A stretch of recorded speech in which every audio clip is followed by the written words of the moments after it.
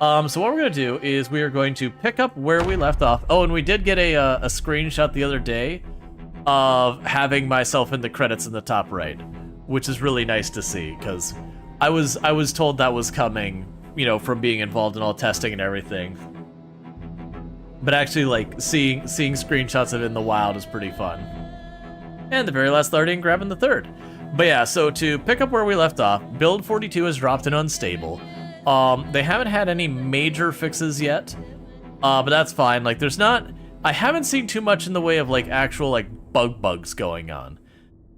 There's definitely a lot of people who are pretty upset about the muscle fatigue thing, and I do think it needs to be adjusted. I was actually talking to a couple other creators, and we were saying, you know, I think it would be much better if, with the muscle fatigue for Apocalypse, maybe it started at, like, 0.6. Oh, they had a weird one they mentioned in Discord. Did I just miss it or something?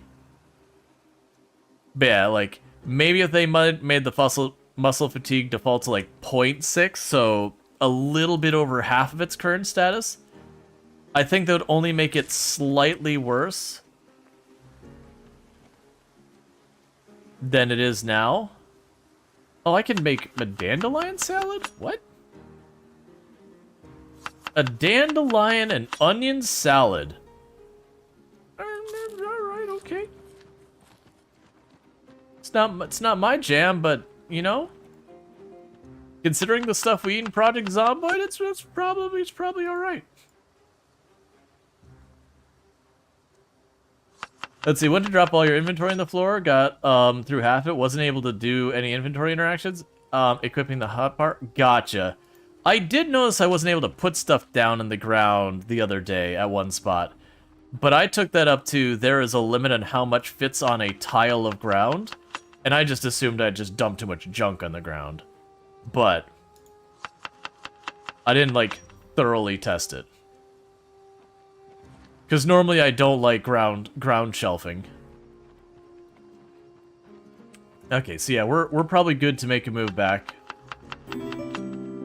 I just wanted to make sure I had food. And thank you for the follow. Welcome to the stream. Alright, so if you look at the minimap below me, it's going to be kind of hard to see, but we're up here along this road, and the compound's down there.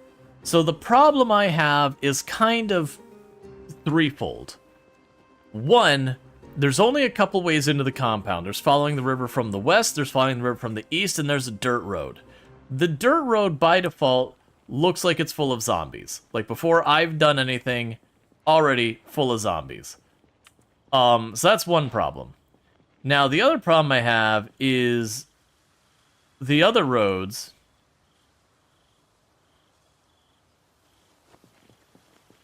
are also very, very, like, the paths, the path to the west that we've been using most of the time, I've drugged like 3 or 4 helicopters through, sorry, 3 helicopters, it's exactly 3 helicopters, through that area. That's where I've been kind of evacuating from.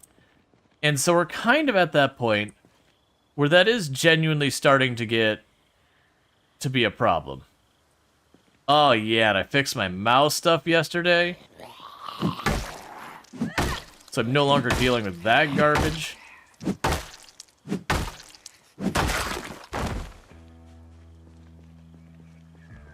But, so the problem is, I've drug a ton of zombies through that path to the west. So the path to the west is also really dangerous.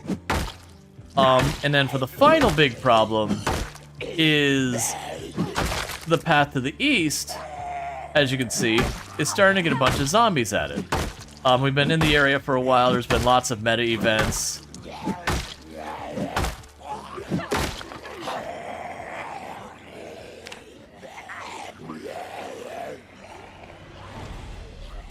And so it's becoming a bit of an issue.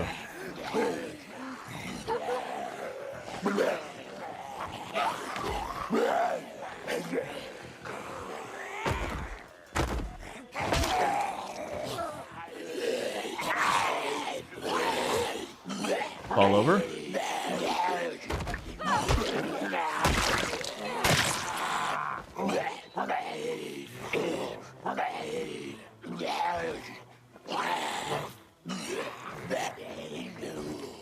Excuse me? You had a zombie on you, you're not supposed to be able to get back up.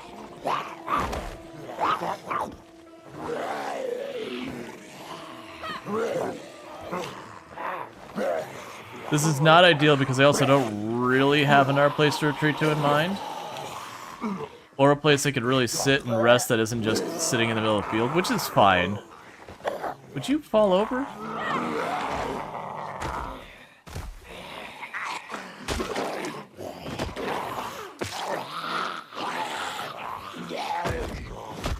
Oh, come on!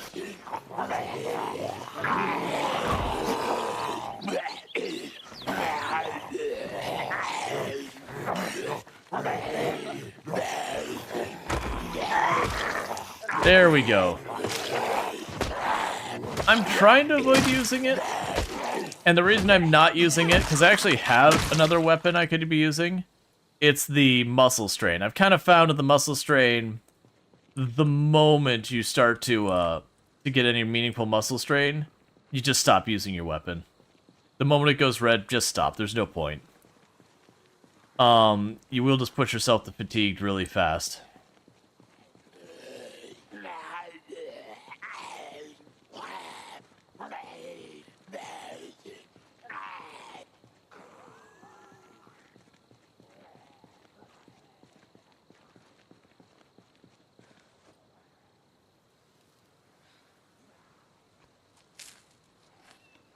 Alright. It's like very much as well as things I'm learning to just honestly fight a lot of this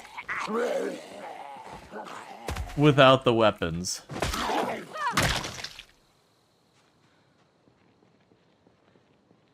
Okay, nice big open space here.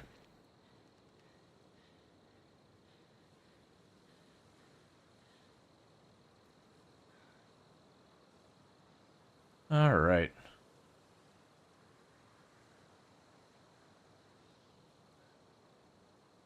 Yeah, no, I think it's so it's tied to your weapon skill, and that's the reason why we're really terrible about it right now. Is our weapon skill is non-existent. And so we get muscle strain very easily, and that's going to be the real problem we're going to run into, is just slowly working up our muscle strain to not really be struggling constantly.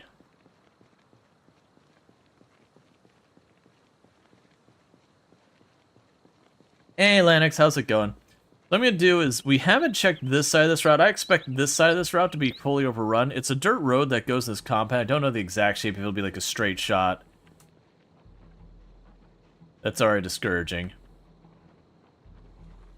But we're basically just checking for a different route.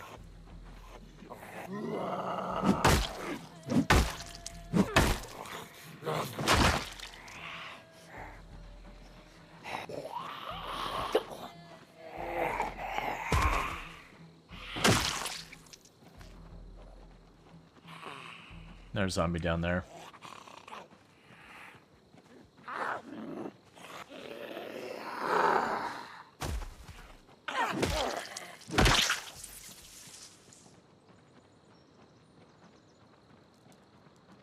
I want to see if, like, if we just go up this road, is it going to be just overwhelmed? Because how much I've been dragging the zombies around, they're going to get less and less predictable on where I will run into them. But also be good to know what my options are up here, too. Hey, Zidian, how's it going? Cool, you just do your own thing, I guess.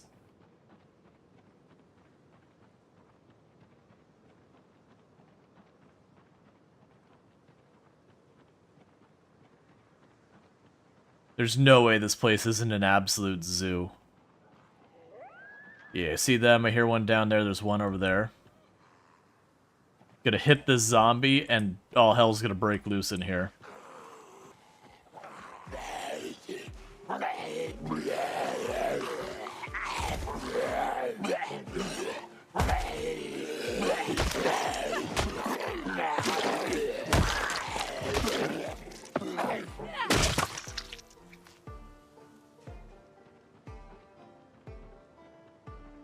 I'm also gonna have to back out because it's gonna get dark. Got another zombie down here. There's one that we saw go up here. We might be able to push in this way. I'm really dubious of that, though. I have a feeling we're going to find... I'm going to get to a certain point, and it's just going to get thick with zombies.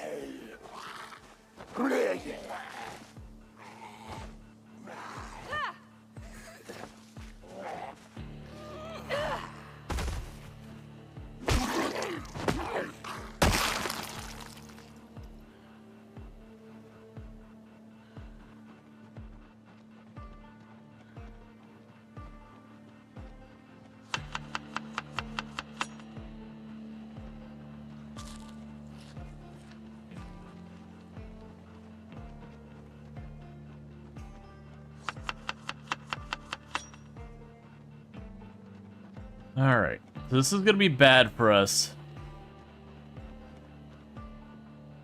in the short term. It's going to massively exert us.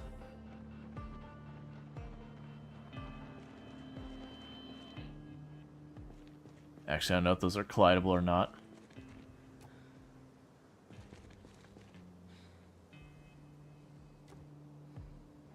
And what are you down here?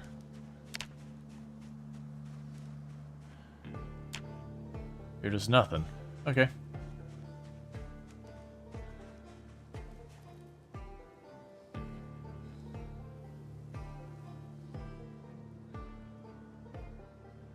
Alright, so we're gonna have to take another weird sleep in the woods.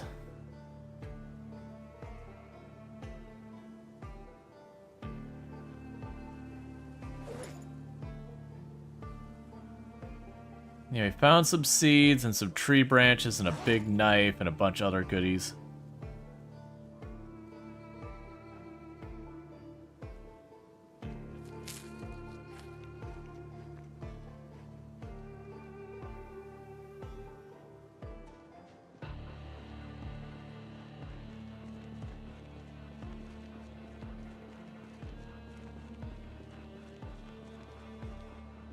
So the problem I'm running into is we're not in a safe place. It is too dark for me to do anything of substance here. And the trees aren't dense enough for me to really hide in.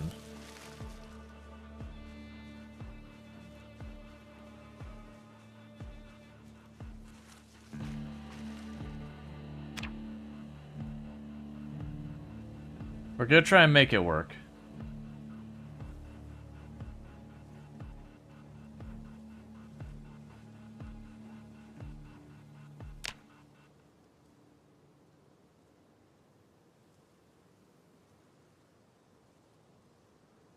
Yeah, that's fine.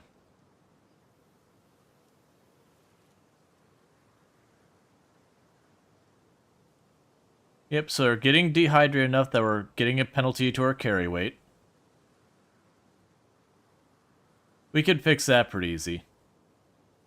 I can walk down here, take a sip out of the river, and then come back up.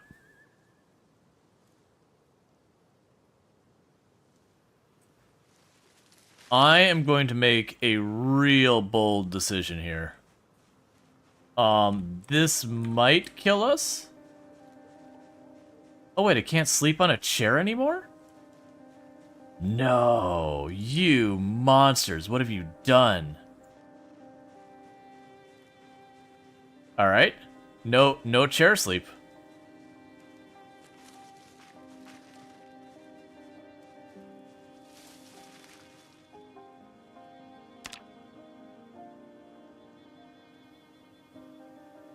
No, I've been actually doing a lot of extra streams.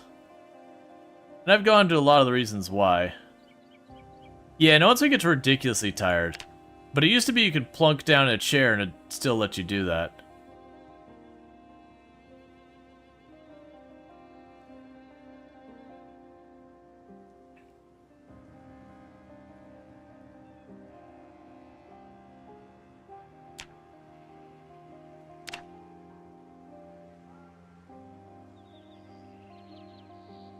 We already know the helicopter shouldn't be... Wait.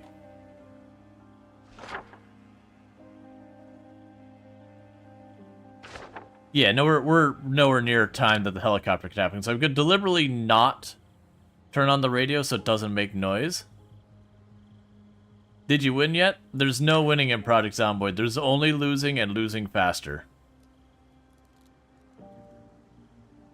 It's losing, but you try and really drag it out as long as you can. Come on, get to ridiculously tired. You're very tired now. Because there we go. Because we got into a fight while that tired.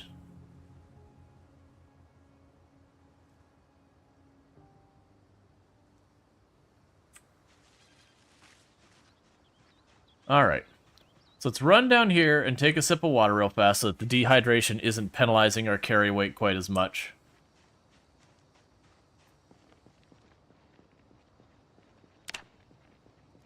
In the meantime, you never know when you're going to find something ridiculous, like a generator magazine or something. Oop. And I know that we only get the XP when I pick it up. I'm choosing to not do that. I cannot stand the amount of junk I'm leaving on the ground trying to just get the XP. Like, if it's something worthwhile that I'll probably want to pick up that I can't really carry, that's different, because I'll come back for that.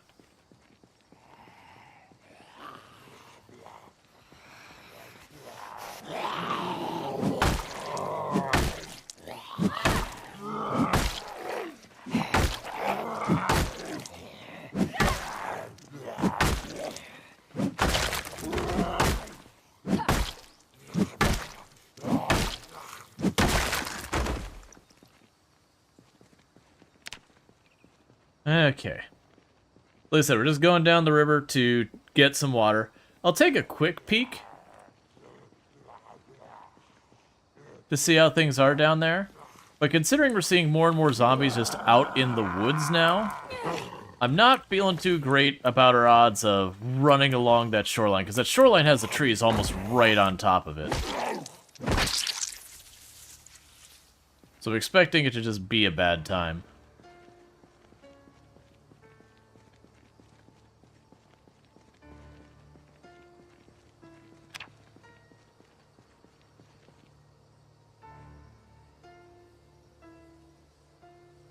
Alright.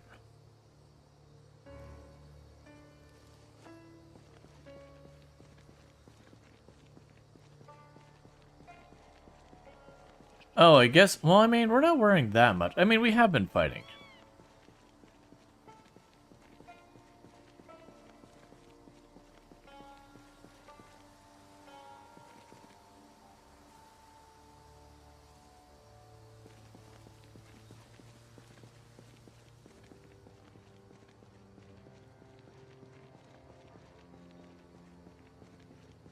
Found some lemongrass.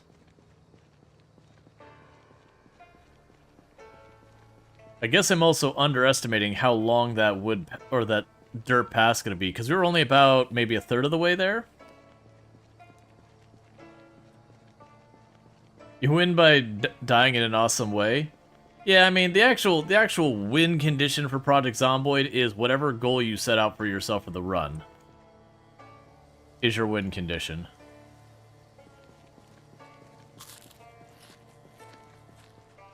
Also, apparently the other day where we had that worm get big because I just saw a caterpillar do it, that's apparently just a bug that's known in Project Zomboid that's been around for a very long time, that when they load a 3D model into the world, there's just a frame or second or two where it's very large until they scale it down. They are aware of it, they just haven't done anything about it.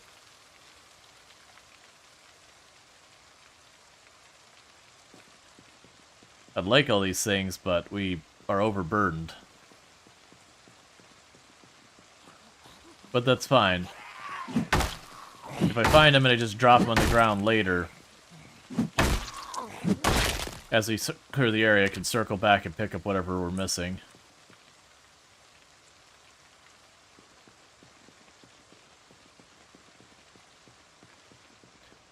Yeah, now noodles are a problem. We're going down here. We're gonna get ourselves some water.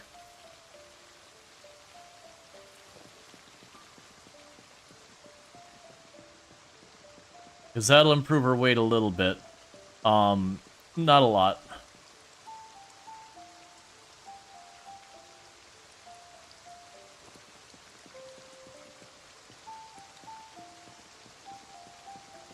You still prefer to think it appeared because you didn't walk without rhythm? Oh yeah, that's totally fine.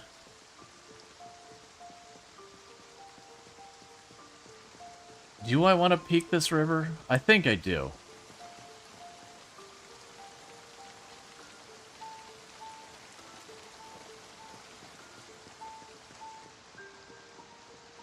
I see a zombie over there. We're going to take a sip of the water first so that we can at least get rid of that negative.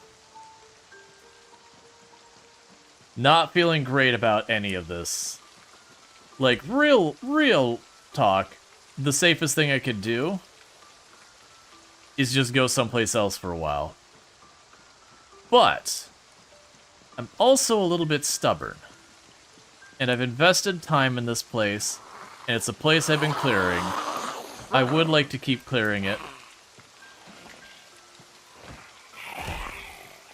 And make it our weird little home. Chewing tobacco? No. I was like, do you count as like some weird food or something? It's like, no, man. You keep your chewing tobacco. Ugh. I've worked with people who chew. It is so disgusting.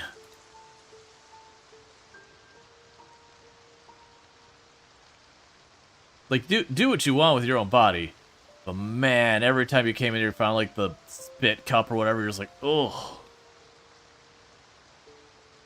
It is one of the hobbies, or one of the things that people do. I will never. How are we already very hungry?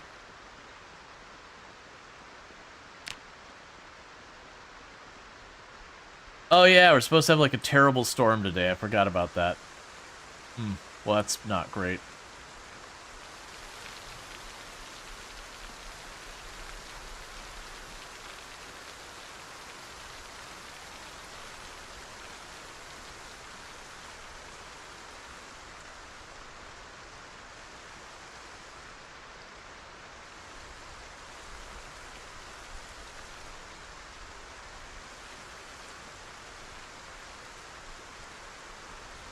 I see at least 2 of you here.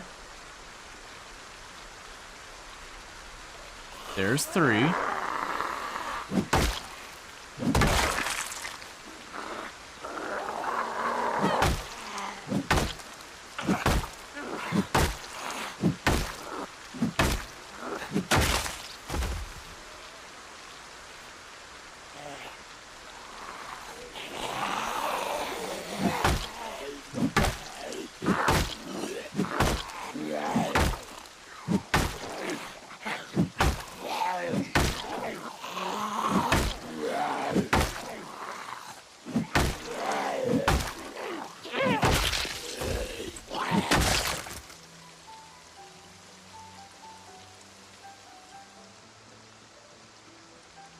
Back off for just a minute. We definitely don't want to get caught out in the open. It's so good there, sir. Thank you for the 5-stream streak. No, don't worry about it. It's a thing that happens.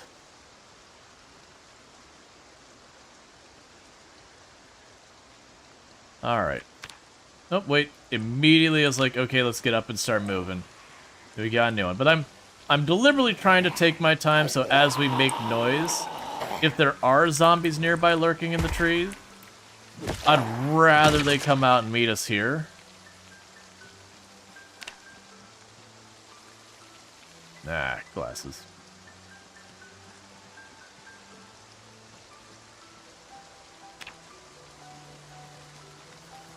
Hey, man. I need you to come over here. Just walk up behind him, slap him in the back of the head with a stick, and walk away.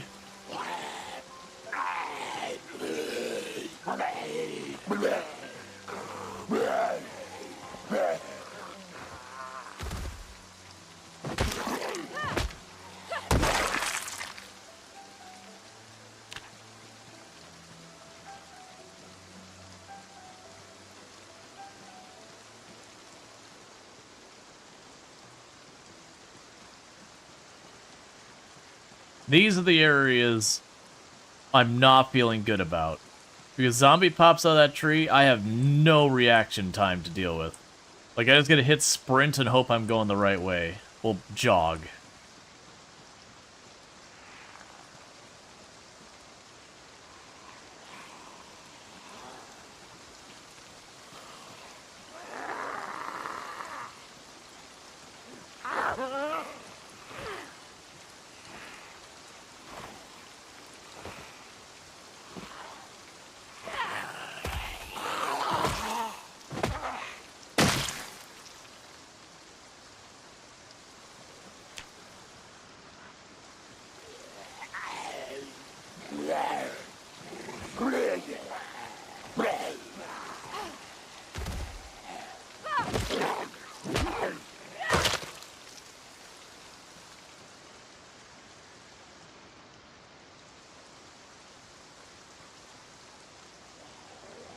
I don't really feel comfortable resting here.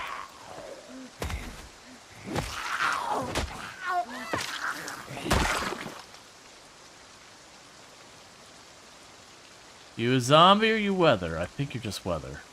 That tree was shaking a little bit.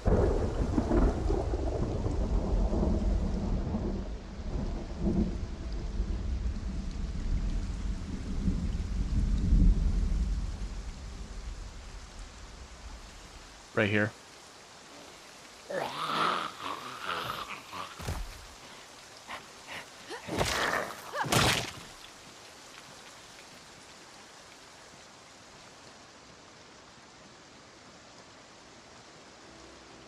Saw the one over there.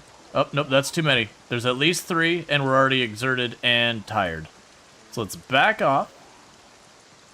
As much as I want to push this, there's just not enough room there for a safe fight. It's going to be dark soon.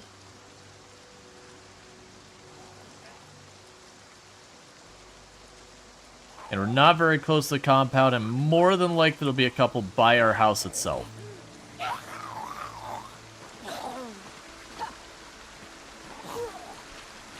I really need you to fall over.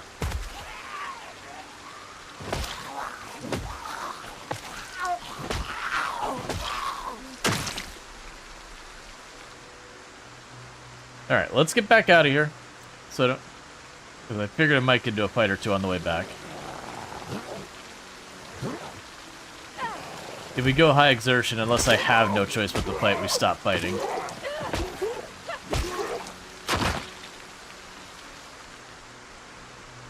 That's fine. This isn't as bad as I was thinking it was. It's still bad. My visibility is absolute garbage along these trees. They're just blocked. Like, there could be a zombie right here. It could step through and grab me, and my only recourse would be to tap shift just for a second to try and break the grab before it gets off.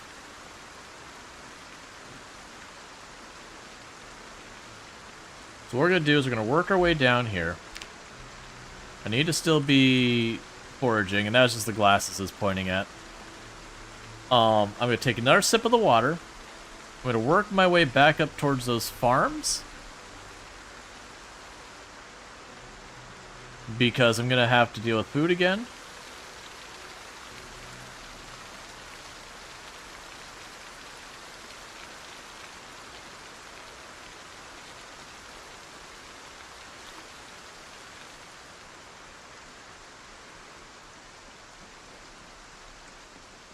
Can I see what's over there?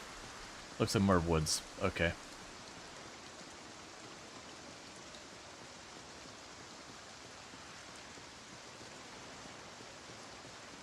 I heard a zombie and I don't see it. Yep, hate it.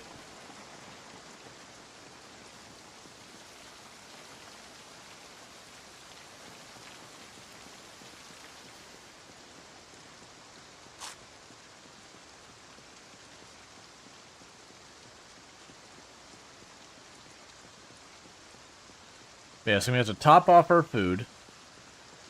We don't have much longer until the helicopter can return.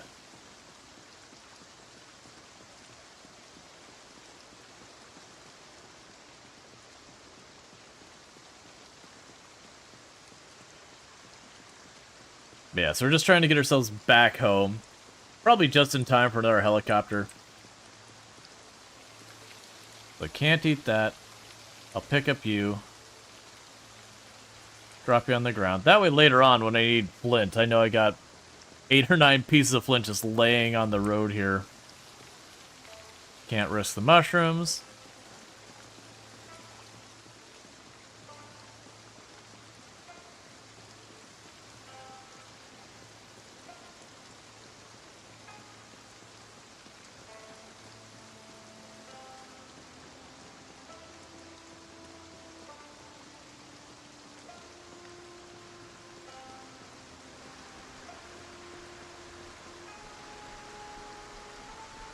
Yeah, it's gonna get dark tonight. What are penalties at?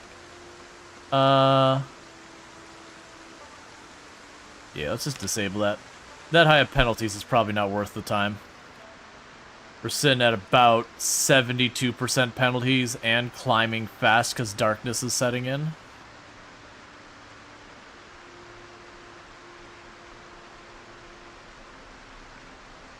The chair should be around here somewhere, right?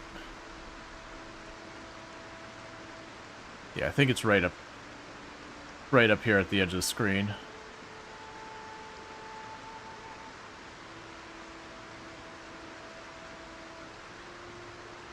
If not, when we get to the opening, I'm just gonna sit down on the ground. Oh yeah, and it'll be right there. Okay, so the dirt road is actually pretty close to the farm. We'll see. Maybe I'll split my attention between the two to not have it just one way in, one way out. Start hitting it from both sides, because we're kind of stable, we're just not safe. Because I am sleeping in the woods and all that.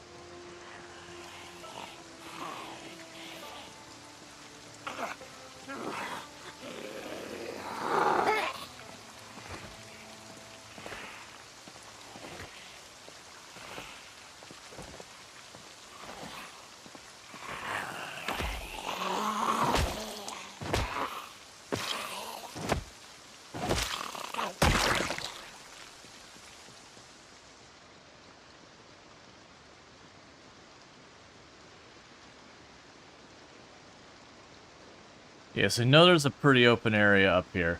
I'm also kind of deliberately letting that sit, which is probably not a good move because we're trying to get ourselves tired earlier, so that hopefully we can wake up for daytime instead of, like, had I not pushed exertion and just kept it, we probably could have sat there and gone late into the night, but running around in darkness is just tempting fate so much more than you really should.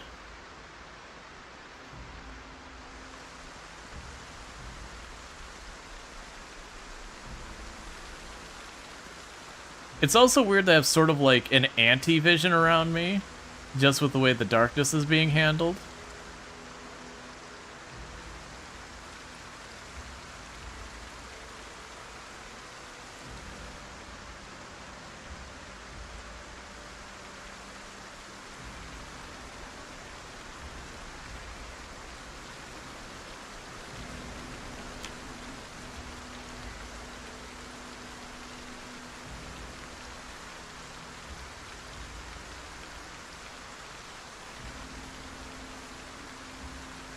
It's fine.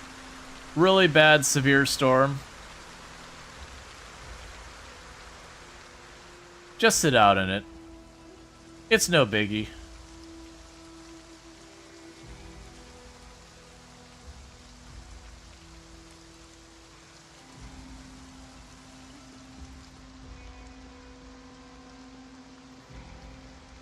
Let's get a little farther away and then I'm gonna go into the trees and do this nonsense again.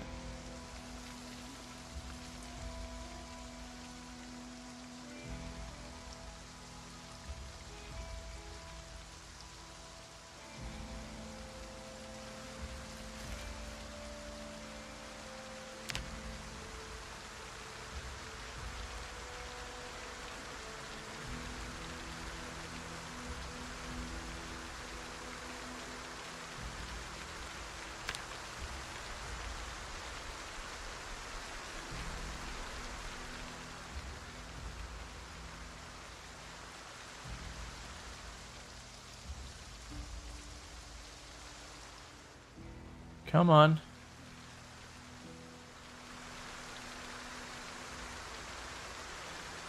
I say go to sleep before I catch a cold.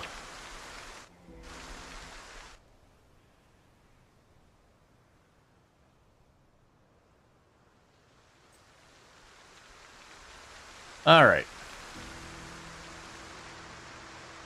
So right up here by the field again, so let's get ourselves a little bit more food since we're out of food again. We're in this stupid storm. Hey, Night Lord, how's it going?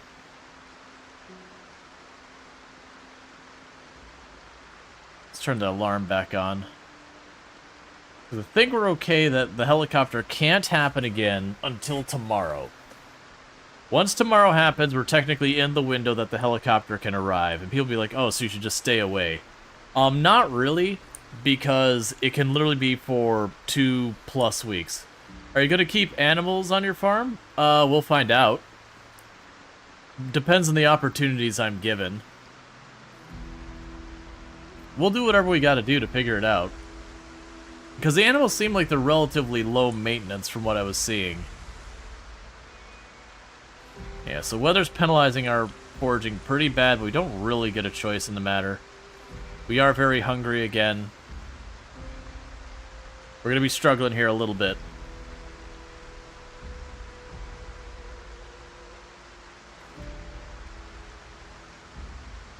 The bigger problem is I need to be working on the stuff to get our weight up. Because we're now officially underweight. Ho ho ho, carrots. Don't mind if I have myself one delicious carrot salad. By carrot salad, I mean I cut up one carrot and I put it in a bowl. No other parts. Just carrot.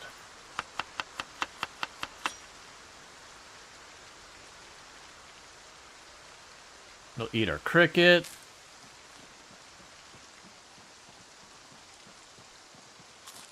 And have more carrot.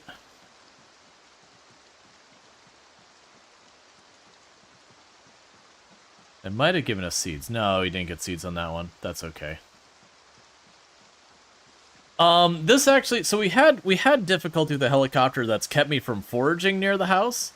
And we eventually did start running into problems, not of actually the helicopter bullying me out of the house per se, but because I wasn't getting much foraging opportunity, that we were literally starving out of the house. So I kind of got forced to back off and try and resolve that. And so we got our hunger back up for the field yesterday at the very, very end of stream, and I started the push down, but the problem is I'm juggling between spending time foraging for food to keep our hunger under control and actually getting back... What are you? A sympathy card?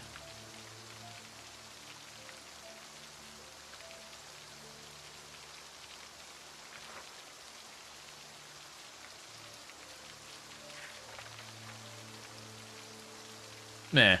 I was gonna write something funny, but nah. Sympathy card in the field, that's fine. Maybe the rain will help your garden? Oh, it's probably watering it. We should... I think we're close enough that it will keep it watered. They have seasons now, so you have to grow the right crops in the right seasons. Which it just tells you the season on the package. So you'll read the package for the carrot seeds and be like, yo, you know, plant me in April or whatever. I don't know how severe that is. Like, can I grow out something out of season? Will it succeed at all, or is it, like, doomed to fail? I do fear if that is the case, because that's just going to mean you're going to have to lean more and more on foraging. And don't get me wrong, when foraging maxes out, it gets absolutely cartoonishly silly how fast you can find things. At least it used to be. I don't know about now, per se. I don't think they overhauled foraging. But in the interim, you get the idea. It wouldn't be so bad if this weather would back off.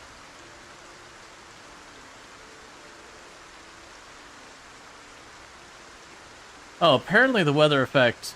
I'm actually only taking a 10% penalty because of skills I have. I did notice they changed unemployed to something like custom employment or something like that. They just changed the wording around it. Which sort of makes a certain amount of sense, because, like, unemployed, that you don't start with anything, I'm like, okay. Come on. Look, I'd like a little bit of food.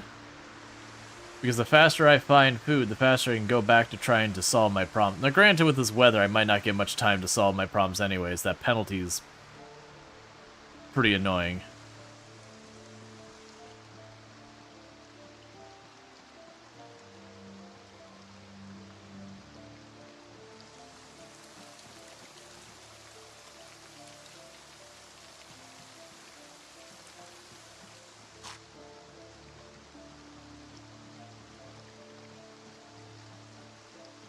Okay.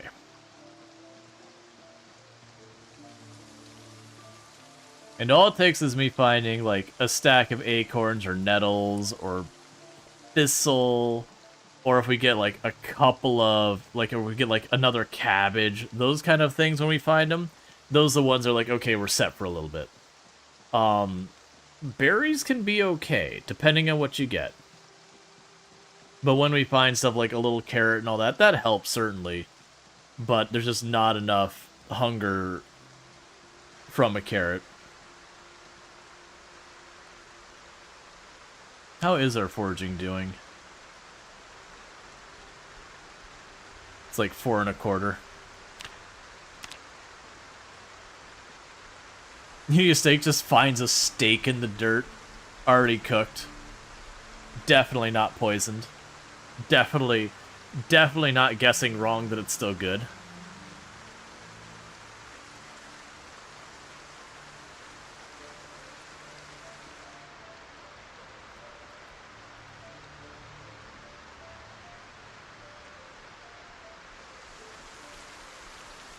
A radish, that's our first radish of the year.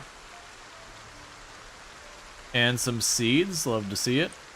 So downsized radishes give you, like, nothing nutritionally compared to a lot of the other things. But hey, beggars can't be choosers.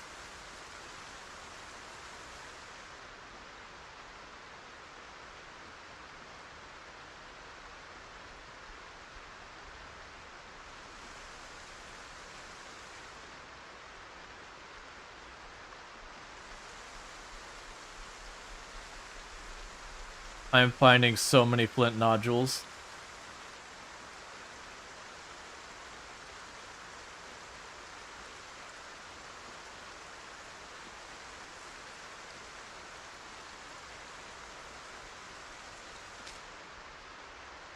I'm gonna eat the lemongrass, just 1, to get out of the inventory,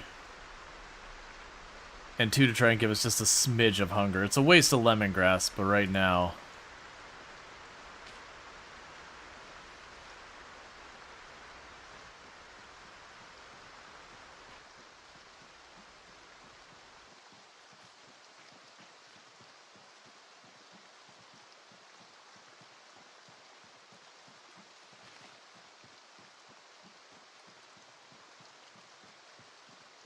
And we're getting to the point where there's, like, the little groups of zombies in here.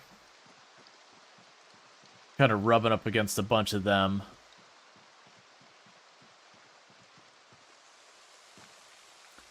Not willing to chance the mushrooms.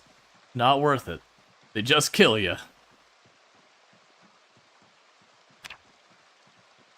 Enjoying Build 42? Yeah, I'm enjoying Build 42. Wild plants. You can focus on wild plants now. That'll work. I think wild plants will count as, like, the farm crops and all that. So we gotta focus on wild plants. Now, if I recall what that does, is by choosing a focus, I want to say it's the chance of me finding those goes up, like, 75% or something like that. At a minor cost of all things that aren't the thing I selected. Oh, you saw me.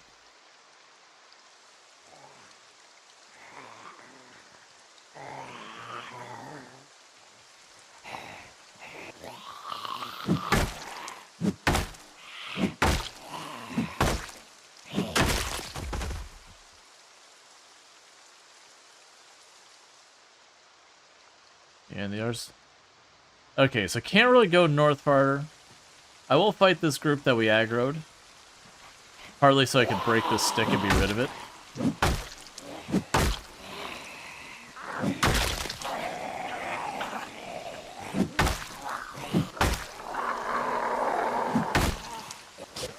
I'm too overburdened. There you go. It's slowing my movement speed, and that'll get you killed.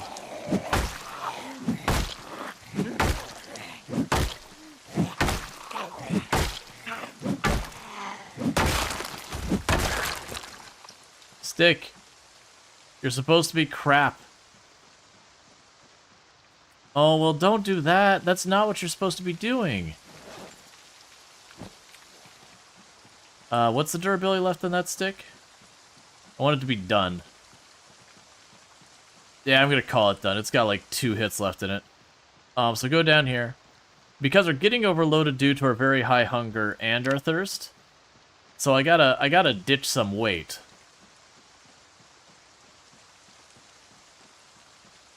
Seems like you're the reading type, like fantasy. I can enjoy the good fantasy. I'm more into like sci-fi, that kind of stuff. But there's I mean, there's a decent amount of fantasy I'm into as well. Let's set you on the right. Honestly, drop the hemp. It's not that big a deal. We have multiple trowels. Drop more of the hemp. You can come back for that later. Drop the tree branch. You can come back for that later. Grab you. Drop the radish seeds in the backpack. Drop the trowel in the backpack. Okay, so at least we're not super awful. There's a sci-fi series. More fantasy generally yourself. Red Rising. Yeah. That's cool. So we're going to chain that back to no search focus. Just because I'm not in a great place for finding the wild plants. Okay, but at least we're not overburned. So I'm going back down for some water. We're going to fight a little bit. I am trying to like pace back and forth this area and just see what we can find for all these goodies.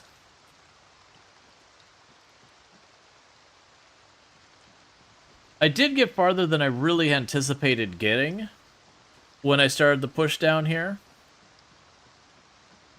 Because we did make it around that corner before I was like, okay, that's more than I can handle right now.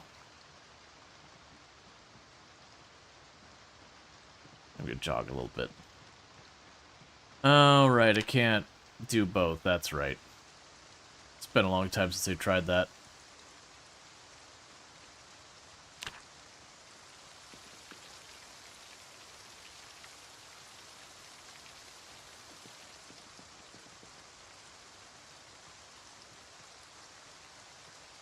Fitness is almost 3 already. We're getting pretty close to... Yeah, so we're foraging 4 1/3. We've killed over 1,000 zombies. Oh, sweet berries. Yep, gonna eat that right away. Where's that berry? Unknown berry? Right in the mouth. No delay. Straight in there. Right in the gullet. That actually took us down to hungry. Not even very hungry. So give it a moment, see if we got a poison berry. If we don't see our temperature start going up or queasiness or anything like that, we're gonna immediately slam the other berry. It shouldn't take us out of hungry, but that's actually not bad because it goes from hungry to peckish to nothing. Oh, nope, poison berry. There you go. That's fine.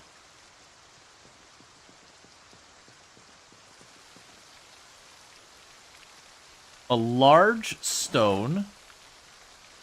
Oh, goodness. That is 40 encumbrance. 40 encumbrance. We picked that up and instantly our character was like, nope, hate this. Every part of me feels like pain. I'm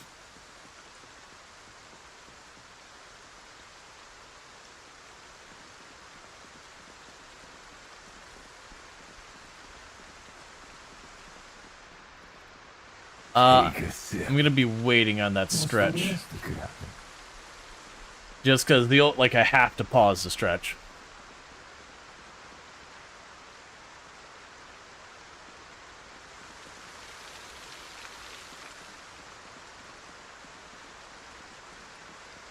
Alright, so we're almost back down to the river. We'll drink, we'll get back to fighting.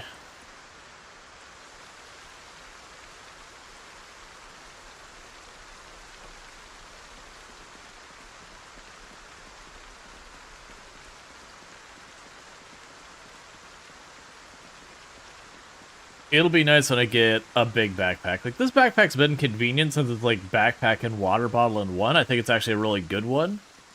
What was your... Encumbrance reduction of 85% is pretty sick, actually. So it's a low volume backpack, but a very effective backpack. So it's not like the military backpack where it gives you that 65, 75, or whatever it is, and then can contain like 36. It only contains 15. But the fact that it is a water bottle also means it's effectively like it has, you know, an extra 2 or 3 liters. Or actually, how much?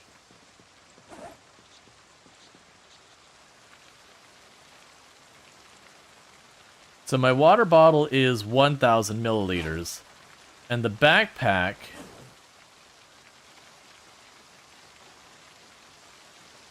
can contain 1,000 milliliters. Okay, so it's only like an extra...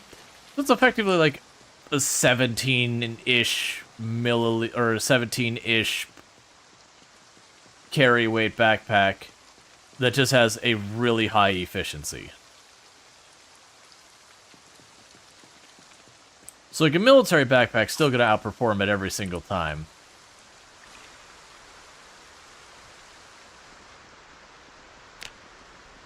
But, at the same token, it's a pretty solid backpack. It's definitely not one to be upset about finding. I would still say probably, I would guess the duffel bag is where you about pull ahead.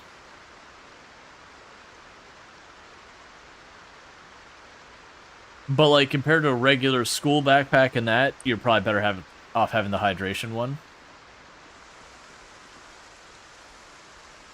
Alright, so this is gonna get dicey. The weather's so good. It is, except for, let's not do that. That's getting a little dicey for me. It's penalizing our foraging, which doesn't make me super happy.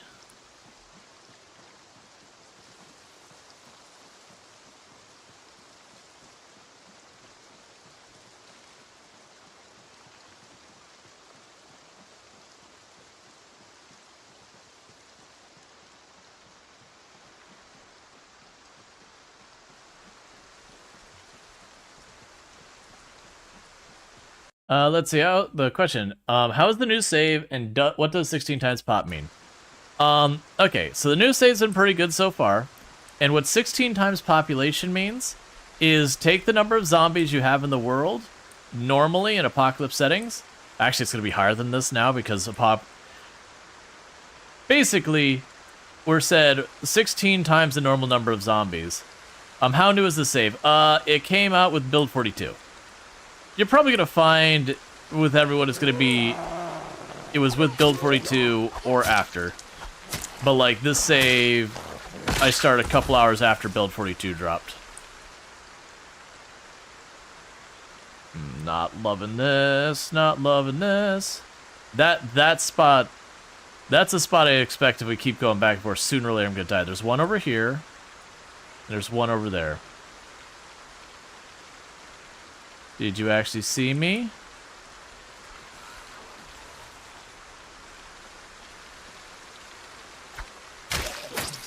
Hey, we got to use the assassination move. You almost never get to do that.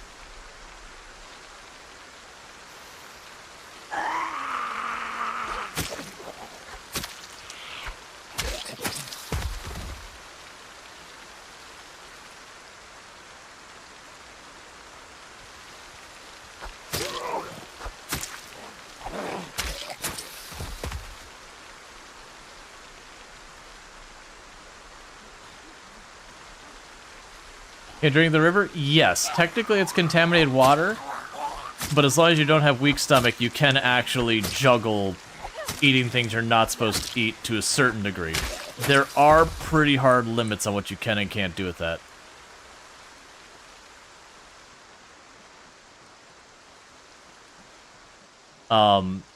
Like, you can never chance a mushroom.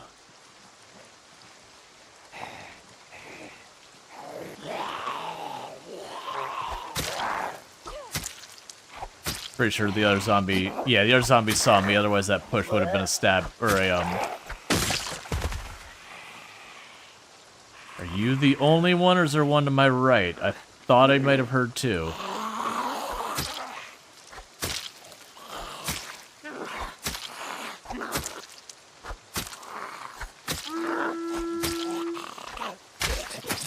Give me that knife back. I need that. That's my knife. Hey, Anemone Rose, good to see you. And Amazing Libby, it's been a little while. Let me go and get you a shout out. Definitely a good time over there. Actually, we already have a shout out, so I won't even worry about it. Definitely check them out. They're both fantastic content creators. Been playing Project Zomboid, Slay the Spire, and all that good stuff. Definitely have spent time hanging out there back and forth in the past in the Project Zomboid category. Things been going pretty good. We're doing sweaty try-hard stuff like we typically do. Okay, if I get you to walk up without aggroing the other one and I get the first hit, I might execute Rum right from the go. There's a zombie right there.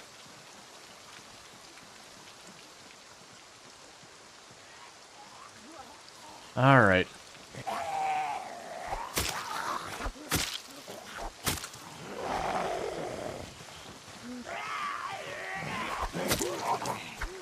I hate fighting straight up and down. It's really hard to gauge your range.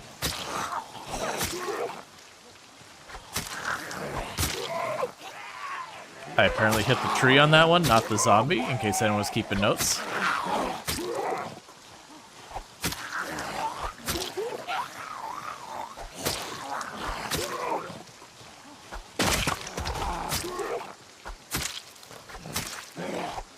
Alright.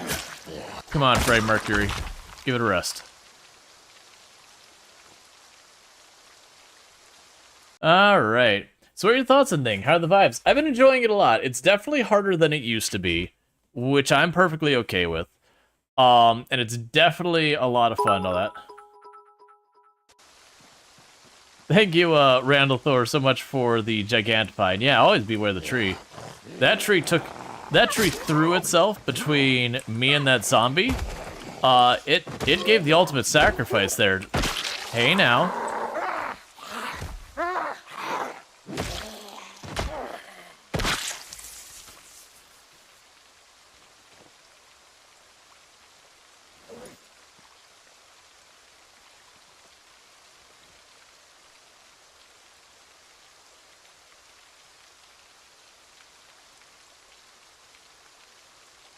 Alright, so we're not 6. Let's eat the next danger berry.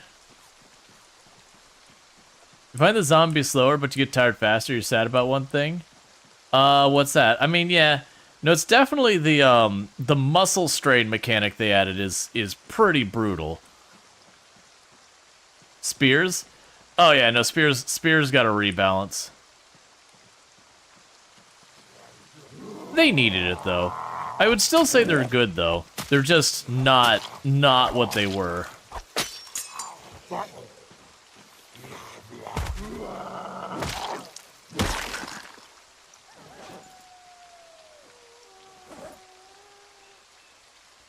Maybe we don't grab extra trials anymore. That was pretty rubbish. I mean, I am strained.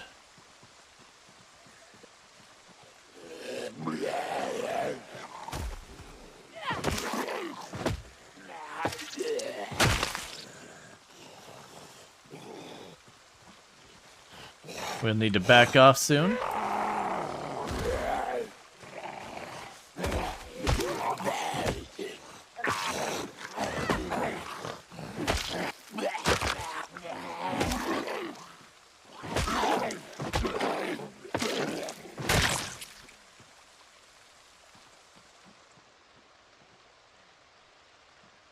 Right there, but I think we don't push it.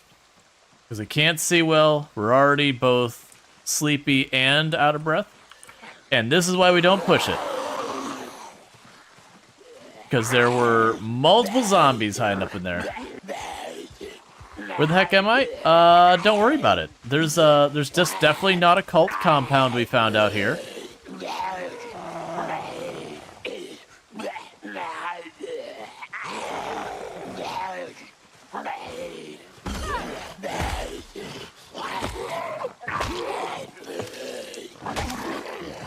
Alright.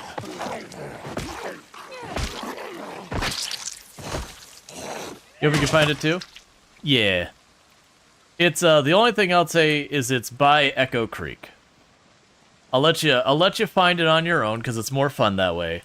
But it is in the area around Echo Creek. Obviously, if you like watch and you look at the mini map and all that, you'll figure it out. Yeah, I don't. We're high exertion, so I need to not be fighting. But we're getting there. That's going better than I thought. I thought this place is gonna be just not. Can I take a nap? No problem. You take your nap. Have a good nap. Thank you again for that raid. Again, Anemone Rose is absolutely someone to check out. Good times and all that. I mean, yes. Yes, we do need a nap. The intention is to... You're gonna love the way we're doing this. It's absolutely, like, the best way to do this. I'm being very sarcastic. This is not the way to handle this. But desperate times and yada yada. Oh, we can go ahead and turn that back on. Now we're out of the thick of it with the zombies. Ooh, rose hips. Rose hips are good because they can't be poisonous. And they can't... Oh, we got a good stack too. So we don't have to worry about being super hungry for a little while. Gave me all those delicious rose hips. All of those in the mouth. Hey, Jaywalker, how's it going?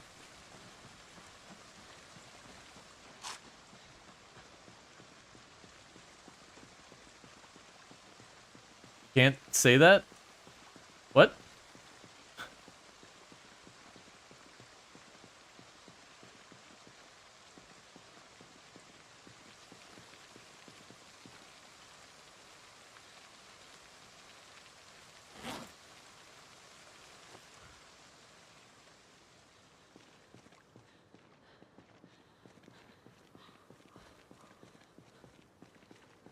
Ah.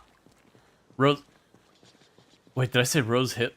Wait, it's rose nips? Or rose hips? No, it's rose nips, isn't it? Well, don't worry about it, chat. It's probably okay.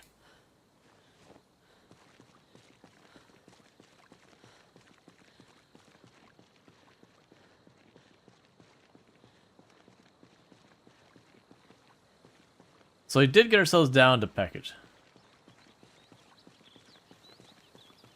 Oh. It's a plant called rose nips. That's like people getting upset when you talk about boobies and you're talking about birds.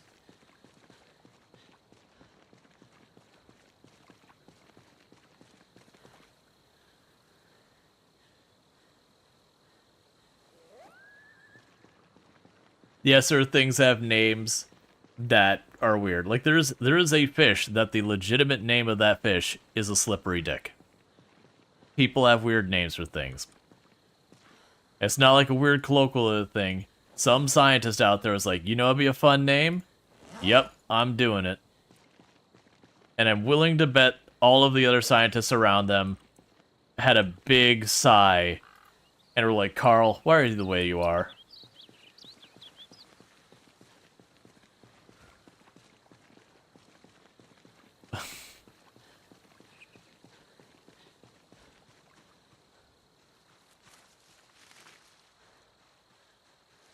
Okay, so just gonna bury ourselves up in these trees. Oh yeah, there's a dense forest spot. Nope, never mind. It's not as dense as I thought. Well, that's our tree right there. And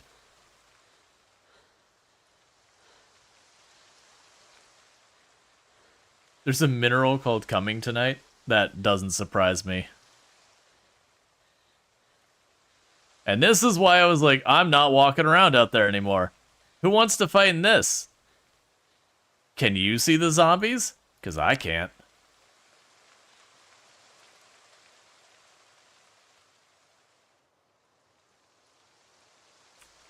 Alright.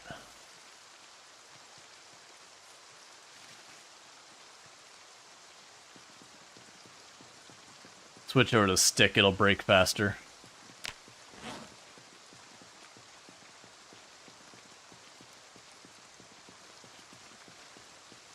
But yeah, no, there's all sorts of ridiculous names. And, like, some of them are, like, you know, local colloquialisms where you're like, okay, you know, that's just people being weird. But yeah, then there's also those things where it's like, yep, nope, that's its official name. And again, you could just imagine whoever was, like, the governing board behind it was just like, man, why did we let them name this?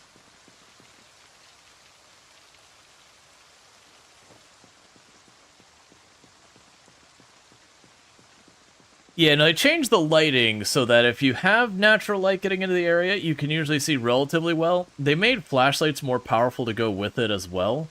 Basically, they gave us a reason to do flashlights, and they gave us a reason to really not want to be out in the absolute middle of the freaking night. There is in-product Zomboid phases to the moon, even though it's not, like, super obvious. So days that the moon is fully up, it's actually not too bad to walk around at night. But yeah, when you get to the point where you're at, like, a waning moon or, like, that kind of thing, where, like, very little moonlight, it's you go outside and you look around and go, I hate it. Yeah, I can't hate that. Yeah, the place we're living, which I say living as we got kind of kicked out by the zombies, but the place we're living actually has a super duper cursed basement, which I do appreciate. But now that our power's out and I don't have a flashlight, the cursed basement, it's even worse. You just kind of look, and it sounds like you could go down there. It could be like the chillest, nicest basement. Okay, well, I don't want that. Chillest, nicest basement ever, but you just open the door and you just kind of look down and go, oh, it's just pitch black there. You can just drink from the river? Yeah, so this has been a thing that's been in Product Zomboid forever. Technically, if you pull this up, it is unsafe water. Like, it gives you the warning. And we might get a little bit heated and a little bit queasy. As long as you're not running weak stomach or eating other not okay things, it's perfectly fine. If you're juggling the spicy berries, though, and otherwise, or you got weak stomach, don't drink the water. But you physically cannot even kill yourself by just chugging the water as fast as you can. Now, that's only from the Fresh Buys water. If you get a contaminated bottle of water and you chug it, it will kill you. For some reason, bottling water makes it 1,000 times more potent when it comes to being not safe. Not literally 1,000 times, but it goes from perfectly like, yeah, you just take a sippy sip, who cares? To you just straight up just murdered yourself. It's not poisonous mushroom bad, but it's pretty bad. I'm gonna stop foraging here. Alright, yeah, so you see, like, we got a little bit queasy. It won't even go to nauseous. Oh, no, I'm sorry, that's not queasy, that's just bad smell. It wouldn't surprise me if you get just a little bit queasy, though.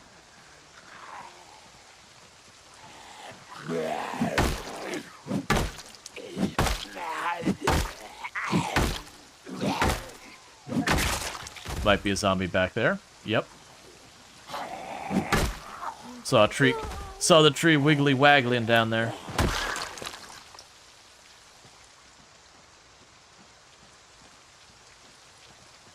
The herbalist trait is always good when it comes to, if you're going to be foraging a lot, the herbalist trait will let you know what berries and what mushrooms you can't safely eat.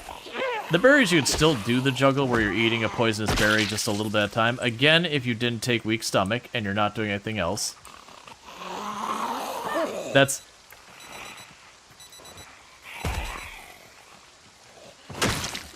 And there's another one right behind you. There's also probably one down there, too.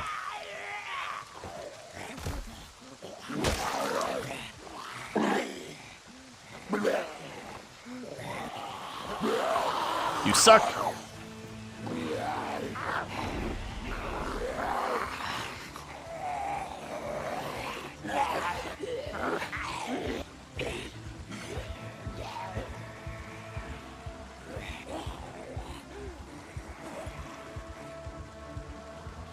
Meanwhile, hold please. I need to listen to my weather.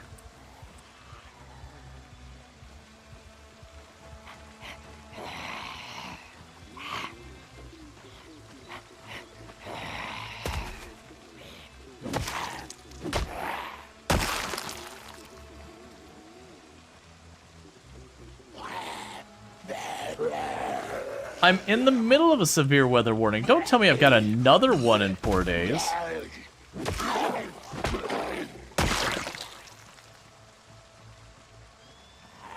So it literally warned me that we've got bad weather, and there's gonna be bad weather tomorrow, but in 4 days there's gonna be bad weather.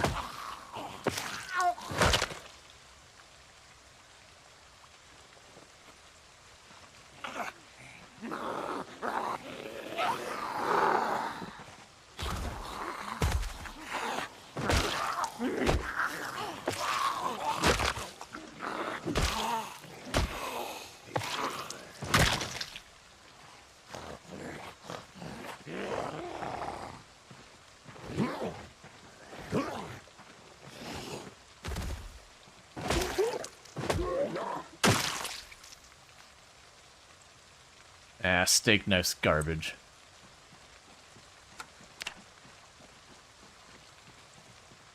Okay, so let's back up over here. I really don't like this spot for resting, because I still feel uncomfortably close to trees, but I really don't want to run the whole way back in.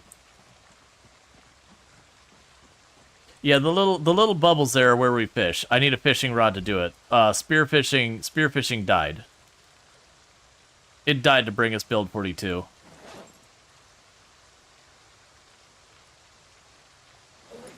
Rest in pieces forever, spearfishing.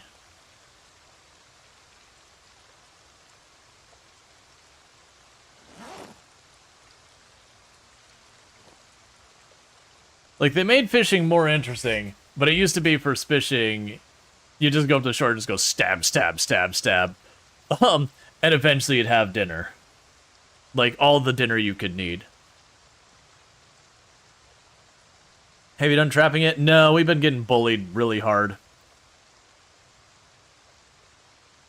I'm just trying to get back to the cultist compound. And when I'm saying, like, for what's the record, when I'm saying it's a cultist place, I'm not making that up or memeing. This is literally the key for it. The cultist's key. So, I'm not memeing here. There is a cultist compound.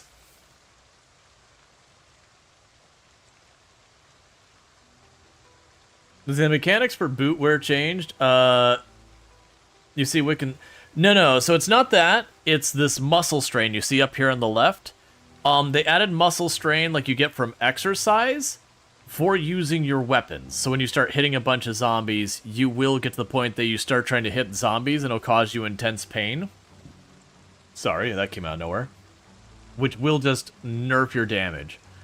So it does force you to not just go ham with your weapons. It is something that as you gain levels in your weapon, it will get less and less severe. I just realized I have another large knife in there. But, early game, it's pretty rough.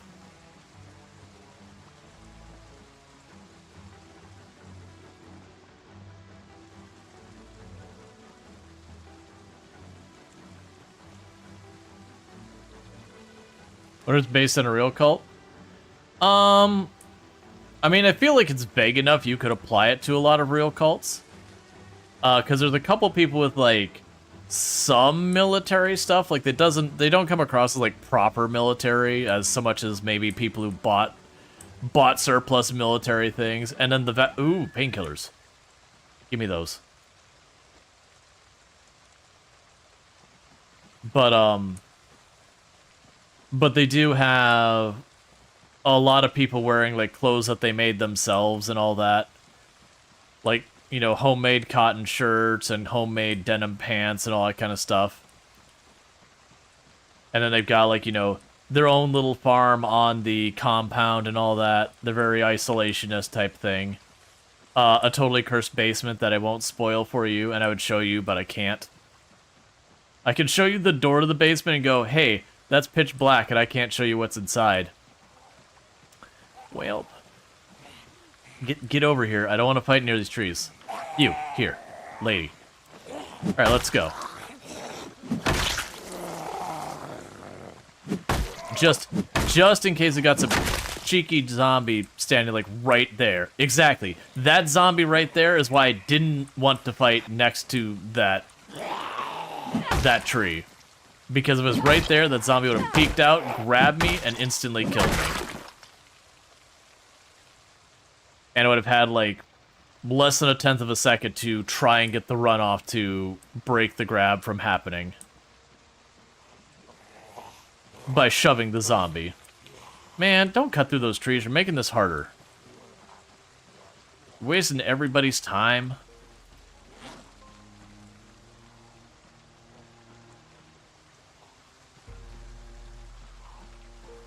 There's 2 of them in there at least.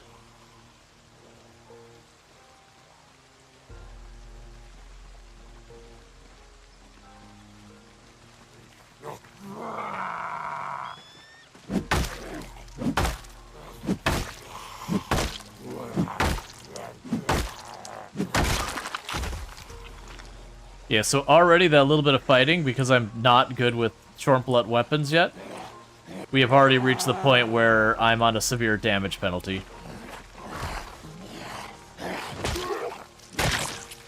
That's another damage penalty right there.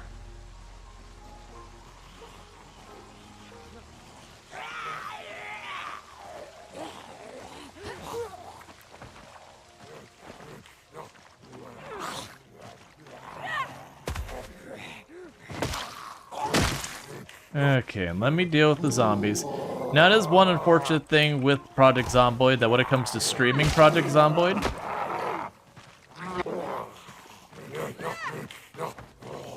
it is a very difficult game to keep up with chat sometimes while you're streaming. Just because if you don't take the time to, like, pause, once you get into a fight... Ooh, that's our first hunting knife. Heck yeah.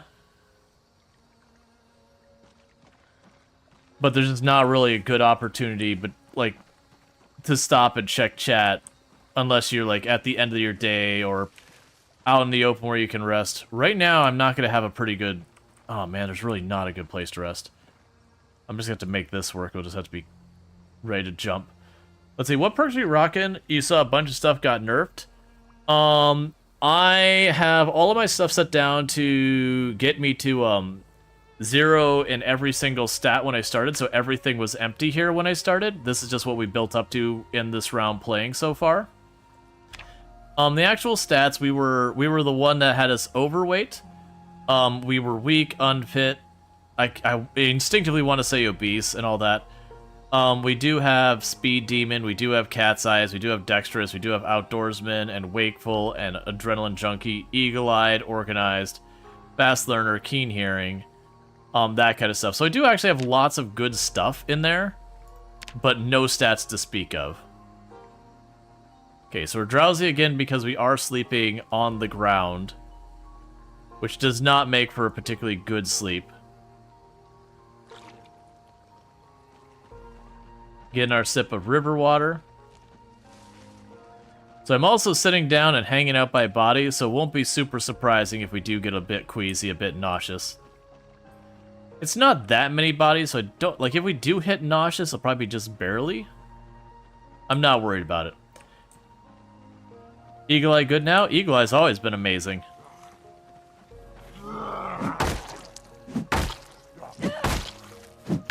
I know there's a lot of people who don't care for Eagle Eye, and they think it's a, like, C-tier skill. But it's always given us a really wide cone, almost horizontal, and it holds up pretty well as you get tired. So that whole situational awareness is one of your most important things for long-term survival. It's always been a huge win.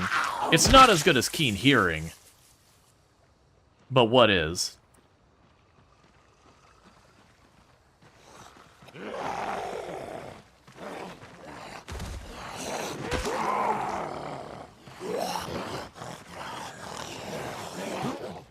Oh, I knew when the frame dipped we probably got a crawler. That's been a bug for a long time now. That when a zombie goes from standing to crawling, sometimes you get a really severe dip in, like a frame hang kind of thing.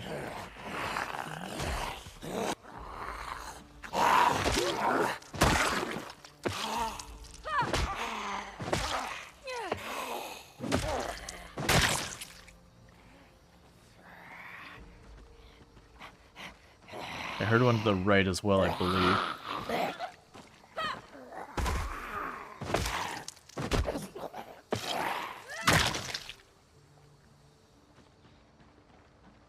Alright, so this is the outer edge of the compound. Got 2 more zombies there. We're just out of breath.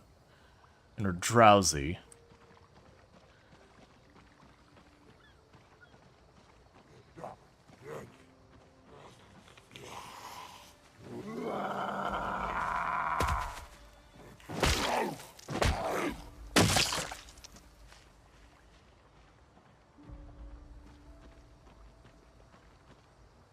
Let's sit back down.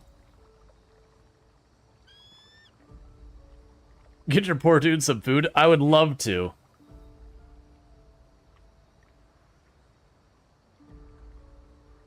But yeah. Now the big thing, Eagle Eye, is it takes this cone, like how far at an angle you can see it, and it makes it way wider. It also makes it so when I turn, I lose, like, I forget what's there faster, which is the negative.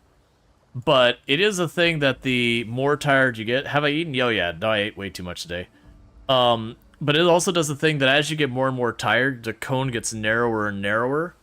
Until you just can't see basically anything. It's also with keen hearing, that's how far behind you can see.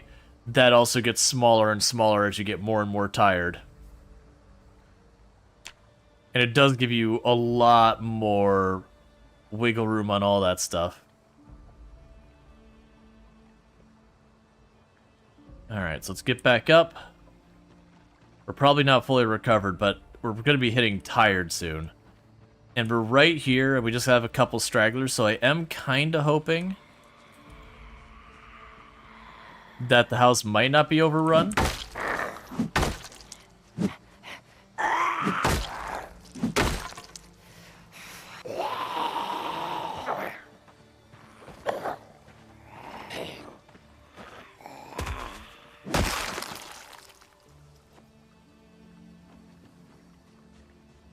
We might be able to get ourselves into the area.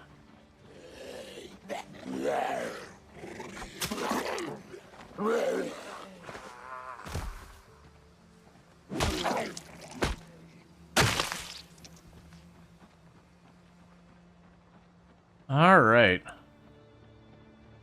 So we're back in the compound area. We only had the 2 over by the trees.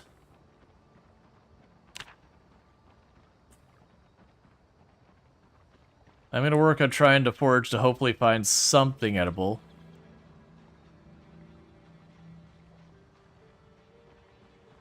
Now the question is, will the area by the house still be clear, or will I have had a bunch of zombies move in? I'm going to guess we're going to have some zombies have rolled in, probably not a lot. Just some of the ones from the north that have got kind of shoved around might have nudged their way a bit too close.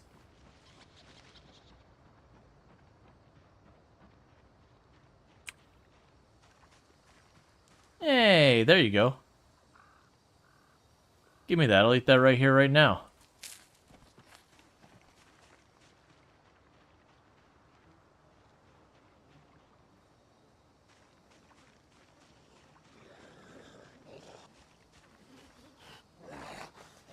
Deal with that in a moment.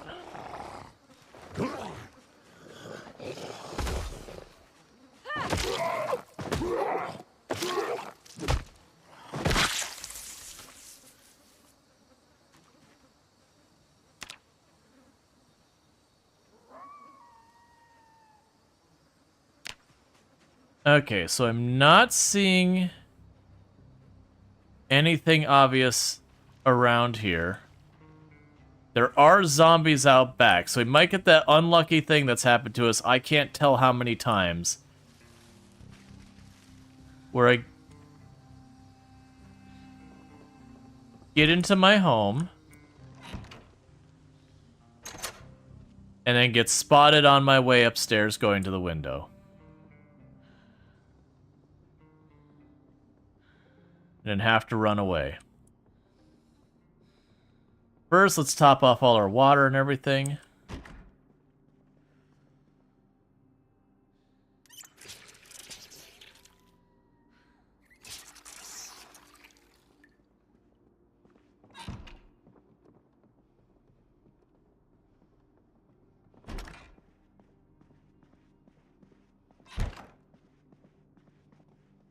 Okay.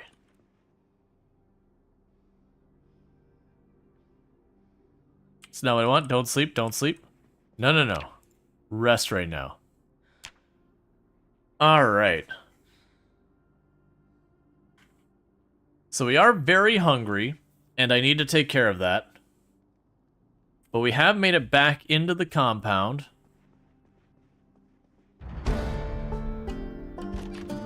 Hey, 1 point sneaking. All right.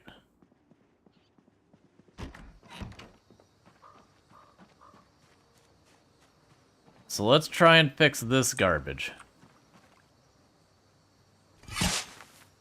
Because I killed that crop.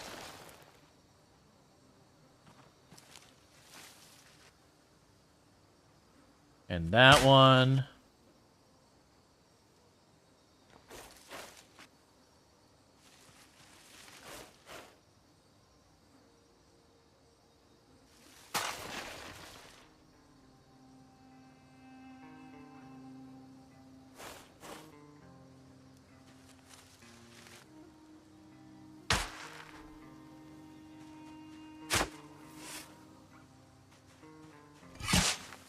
Hey, mind your business. I'm gardening here. You don't have to die today. Again.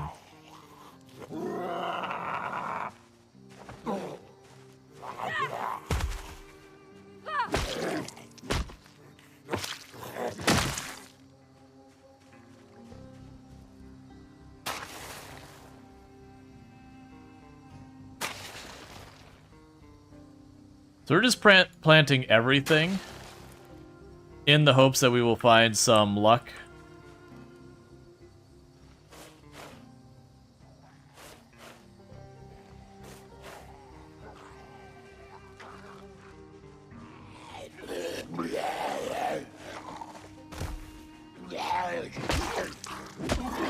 Is that very tired we're up to? No, just tired so far. Getting a little worried about pushing our luck here, though. So I'm removing all the crops they trampled. Yes, those are fine, and then that one got trampled. Are the cows and butter going? I have not gotten to the point where I've had any wildlife. Not that I'm avoiding them. We're just struggling.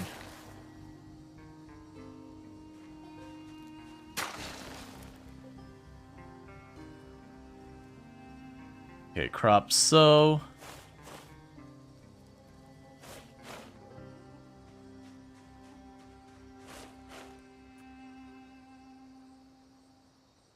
All right.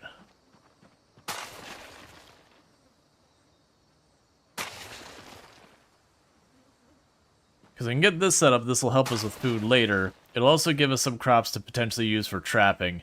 They did add hunting to the game. I've actually heard it's pretty underwhelming. Like, the activity is fun enough, but, like, the end results are pretty crap. Which is disappointing, because if it's that much more work to do, you'd want the payout to be that much better.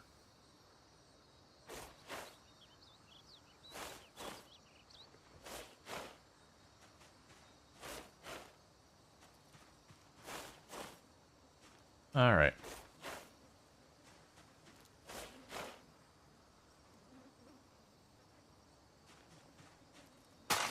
Really, deer don't give that much? No, that's what I've heard. I didn't do much testing of it myself, because admittedly the hunting thing doesn't particularly interest me that much. Like, I'm glad it exists in the game. I think it's a great addition. But me. So now you plant one seed per tile? Yeah. I mean, in real life, you do plant stuff where you don't just do one seed at a time. But in Project Zomboid, you always had to keep track. It's like, well, this one's 12, and this one's 6, and that one's 4. I really do appreciate that. It's just like, nah, man, it's 1-to-1. Alright, let's go ahead and eat our Wrigley spaghetti.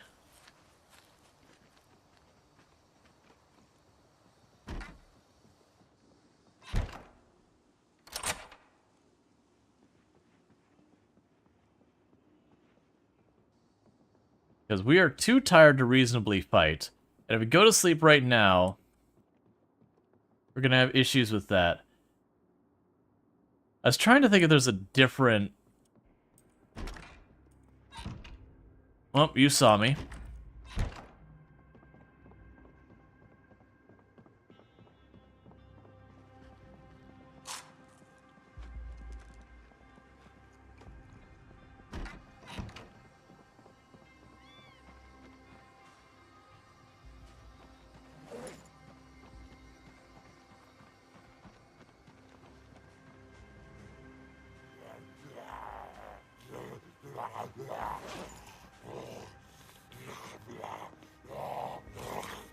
Oh, weird. The knife didn't stay in my hand.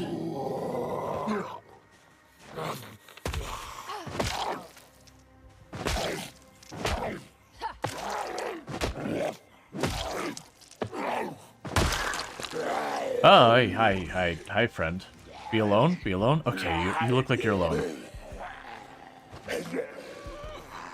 I need you to die, because I got nothing left in this tank, friend.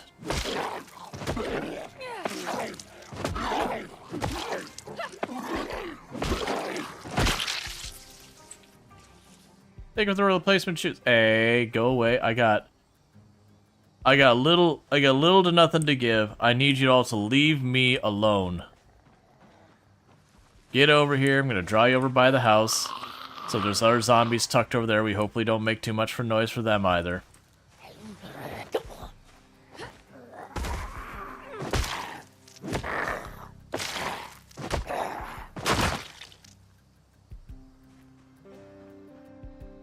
Can't see anymore. Not push her luck. I don't expect to find anything foraging my own house while I'm walking around, but you never know. Foraging stuff spawns in and out of your world constantly.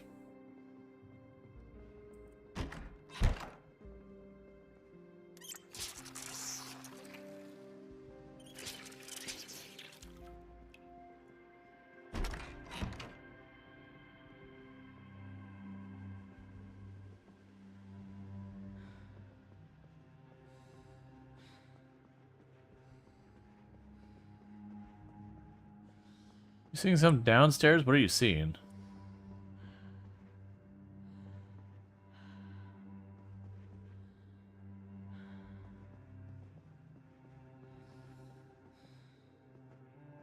Let's assume that's downstairs for a minute.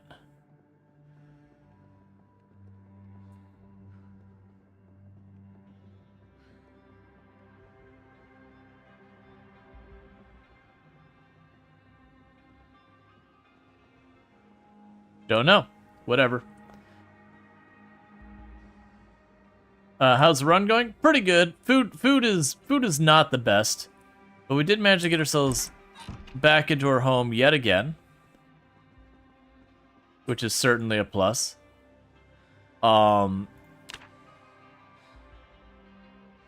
it be up there? It could be up there too. The attic has no windows though. So if it is up there, it's going to be utterly pitch black, and I don't think we're going to be able to do much about that. So we're just going to fast forward time till about midnight and go to sleep, because the intention is to try and do that. You ever seen an attic before, really basements? I think it's something with this house specifically. Let's turn off that. Yes, we're getting slightly overburdened, cold. So we're still going to be foraging tomorrow. But we get to sleep in a bed again instead of the ground.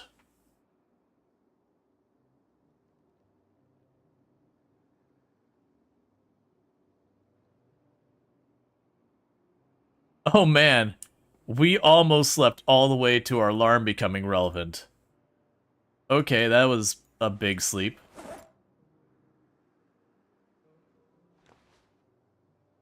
Turn that off for a moment so we don't... Wait, did I... Yeah, no, I didn't take it off. Is that... Oh, that's a spare.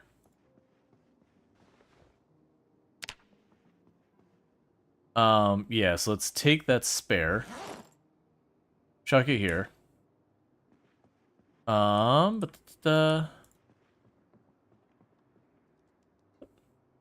Oh, I put it on my belt. That's not what I want. Turn you on.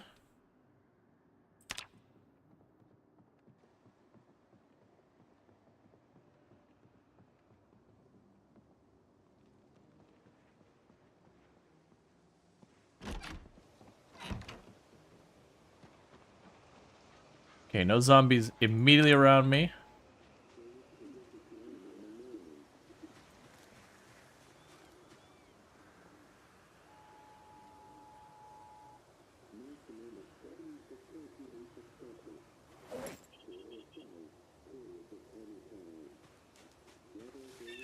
I'm gonna drop these in my port for right now.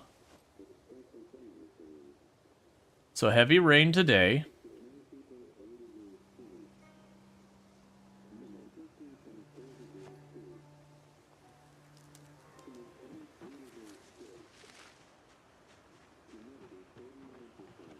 Moderate rain tomorrow. Nasty storm in 3 days. Found ourselves some fresh broccoli. I was waiting for it to say air activity detected and just lose my mind.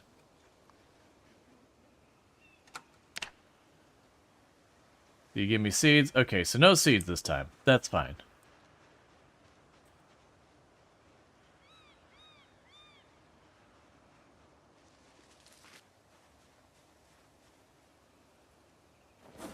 Got ourselves a nice roach to eat.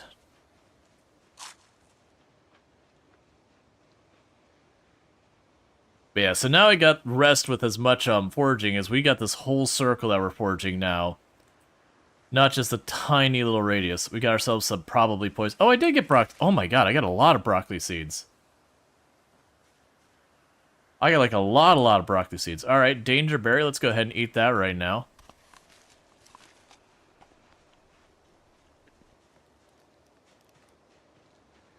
Let's go ahead and get these planted.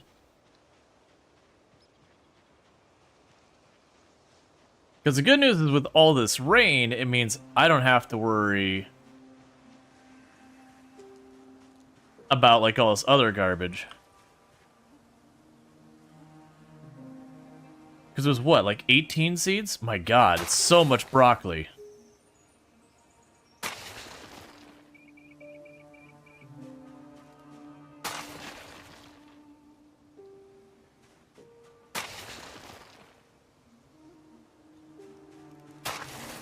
Alright.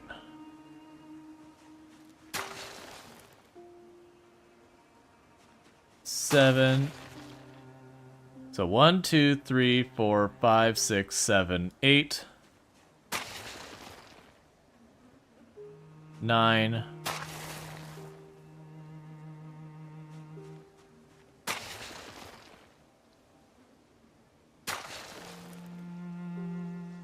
Not sure if that's zombie or just the wind. Probably wind on that one.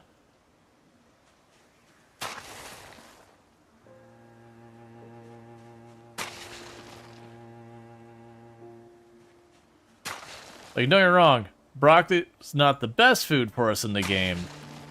But generally speaking with all this stuff, right now, if it's food, I'm planting it. Especially where it's supposed to start raining today. Well, more rain today.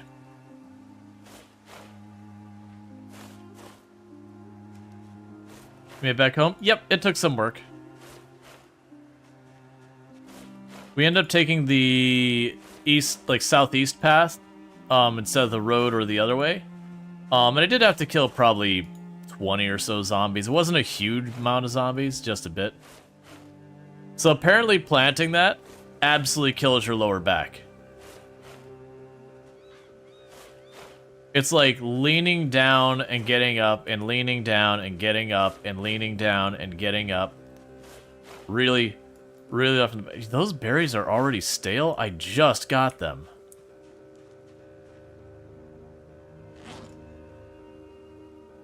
Go ahead and eat the Wrigley spaghetti while we're here.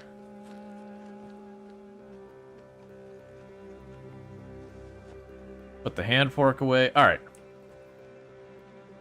So back to foraging. Yeah, so to give you an idea about fatigue and tiredness and how it affects it, we had a radius of 8, and then once I finished planting, it cut it down to 3.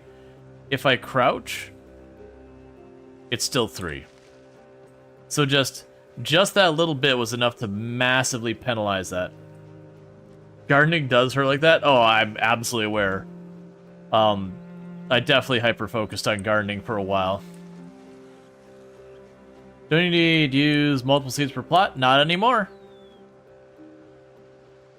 That's the way it used to work in Build 41, where you'd have to have like 4 seeds for this one, 12 seeds for that one, 6 seeds for that one. And it looks like they just went, nah, it's just 1. It's just 1 seed per... Oh yeah, I dropped that there earlier. I saw you, zombie.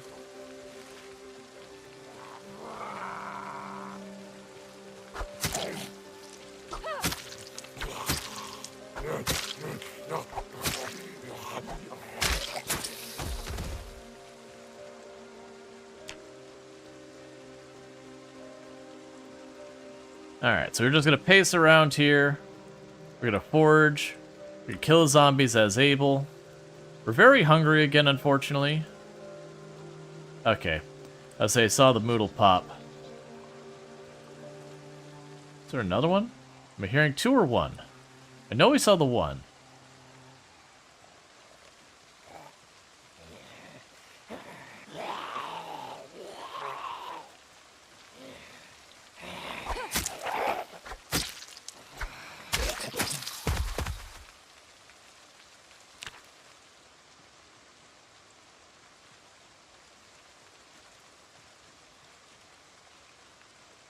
Probably why you play as the winters, it's because it's too cold to garden here? Yeah. Where I'm at, we'd still be able to garden, it just... Not really something you'd probably want to spend time. I cannot wait for those buys to start disappearing so the maggots go away.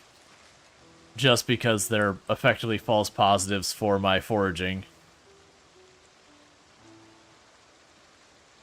One of the things I want to do on the property as far as like actual improvements is these holes in the fences. There's a bunch of them.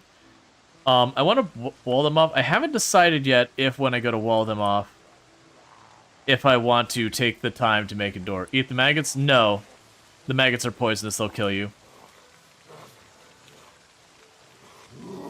They're literally maggots from zombie corpses. They would be a very effective way of spreading a disease.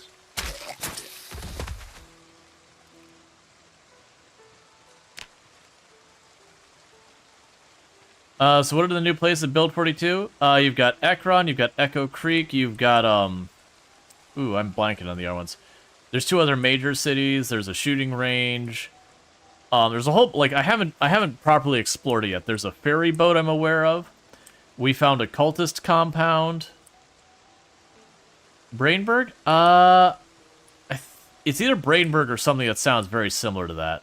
So it's probably Brainberg. Yeah, Irvington and Brainberg. Yes, Irvington I'm 100% on.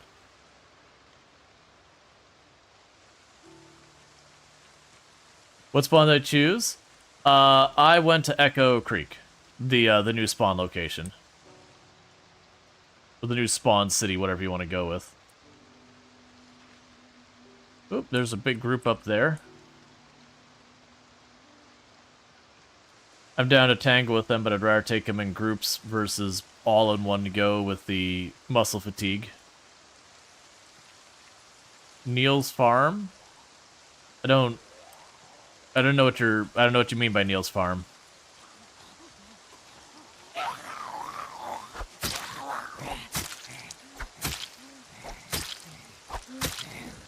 I am unaware of a place called Neil's farm.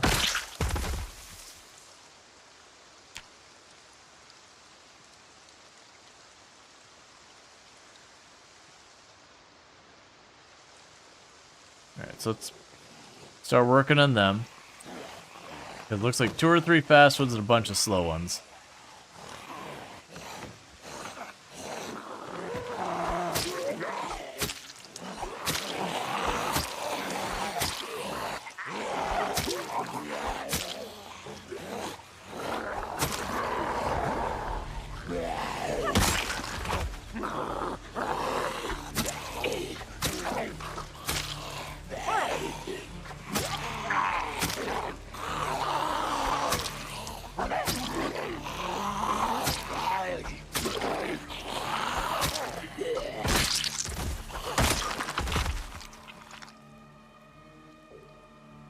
Let's see, Russell, if you if posted the spoiler tags, could you put change location somewhere in the Zomboid channel?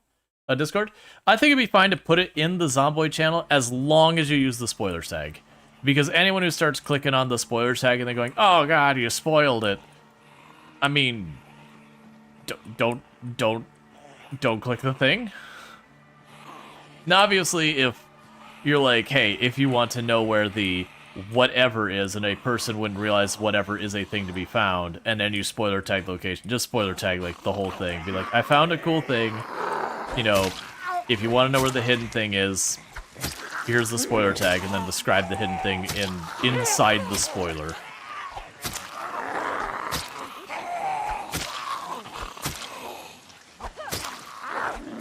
I mean, obviously people watching the streams and reading on the Reddit and Discord, you're gonna spoil yourself if you keep working on it, so just be mindful. The odds of avoiding spoilers while actively looking at places where people are posting a bunch of stuff are pretty low. Come on, you can execute. There you go. I will need that back, though. Now, that paring knife wasn't good, but it was okay.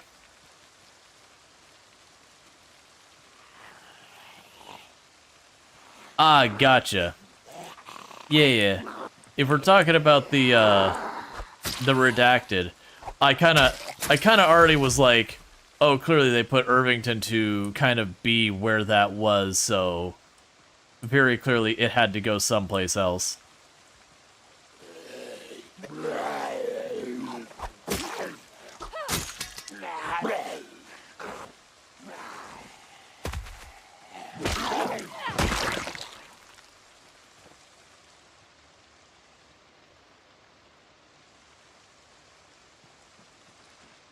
I want to get back to foraging in a minute. I'm just trying to re-secure the perimeter.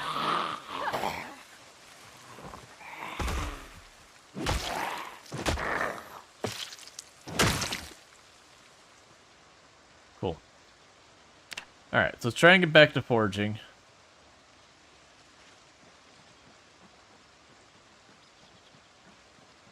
Let's see what we can find.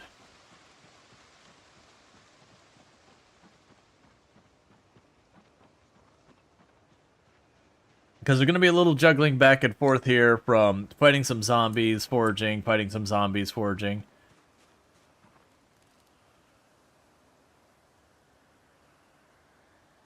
Yeah, so it's just saying seedling. Like I said, they have added it so there's seasons to all these things.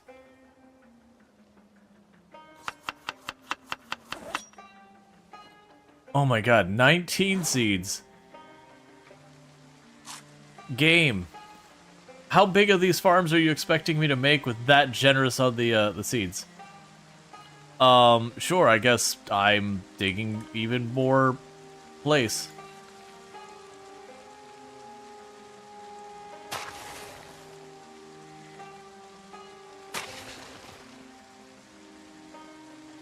Because we don't know what level of success we're going to have here. And we don't know what it's going to take me to counteract my weight loss. I'm also going to need to... Well, don't... Okay, first of all, do not walk over my freshly planted garbage.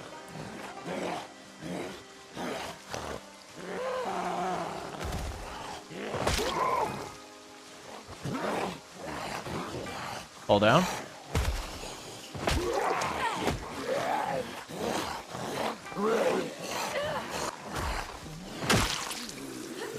I'm really happy you didn't start getting up while I was.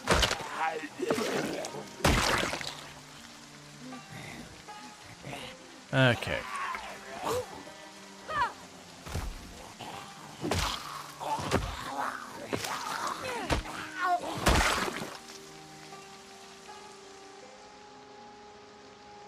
Yeah, I'm guessing what happened there was they are starting to try and migrate and all that.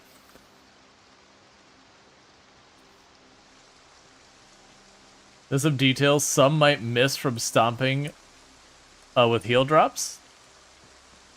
What? I haven't noticed. What? That would be very unlike the devs to have that kind of a punishment mechanic where it's like, oh, you're wearing these shoes, you have less chance of stomping successfully or something like that. Sorry, I'm confused. The thing I was talking about was the one went into being a crawler, and the problem you run into with the targeting is if the crawler is going at you and a zombie standing up in the same spot, you'll target the one standing up, not the crawler, and I very heavily argue it should be the other way around.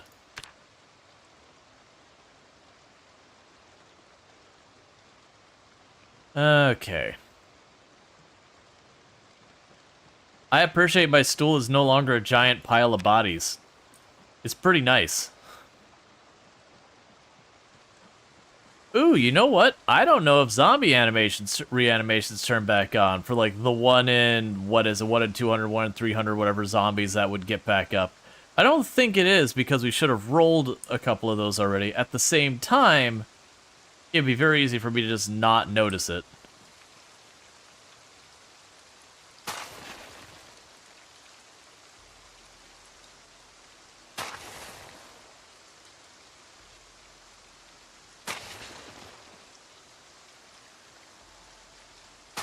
One added bonus for me making all of these fields is there's a much higher chance that not everything gets trampled. So I'd start to get a feel for, like, you know, how much I'm going to need to grow to manage a bunch of stuff.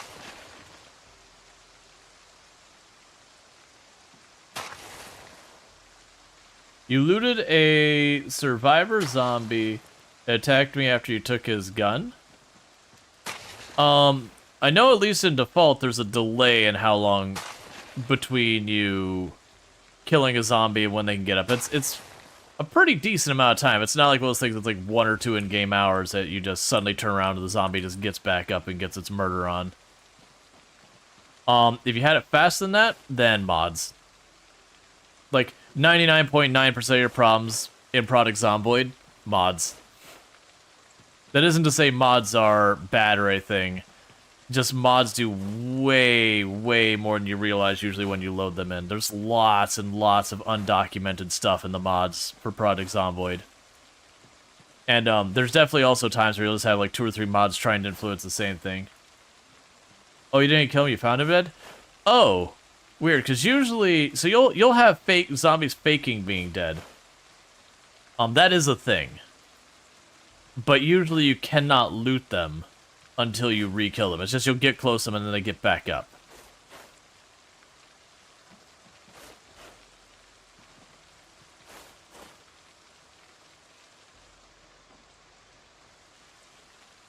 Do I have more weapons in here? Oh, we can go ahead and put the parrying knife. Paring knife. I keep saying parrying. It's a paring knife.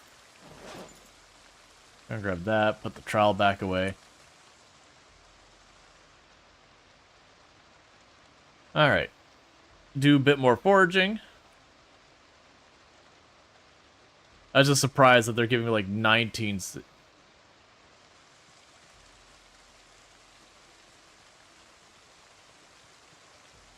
You know, heal drop wouldn't be bad, just... how high can you lift your leg and then stomp something? Oh, I don't think... I mean... There's nothing quite that in-depth. Basically, the way Product Zomboid works with stomping is it's basically your strength stat that's going to determine your damage from that. You know, minus whatever debuffs you got and yada yada. It's just a straight-up strength stat dice roll. So there's not like, oh... Because all characters in Product Zomboid are the same exact height.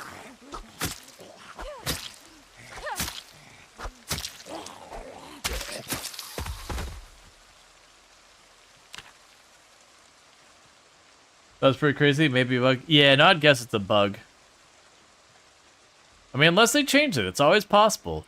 But yeah, normally with the zombies faking dead, like say that was it, it'd be around this distance, that zombie would start potentially getting up. Which is still enough that you'll get the violins and you'll just about jump out of your skin because suddenly that body you're approaching is not a body.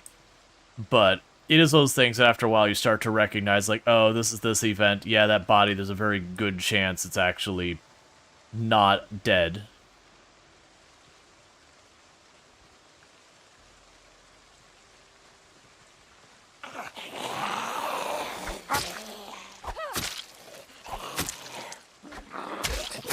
I am deliberately trying to go for the executions. Oh, that's... You must have been hiding in one of those corners. Being all chill and quiet.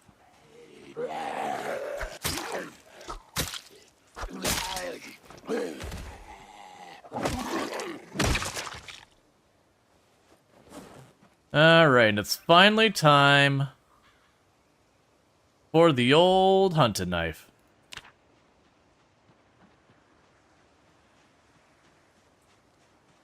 But I gotta get that food sorted. The good news is, like, we're getting a lot planted.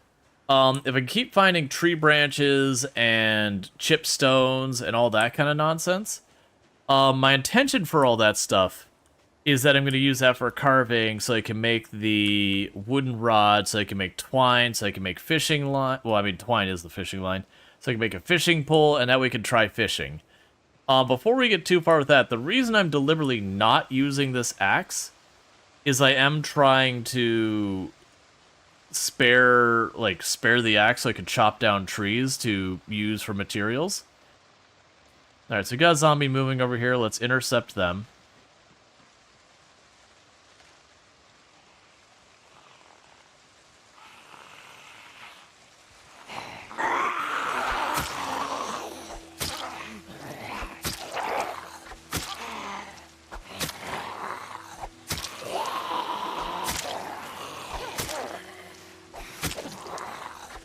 Alright.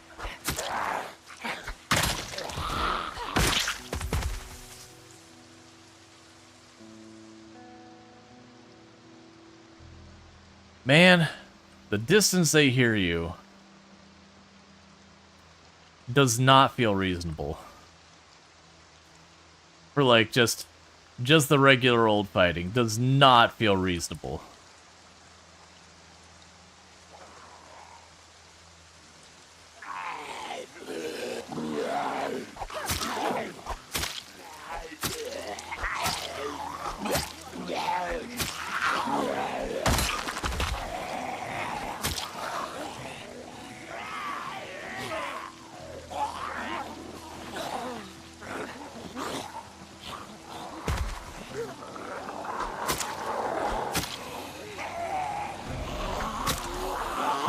No, we're not going to the farm.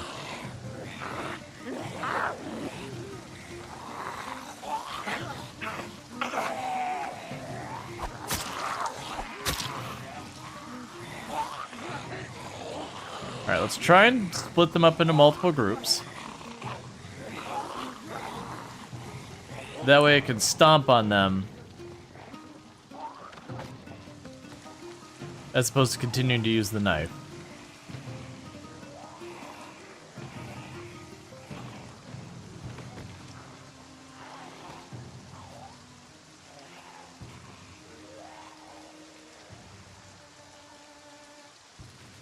Alright.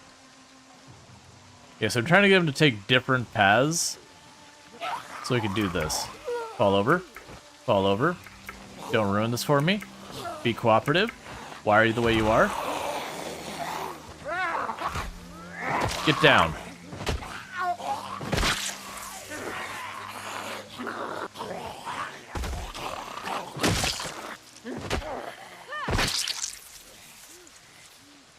Alright.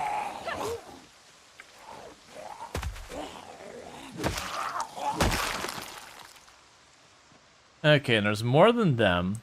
Let's get their friends up here. The good news is, there is a farm just north of us that as we've been killing these zombies, we've been seeing their numbers dwindle in the area. If I can get there, when it comes to foraging, we'll have much better luck, and I won't have to trek schlep half across the map just to deal with it.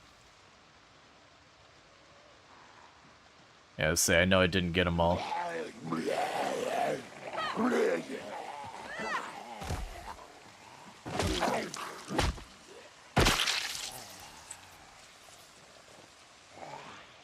Okay, so that's 4 of them. We're down to fight that, but I need just a minute to sit on the ground. Just so we're not taking any penalties.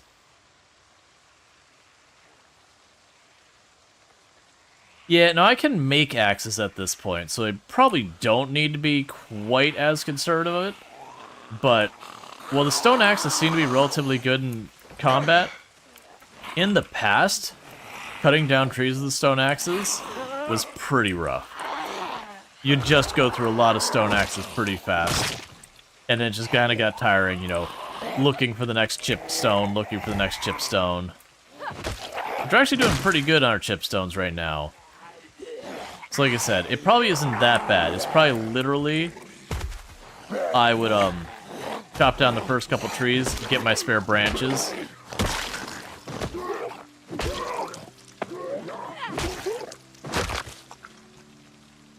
Okay, so you done? No new friends? Alright, because I need to get back to foraging.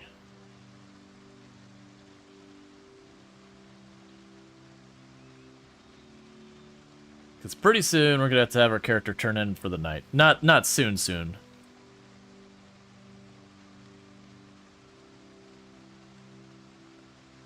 But we did get some luck. We got radishes, we got broccoli. We got a couple of bugs.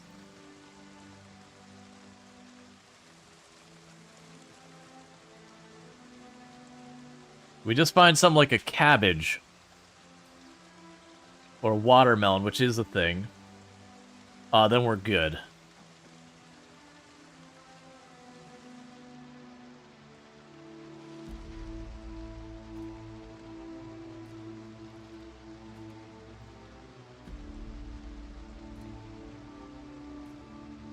That could also be one thing I can make a point to do.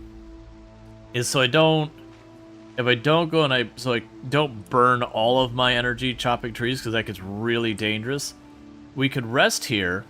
I could chop down one tree, rest again, go back to foraging, and just make it a point to slowly clear the trees out of the area, little by little. Instead of, you know, the dangerous thing that most of us end up doing sooner or later is we go, oh, it's time to deal with the trees. And we go on this total, like, absolute tear of chopping down all the trees in the area. And our character's running around half the time so incredibly exerted that all it takes is one zombie and just not being able to get away from it. Alright, so let's go knock this tree down here. Actually, you know, knock this tree down here. I'm going to start in the far end. Work our way up.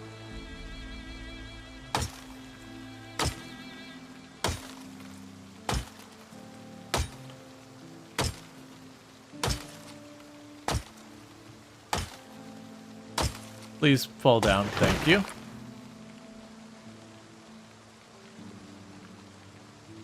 So surprisingly not exerted.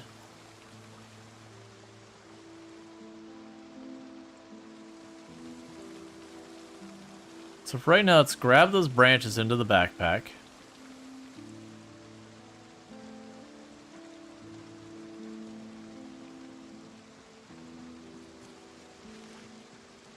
We'll probably want to shred some more of the zombie clothes. I've been putting that off because I just don't want to sit here and tear up clothes forever and ever.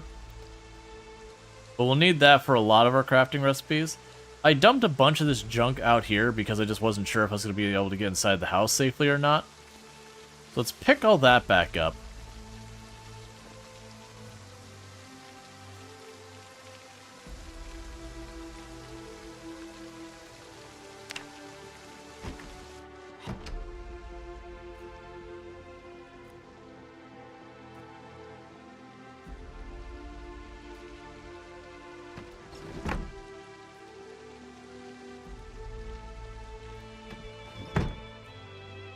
Okay, drop you in here. Drop you in there.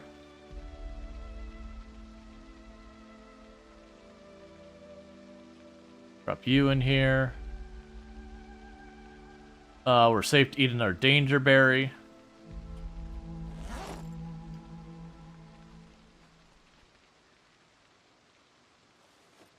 Is a tree growing your pot of water? It's probably fine. Crafting menu. We can make a crude axe. Could probably make more than one. So make some crude axes.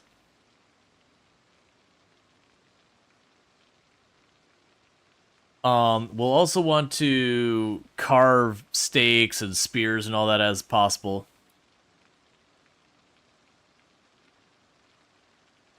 But yeah, so you can use the crude axes as extra weapons to fight with. And keep our hatchet for dealing with the trees.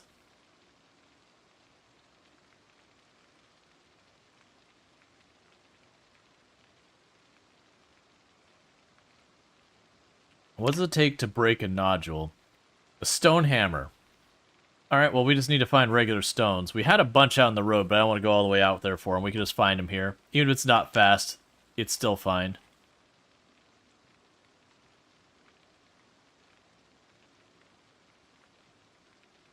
Cool. Yeah, those are the ones we want to keep. We can go over here to our inventory. Let's drop the extra trowels. I don't need that many.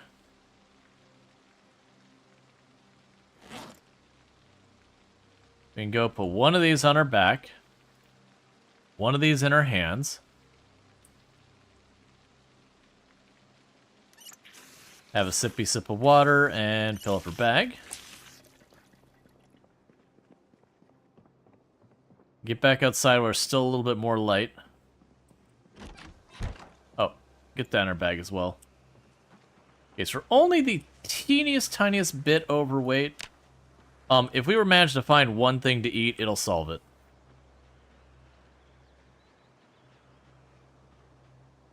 Wait, what? It is a broken stone. What? The stone is broken? Well, I guess put that on a body. I didn't realize you could break a stone in that manner, but I guess you can. I mean, don't get me wrong, in real life you could, you know, turn a stone eventually into, like, fine powder or whatever. But in Project Zomboid being like, nope, you broke your stone, it's garbage. It's probably gonna go there tomorrow and explore it, because you stayed spoilers-free. Actually, yeah. Yeah, I'm deliberately trying to, not look stuff up. I'm definitely chilling on our people's streams, but, like, most of the streams I'm catching is, you know, like, FG, Bloody Drongo, a little bit of Mr. Lamprey. Mr. Lamprey, the pro and the con between our two channels is we basically start and stop one after the other, which does mean it's one of those things that, like, there's no overlap kind of thing, and I have to be asleep most of the time. Like, most of the time, Lamprey's streaming, I'm sleeping. Like, I'll catch a little bit here, and I gotta go to bed. And then by the time I get up, he's usually wrapped, unless his, like, stream's gone particularly long. I do catch a little bit more of, like, FG and Drongo, but it's kind of the same thing. I catch a couple of hours of their stream, and then I'll go sleep. Oh, is that goodies? Is that grape leaves? Grape leaves are good. Oh, and it's a really good stack, too. 6 grape leaves. Because even though they're only a couple hunger each, that's all you need at this phase in the game. Because you get, like, 1 or 2 things like that a day, and you're just on easy street so far as staying not hungry. Doesn't help you with the starvation, like, malnutrition side of thing. But as far as keeping hunger under control, that should push us all the way to hunger, like, probably hungry. Yeah, we could just toss in a grasshopper to go with it.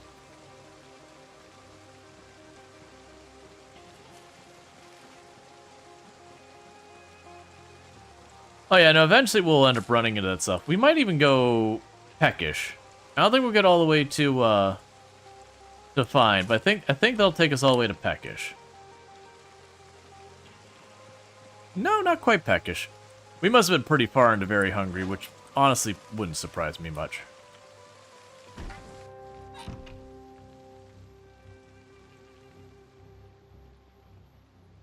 Alright.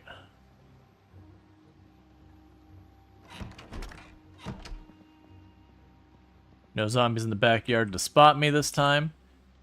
Turn back on our alarm before we make terrible mistakes. Okay, so time for good idea, bad idea. I do want to keep working on our basic workouts. I don't want to push the ones that really, really mess you up, though. So the burpees are... Sorry, the burpees seem like a real bad time. But as far as knocking out a round of sit-ups, that's probably fine. Okay. Put you in both hands.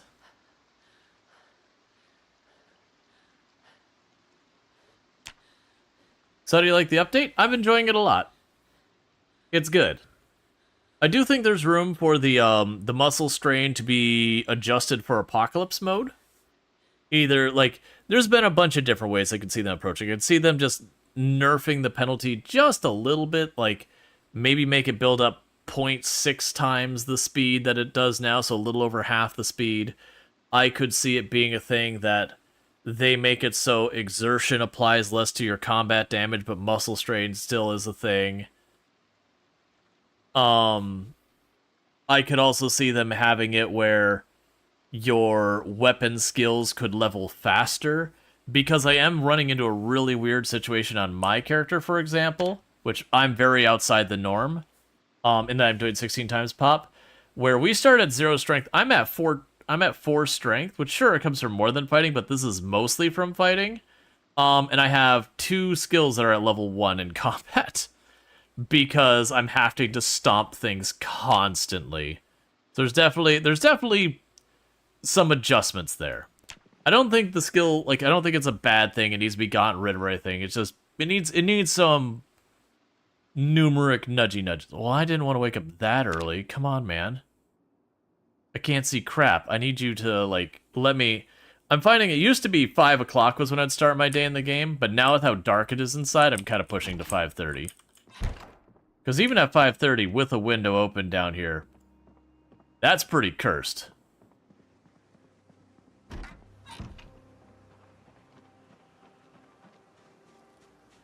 Yeah, you reduce the muscle pain to half. It's funny how your weapon skills are going much faster. Yeah, no, that's just it. The catch-22 of all of that is just the fact that by having you use that, having that force you to not use your weapons, it really, really makes it hard to gain any weapon skill to speak of. Because your weapon skill is effectively, not literally, but mostly based around the damage you do with your weapons. So, especially if you're dealing with a situation where you're not sitting on an overabundance of weapons, if you do have to fight, you kind of want to hit a couple of zombies, and the moment you start building up some strain, go to stomping to drag out your weapons. Does fitness and strength help with fatigue? No. Nope. Nope. It's weapon skill. Weapon skill is the big thing that applies to your muscle strain. Because, like, if you want to go for the realism side, which people know I genuinely don't care about, if you want to go for the realism side as to the explanation behind it, if I don't know crap about swinging a hammer, and I grab a hammer, I start slapping something with it, and, you know, I've got bad form, bad technique, whatever you want to call it, I'm putting a lot more shock on my arm and all that than I really should. I'm bad at swinging a hammer. As I get better about my hammer, you know, maybe I'm not gripping the handle so tight that that shock is being completely absorbed by my arm. Maybe I'm, you know, adjusting my grip such that it's, again, the hammer's doing most of the rough stuff, and I'm, you know, protecting myself, whatever the excuse is, and all that. But yeah, it's strictly weapon skill. It has nothing to do with fitness or strength. The place fitness does arguably help is because your weapon damage starts getting to be, you know, a pretty okay-ish nerf from pain. It's not as severe as, like, exertion and tired do. But what it will do is it will make, with that damage penalty still, that you can still use a weapon relatively okay longer before exerted starts kicking in and doing the compounding effect where, you know, you take one penalty over another. Hey, Clay.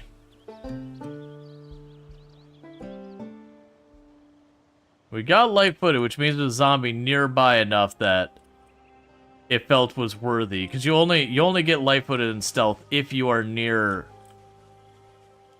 enough to something. So I'll take the onion.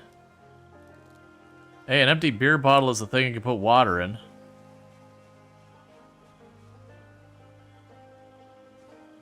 Discard the twigs. Discard the umbrella. Give me the chunk of flint.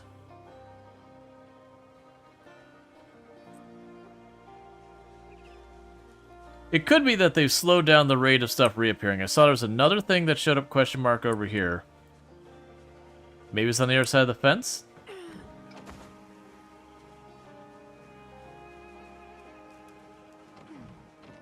Alright, whatever.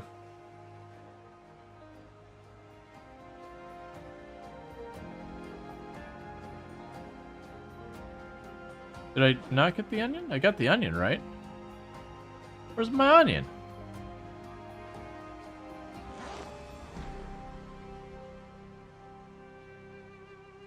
Alright, well, whatever.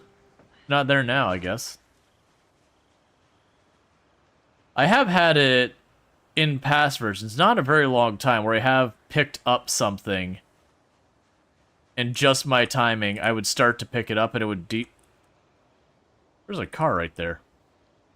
And it would despawn from the world as I was picking it up. And it wasn't my action picking up, there's like a timer before it resets stuff.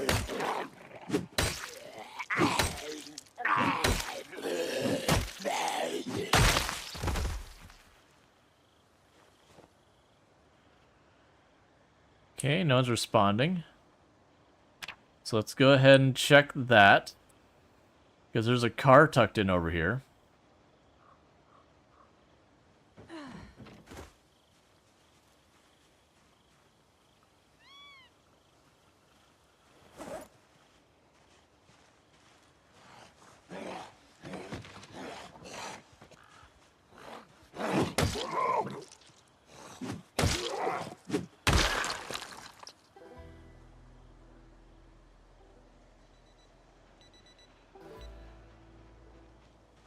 Hold, please, zombie.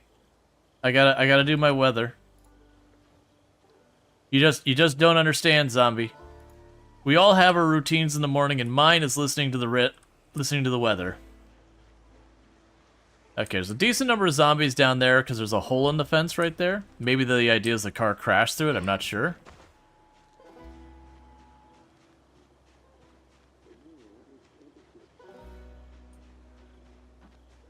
And yes, I have already looted this.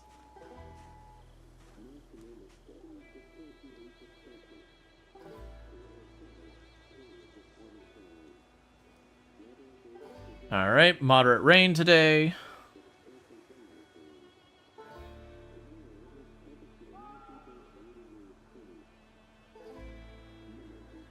Clear skies tomorrow.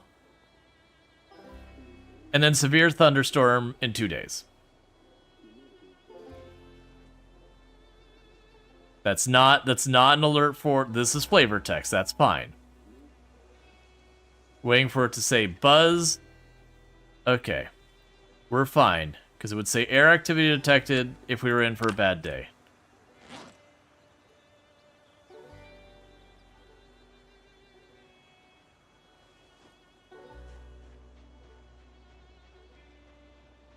Where did she go? It's fine, whatever. Alright. So let's go see if we can't check out this car. This house, I'm expecting to be just more bunkers. I don't know what to expect. That looks like a carport, maybe? So it's weird that the cars aren't in the carport, but I mean, hey, they're cultists, so like... Where's the point in trying to put any sense to any of it? They have restricted area signs all over it.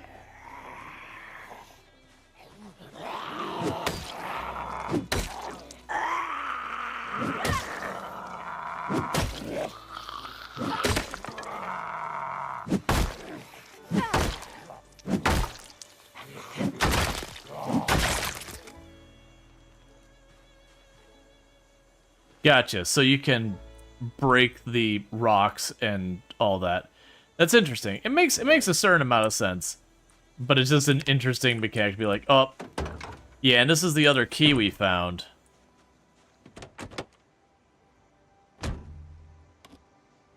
Okay, there's no gas in the car. Well, it's in our car with no gas.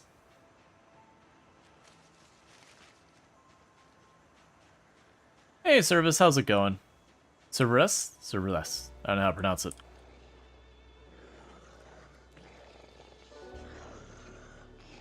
So the good news, if this is actually closed up on the north side,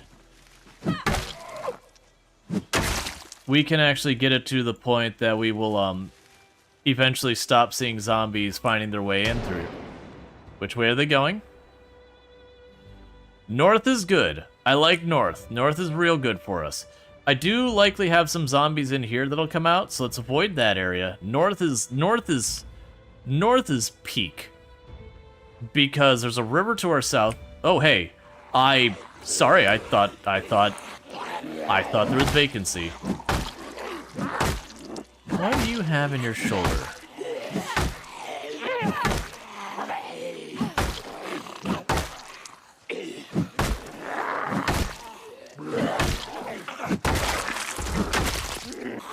Bread knife.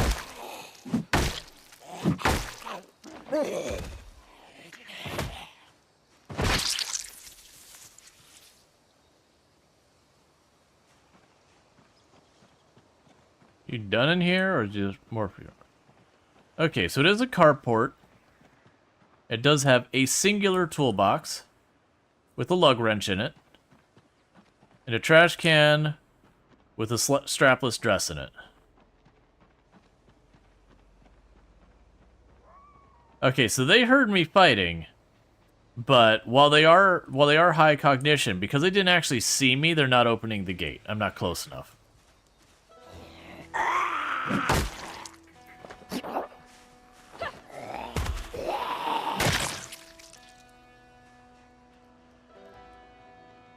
I saw another zombie over there. Got another group of zombies up there.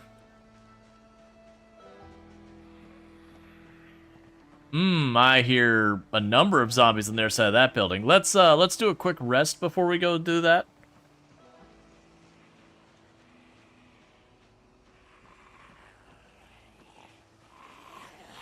Alright. I need to get back to foraging. Especially now that the meta event has probably bought me a lot of open space to forage down there.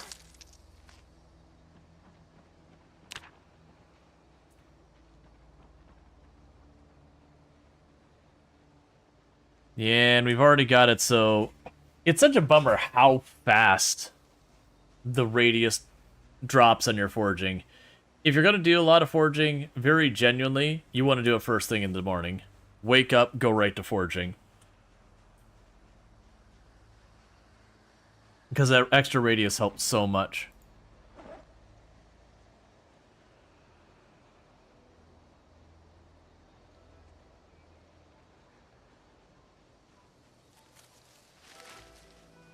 Up here, okay. Slug.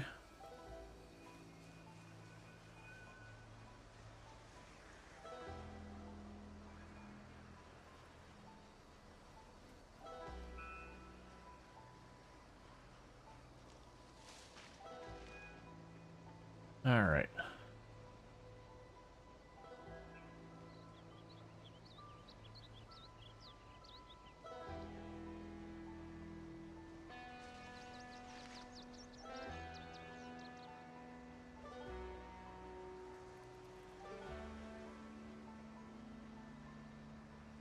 You do still get XP. You get more for picking up. What are you? Pick up a sapling?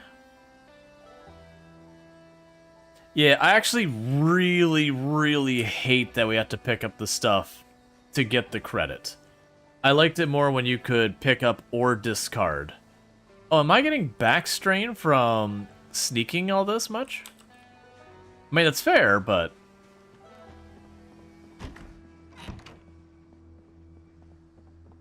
But yeah, That's a change I am really not on board with.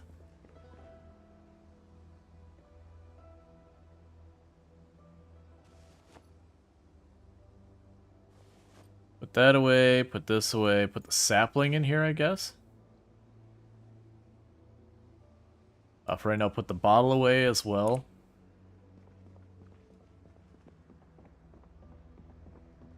It's just like, you found the thing, you identified the thing, and said, nah, it's not something I want. Versus you found the thing, you identified the thing, and picked it up. Which one of those has any meaningful impact in that? Yeah, no, you get some XP for finding the thing, and you get a bigger XP bump for picking it up. And it is a thing that it appears that if you do not pick it up, if you discard it, you don't get the XP. And I do believe that is all accurate and all that. And I do very heavily disagree that we should be given the XP whether we pick it up or not. If we found the thing, that's what foraging is. Because otherwise, it literally presses you and be like, yeah, I'm just gonna go ahead and pick up literally everything and just dump it back in the ground. So you're basically rewarding the player for cluttering the earth. Which just means more objects and more potential issues with performance and yada yada yada. Because it used to be you'd get it regardless. As long as you did discard or picked it up, you get that second hit of XP. So I don't know if it's a deliberate change or it's just a side effect of other things.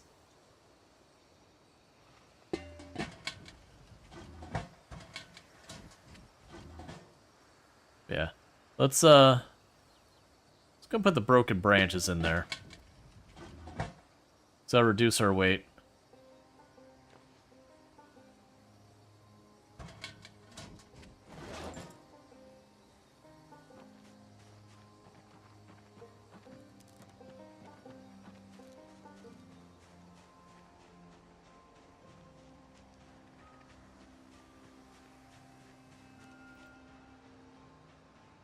You know, with that gunshot, this is the tree that scares me the most. Let's chop down that tree real quick. Then we'll rest and we'll get right back to foraging.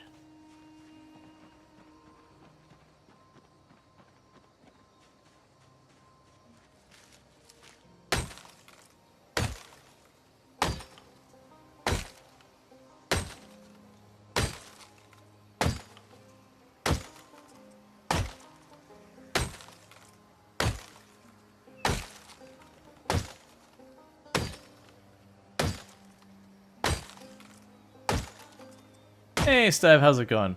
Would you please go down, tree?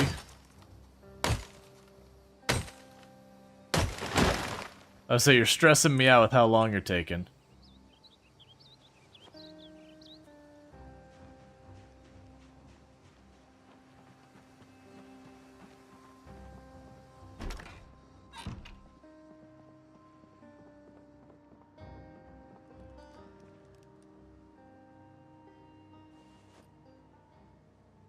Just to stop spotting it again and again.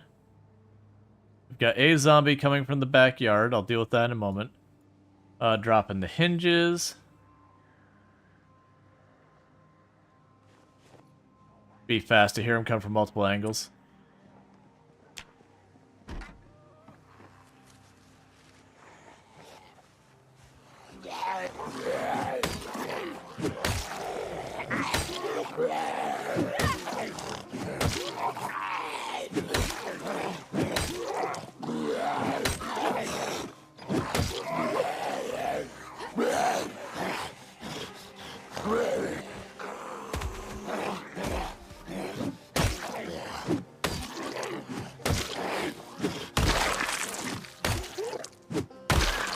Okay.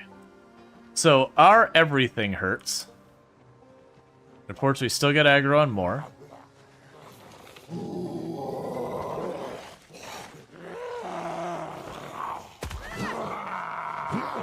Fall over. Thank you.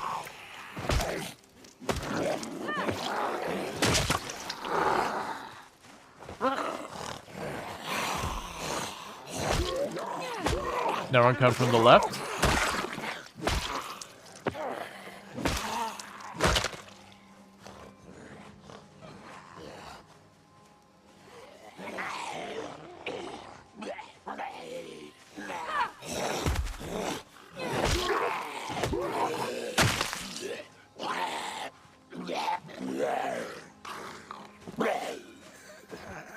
And the reason I took that and just chucked it in the grass, I don't want to carry it right now, but it is a crappy weapon I could put to use.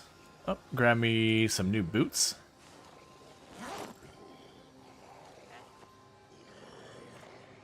Oh, screw you, game. Alright, we gotta back off again, because we're high exertion and we got at least 5. Lots of clutter on the floor. Yeah, no, we gotta keep cleaning stuff up. It'll be fine. I need to put a seat over here somewhere. I'm gonna sit here, just on the ground. And the reason I'm saying that is I'm trying to avoid dragging any zombies over our farm again. Because they keep destroying my crops and it's annoying. Okay, we're at just out of breath.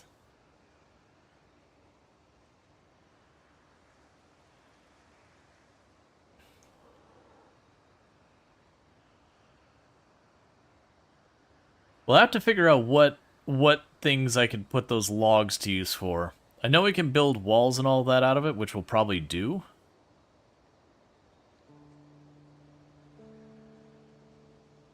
Come on.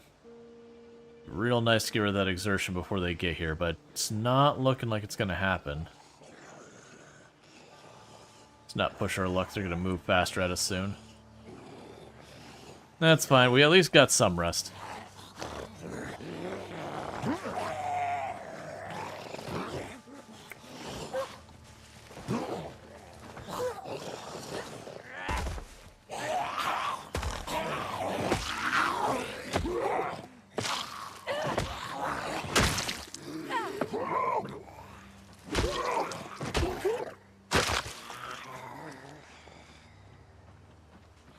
Okay.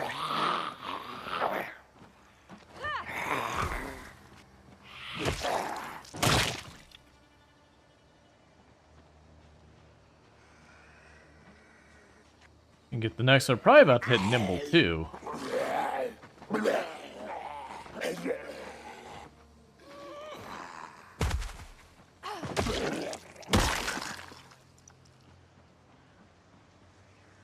Alright, so let's get back down over here. Sit back down on the ground.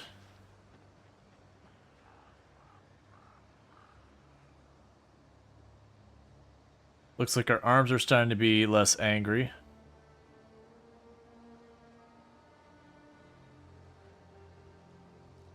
Okay.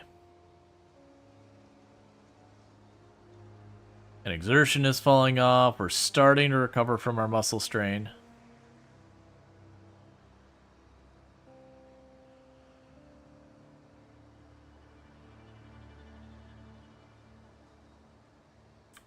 Okay.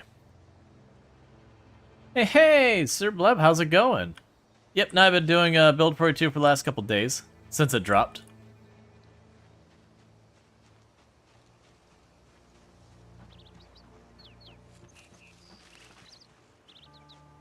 There was more than them than that. I have a feeling they're probably inside our house. Now, let's not aggro more right now, because we have need for food. So we're going to go back to foraging. I can't eat that. Here, have some glasses, skeleton.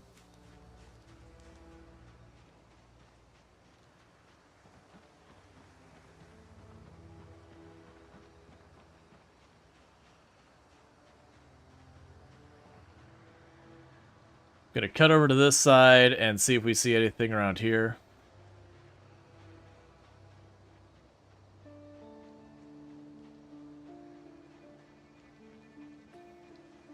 Oh, you've positioned yourself perfectly to spot me when I try and go to bed, so you gotta go.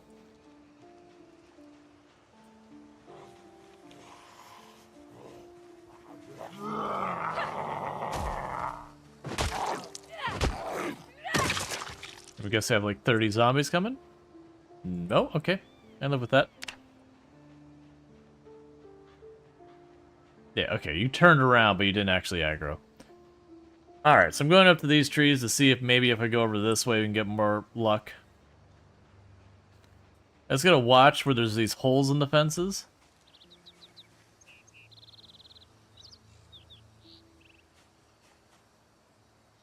The holes in the fences tend to have zombies going back and forth through them.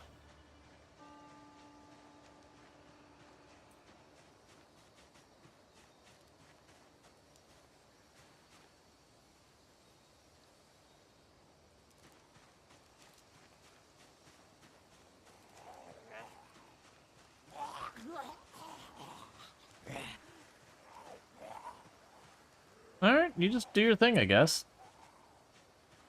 There you go, you figured it out. What are your feelings build for it too? I like it. I know a lot of people are pretty unhappy with the muscle strain. It does feel pretty manageable. Have I died yet?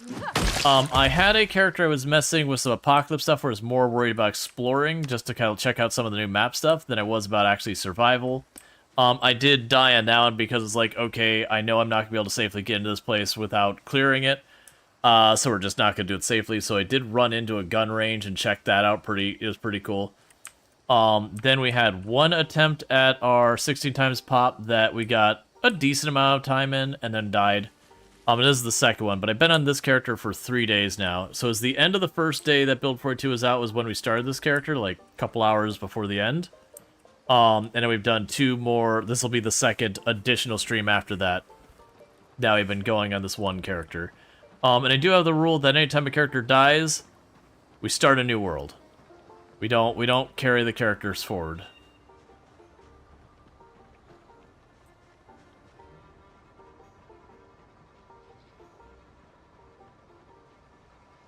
Okay, so let's drop some of these more stones and sticks and all that stuff off. Getting worried about that very hungry. We did get stuff to get us down to just hungry yesterday. But we haven't managed to grab anything worthwhile today.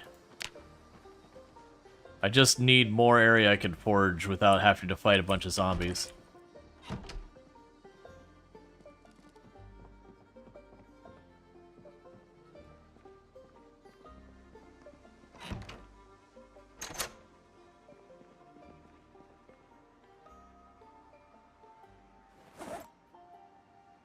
Okay. So, drop the flint in there for right now. Drop the branches in there for right now. Drop the long stick in there for right now.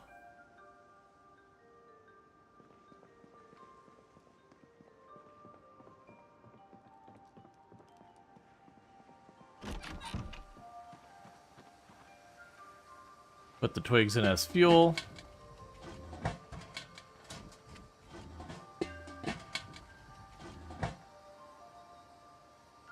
And put the scrap wood in as fuel.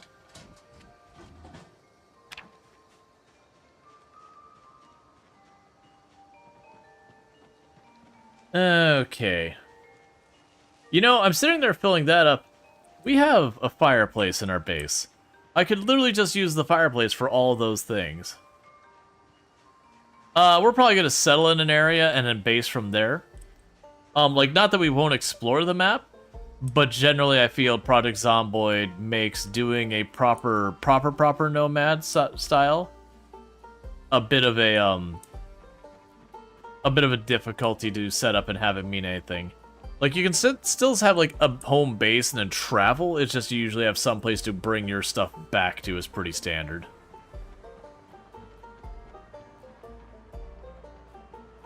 Alright, let's try going west a little bit and see if we find stuff.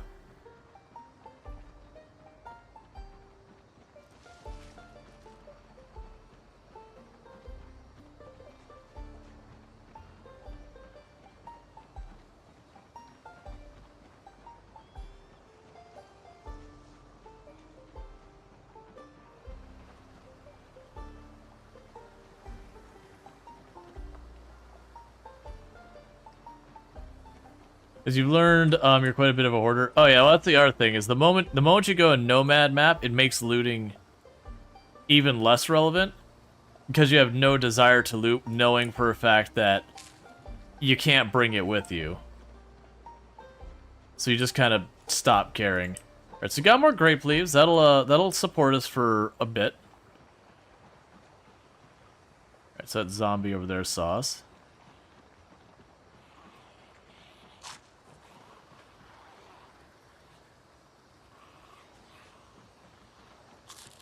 Where's the zombie? There you are. Okay, so we did just drop back down to hungry from very hungry.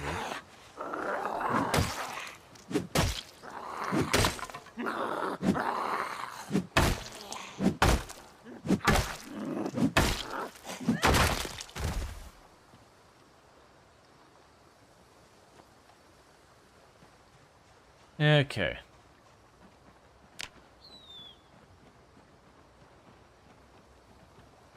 We get some modded vehicles. Yeah, no, I know there's gonna be people who are gonna enjoy like the campers and all that when they get to modded vehicles and all that.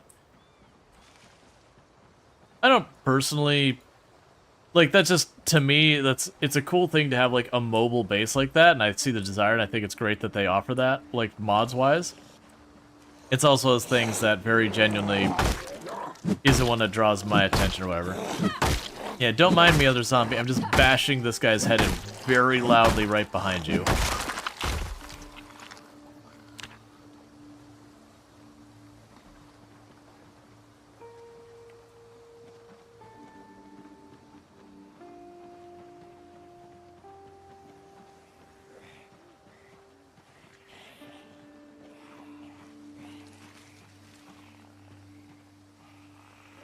You not actually aggroed? Oh, there you go. So they're sure making a lot of noise.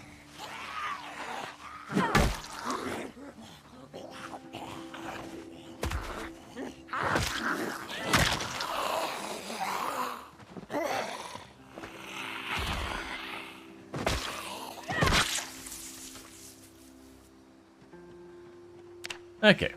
So let's go back down there. We did get enough food to tide us over a little bit longer. We're going to keep looking for it. But I'm going to try and not push up. That area up there with the woods, we've had a lot of helicopters that I've drugged the zombies through there. So I do expect that to be spicy. It's just more, we haven't been over here foraging for a while. And it does seem like there's more impacted foraging in the same place. I don't think they have a mechanic that's like, oh, you've already foraged here. There's not as much defined. So much as maybe they've reduced the refresh rate of the forageables.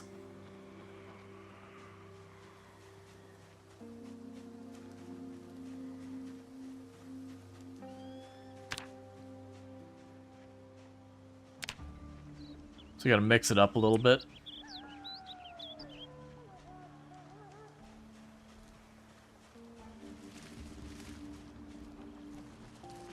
Alright.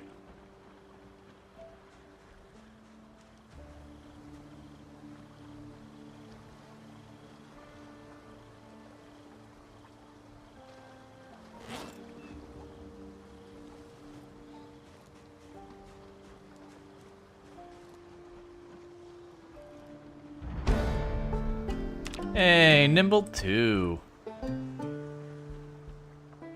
Makes me go faster when I fight. So you're hoping you're gonna have the ability to add at least a roof rack on some cars, but I guess that's more modded cars, not the vibe the devs want. Yeah, I don't think the idea is to make this like mobile everything base. I think the idea is actually that, generally speaking, over time, you're gonna trash your car, and just trying to keep it on the road in itself is an effort. Not that you can't do it, but like you're gonna have to tear apart, destroy other cars for parts and to maintain all that. But the other reason they probably don't want to go that way is with all the emphasis they put on building bases and all that in the game, being able to just have a car that you can just completely have be your entire base completely undermines everything they've done with that. It would effectively replace it and give you little reason to do it. I don't think it's bad. Like, again, that definitely feels to me like it's good that it's mod territory, because it would be one of those things that if they implement that, the home base thing kind of becomes so moot.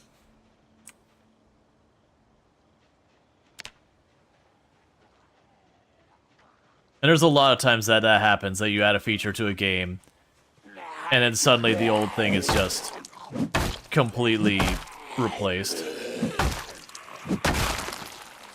Yeah, and sadly we grabbed all those letters before to read it. And unfortunately there's no actual writing on it. Your character just reads it. Like they have like the status bar. There's no happiness, there's no anything, it's just the status bar fills. You kinda want to build your own base? Yeah, no, it's one of the big draws to the game. Is the base building aspect.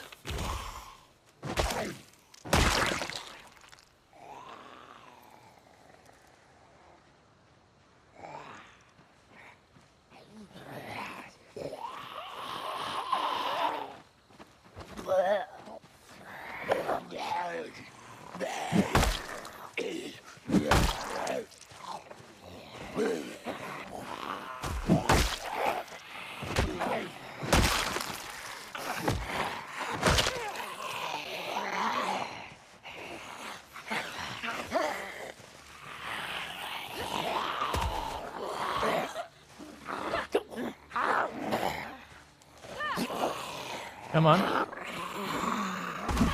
Ma'am, I spent all that time to get her to fall on the same spot so that I could just stomp on you and not waste my weapon. And you're gonna go ahead and stand up.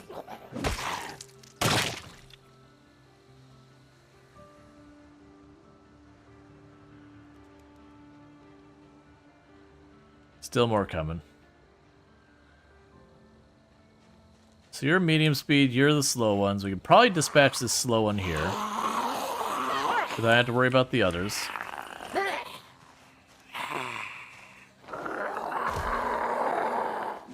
Then go for the medium.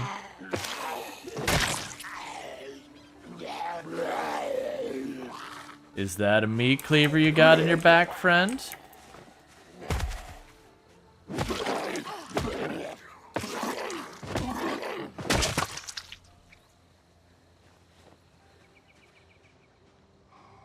Come on.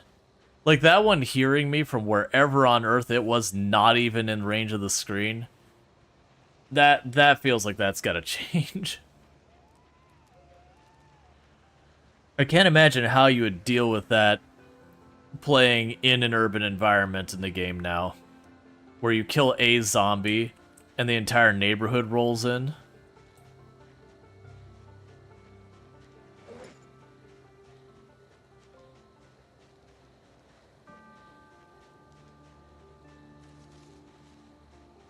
That's okay.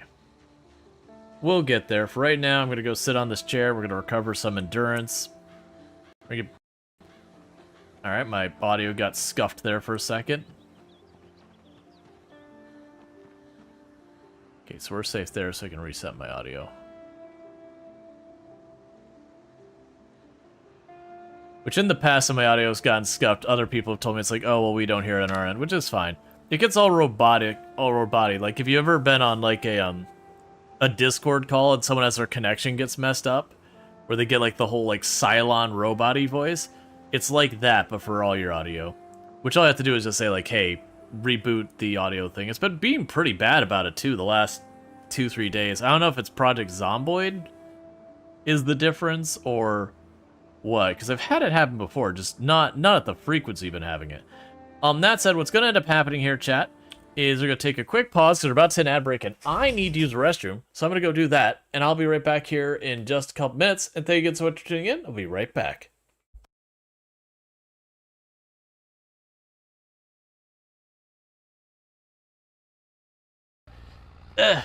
We can do it. We can do it. I think I can. How's that going to work? That's how that works. Excellent. Oh, I'm sorry. Is that box facing the wrong direction? You just can't do it? Here. I'm sorry. That's my mistake.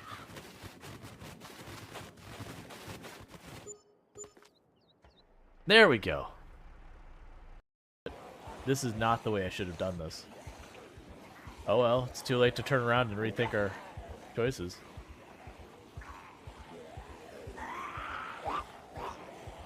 That is death right there. Bully, bully, bully, bully, bully. I don't know if that was a zombie hitting us or if that was us falling down. I am uncertain. Really going, you know what? That's gonna be an immediate problem. I can't move. I am physically one with the emeralds. The emeralds are me. I am the emerald. Help. I regret this decision. Unstuck. I guess I don't have a laceration? I am so confused. Unless I caused a laceration to the wolf.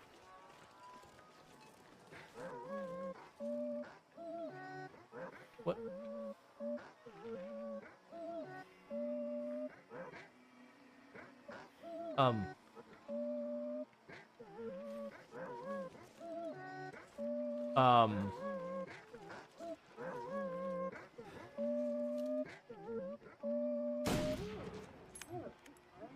Thank you for being quiet, demon dog. You're really messing with my mindset.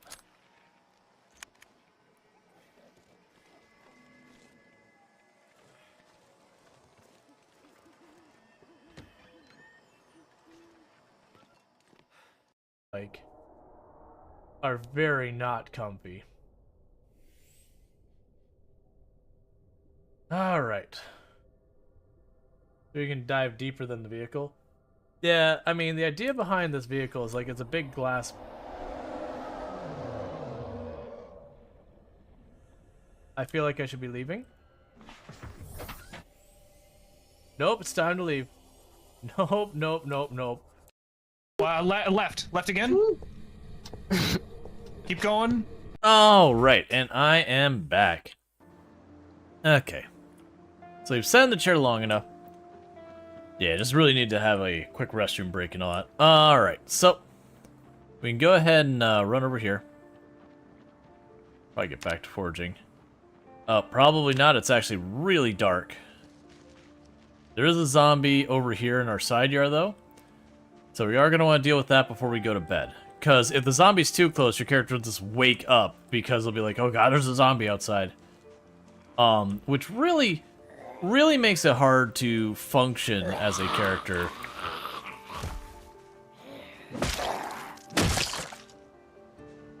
Yes, deal with those stragglers we drug in from fighting.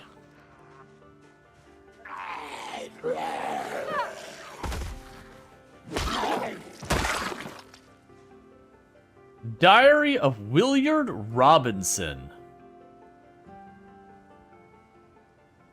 Oh, well, that's disappointing. Willard Robinson, your diary's boring. Have a more interesting life. Like any. Your pages are blank. Your life story is an empty book. And not in that, like, meaningful, philosophical, you can write whatever you want with your life and do what you want with life. I mean, it's boring.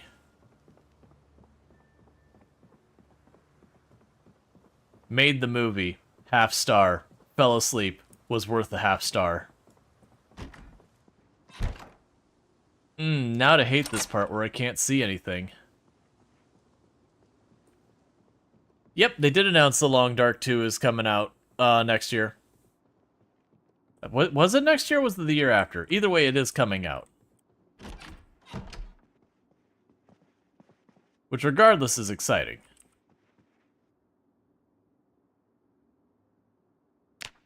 Alright, so hunger is becoming a problem again. That's what put us into that whole urgent situation the last time. Which isn't a big surprise, but we gotta get it sorted. Also, Long Dark 2 is gonna be amazing. I always reserve, like, how good I think a game is going to be until it drops. The number of times I've been burnt where a game came out, like, the first one in the series and it was amazing, and then the second one came out and you're like, wow. I'm very disappointed. Not that I think that's going to happen. The devs have got a really good track record and all that. But it's just one of those things. I've been burnt too many times. I got too many scars. So I go in being like, you know what? I hope they knock it out of the park. But I'm gonna wait before I let myself get excited. Alright, so you can drop this out. We can drop that in there. Armored Core came... Oh, that's not to say sequels are bad. We've definitely had good sequels. Like, don't make it sound like sequels bad. I've had a wonderful number of sequels that we've checked out recently. Just more... Some of the games I've really looked forward to really were not the games that that wound up... Trim sapling? Oh, interesting. Okay.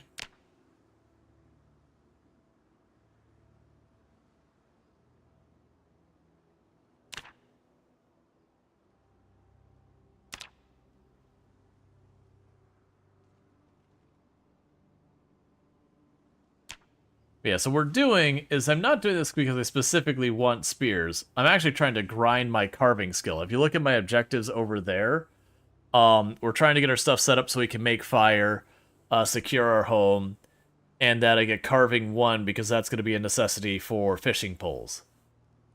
So, at the moment, we're just trying to grind that stuff. I haven't checked on the wooden crates one way or the other. Alright, so for this, put that in our back.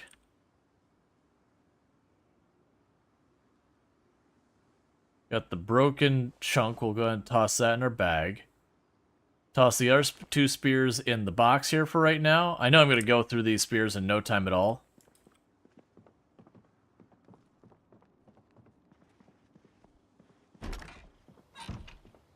Okay, first thing we're going to do, survey the very immediate around our house, make sure we're not, zombies aren't like bashing in our backyard or whatever.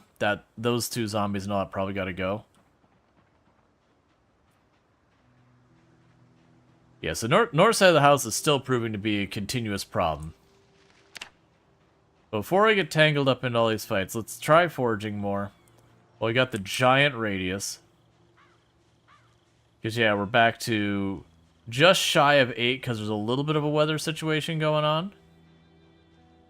Which is so much better for foraging than running around with the little 4, like little 3-4 radius.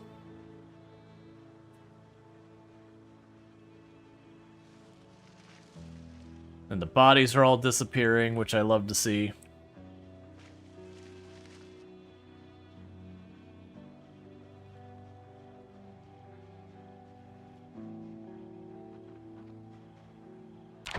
Let me check something. I used to have a key binding for toggling like combat stamps. Combat. Wasn't there a toggle? Thank you for the follow. Welcome to the stream. Maybe they got rid of it. Because there was the right mouse button to attack. Sorry, there's left mouse button hits, and then right mouse button was to like go into combat stance. Which I'm looking for the right mouse button here. Because I vaguely remember toggle mode? I'll have to look what that is. Because I vaguely remember having a key bind set for when I was like foraging that I can just hit a button to toggle it.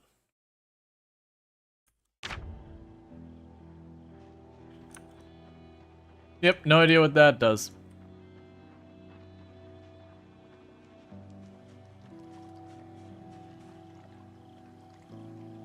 Alright, we found some Magnum rounds. Now I can complain about that. You feel crops are bad now? They've definitely been adjusted, and we're going to have to figure out how to best work with them. Because the fact that they have seasons is the thing we're going to have to contend with. And we're also going to need to contend with all the other stuff. You're going to be maggots, aren't you? Yep.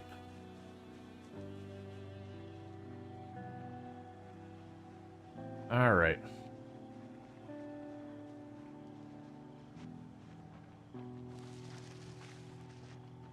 Because I know, I'm pretty sure I used to have it set to Z.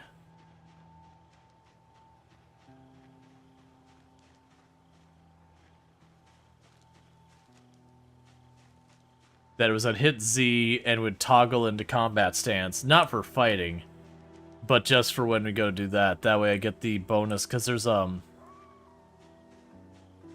aiming bonus is 33%. So I do get a bonus of 33% for foraging while I'm standing with my weapon ready. Because the idea is like you're really focusing in where you're looking kind of thing.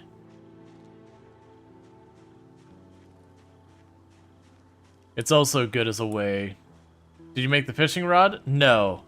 I'm still working on my carving.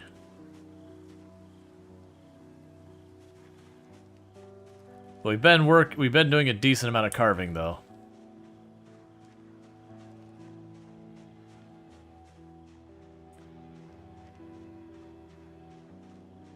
But I keep grabbing like branches and all that, taking those back home.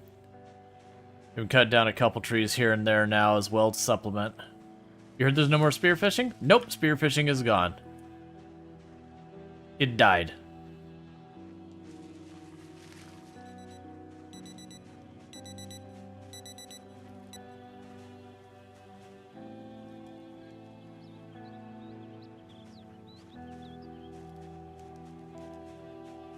Advice for noobs?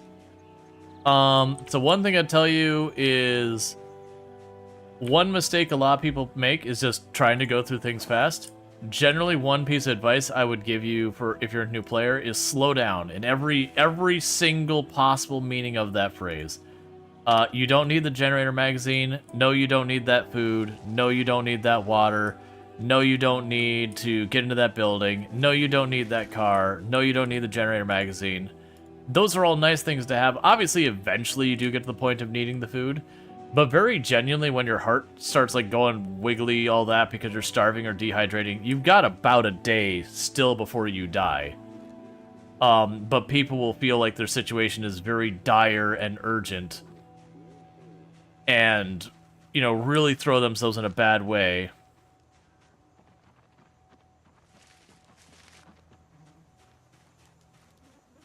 And it's just, you have much more time than you... Ooh, foraging 15 for a light bulb. Jeez. Now you complain about that. That is a heck of a lot of foraging for that.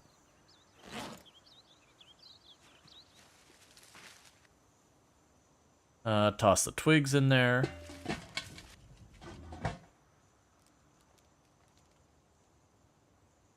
You've got the spear there. We got a tree branch. Okay. But yeah, it's really easy to get yourself in a situation where you think you've got to move now, you got to do the thing now. And that's very rarely actually true. Put the knife away, put the light bulb away.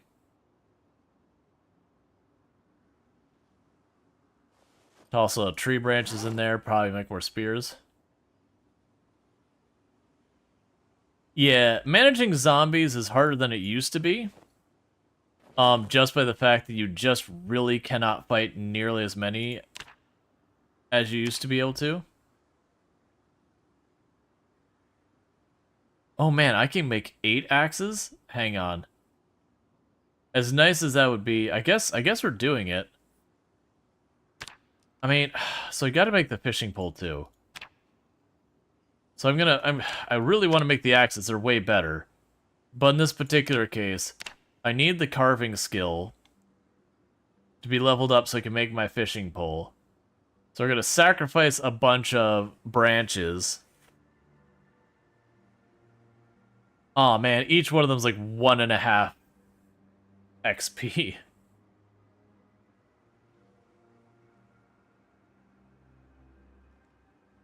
Oh yeah, no, I can show you the UI stuff in just a minute. Let me finish the carving all these stakes. Are you already done? Wait, are you already done? Really?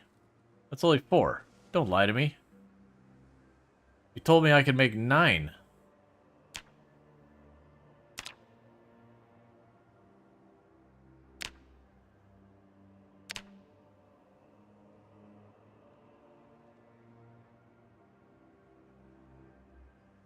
Yeah, so I'm just carving as much as we can, trying to get this skill up. Because at carving 1, I can make a wooden rod, and with a wooden rod, I can make twine, and with twine, I can make a fishing pole, and with fishing pole, I can do the thing you do with fishing pole, which is you fish. And then with that, we'll have a source of food that isn't so desperate as our foraging is right now. It'll also give an opportunity to maybe gain some weight. We'll also have to get our fire sorted, which shouldn't be too bad, because we can go to oh, it's a drill plank. That's right. So you just need a screw. Yeah, so you just need a screw and a plank to make a drill plank.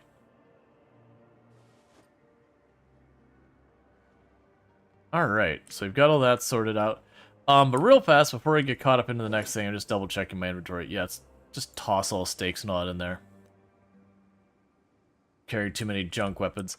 But yeah, so for the UI, the one thing I'd say real fast, a couple things to get in here is if you look at accessibility, you can change your good and bad colors. That can be very helpful to identify a bunch of things. There's all sorts of good accessibility stuff here. Under the user interface thing, one of the things you can do here is if you scroll down, you can make the font bigger. For a lot of your stuff, that can be very nice. You can scale your Moodle size. So I can actually make my Moodles bigger or smaller. Another thing that is off by default is enable all these higher zoom levels, which lets you zoom way, way, way out. So that's just a very nice thing. You can go down here. You can go down here to melee target outline under user interface cursor. That just means when a zombie gets into melee range, it'll put like a little outline over them to show what zombie you're going to hit and all that. That can be very helpful because sometimes what you're going to hit's not intuitive. Most of the time it is. But every once in a while you run into weirdness. That's a very good thing.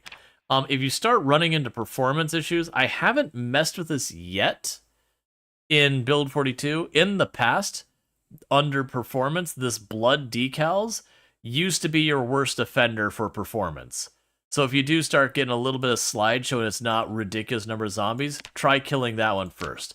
Usually that's only an issue once you start killing a decent amount of zombies. Another one that could also be a problem is corpse shadows. That's also notorious for performance issues. I haven't run into much of the way of performance issues or anything like that, but it's just, if you do, it's probably a good place to start.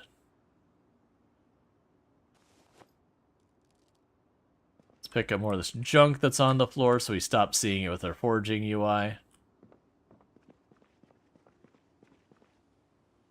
Put the hinges in there, put the doorknobs in there. Oh, and we can put the magnum bullets in there for right now. Anything else I should be dropping? Put you back in the bag. Okay, so we're not overburdened again.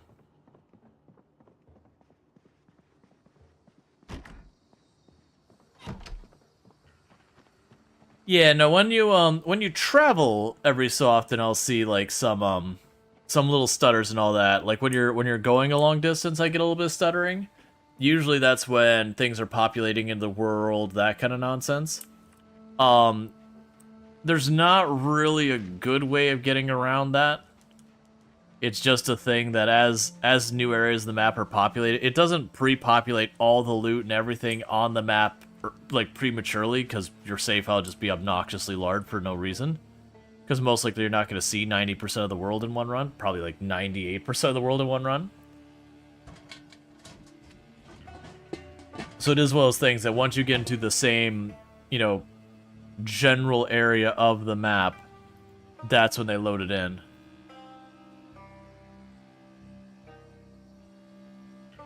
Yeah, no, I've had, Are you like full now? Alright, well I'll just drop that on the ground then. I think they actually changed it. It used to be you could just literally limitlessly put fuel into those things and have literal months of fuel inside your grill and all that. But it does look like they put a cap on it, which is good, because it was really silly. But still. Alright, so let's run down here. We're still very hungry. I need a sip of the water, because we're getting low.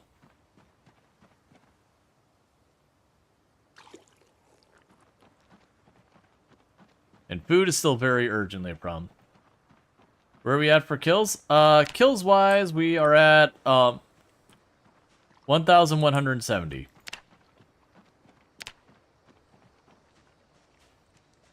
It does, but it's a manageable amount of sick. As long as you don't have weak stomach, you can work with it.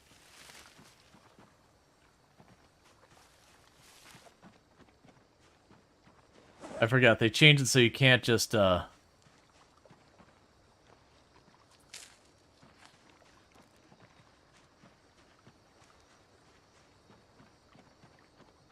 can't just use a potato for a salad without cooking it first now. I can still eat it raw. Ooh, good. Lots of potato seeds. So get those planted as well. I fully expect almost all these crops to not make it. You like? Cool. Yeah, no, I'm looking at getting the fishing pole soon. We're just trying to drag out... Potato salad's a real thing. Yeah, I mean, real life, potato salad's an excuse to eat mayonnaise. But yeah, potato salad's a real thing. It's very popular on my mom's side of the family. I'm not huge on potato salad myself.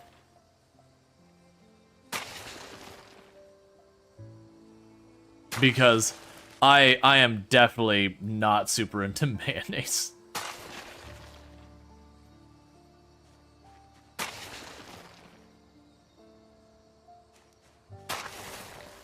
All right.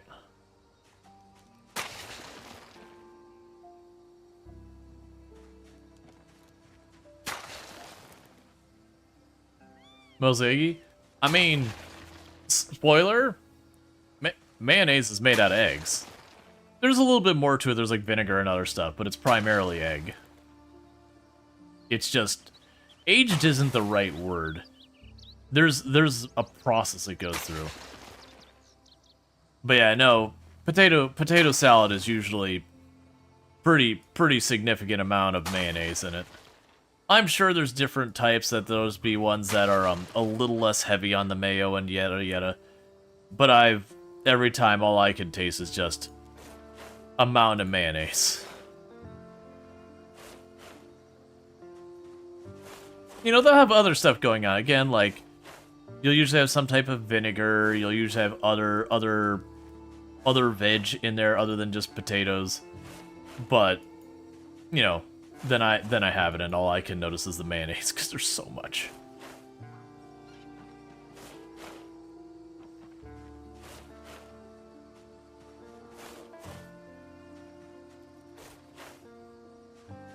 Alright. So I planted potatoes. We'll see if I end up getting any of these crops by the time we're done.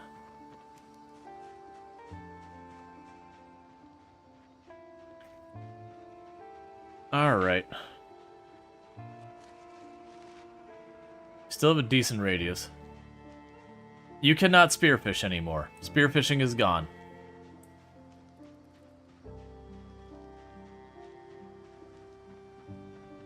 You don't know why? You've seen a lot of streamers who don't like mayos? I mean, I don't think it's streaming specifically.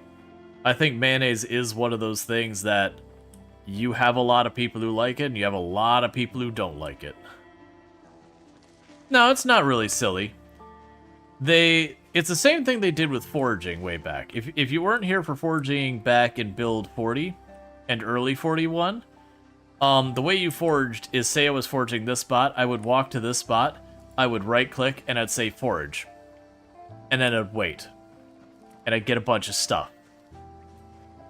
And then I'd move maybe 3-4 tiles over, and I'd say forage. And I'd wait. And so it worked almost mechanically exactly like spearfishing, or the spearfishing does, you know, in build 41. But they really didn't like that aspect of the game because, you know, you were basically just getting free materials at minimum effort. So they wanted you actually have to actively play it.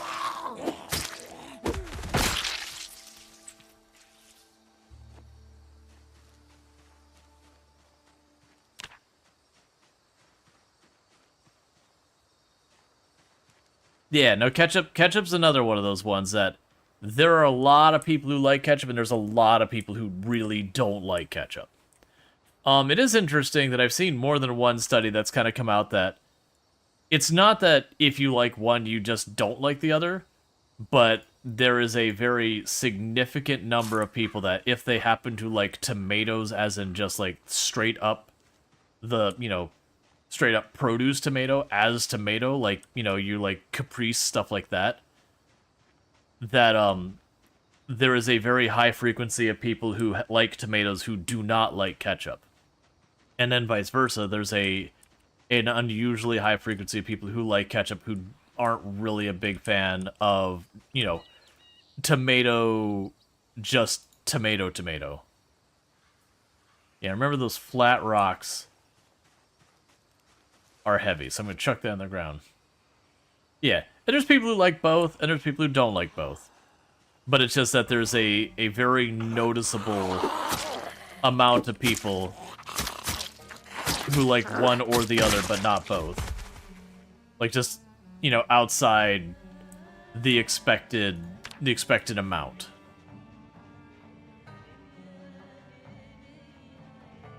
Like, it's an abnormally high rate that it's, if you like one, you probably don't like the other, and vice versa.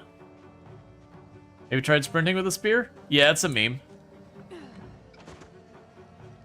If it exists in Project Zomboid and it's not something new in Build 42, the answer is going to be yes.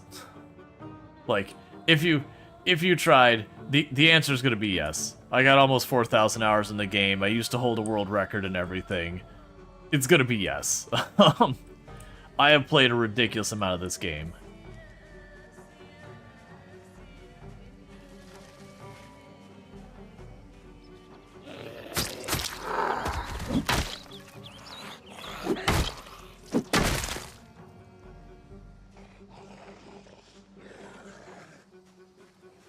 Alright, so I'm missing a bunch of chat, so I do apologize.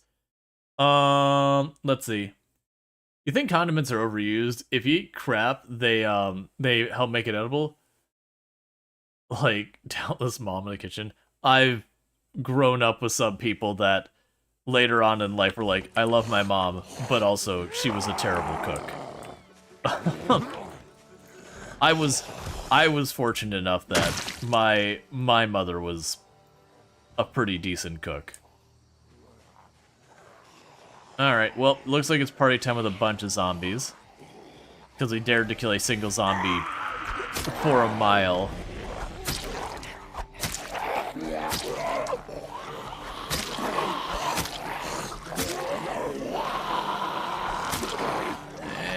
Three abreast is pretty bad. Let's not play that dangerous game. Alright, muscle fatigue hasn't hurt us yet. Can't wait till we actually have some weapon skills so I can two-tap zombies again. We're getting there. Every stab is one step closer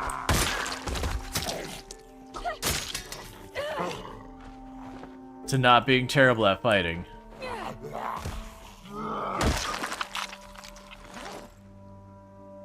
Here, you can have the handle. I'll go ahead and take the broken stick, I guess. Really? I didn't aggro the others? Oh, you're just really slow. That's fair.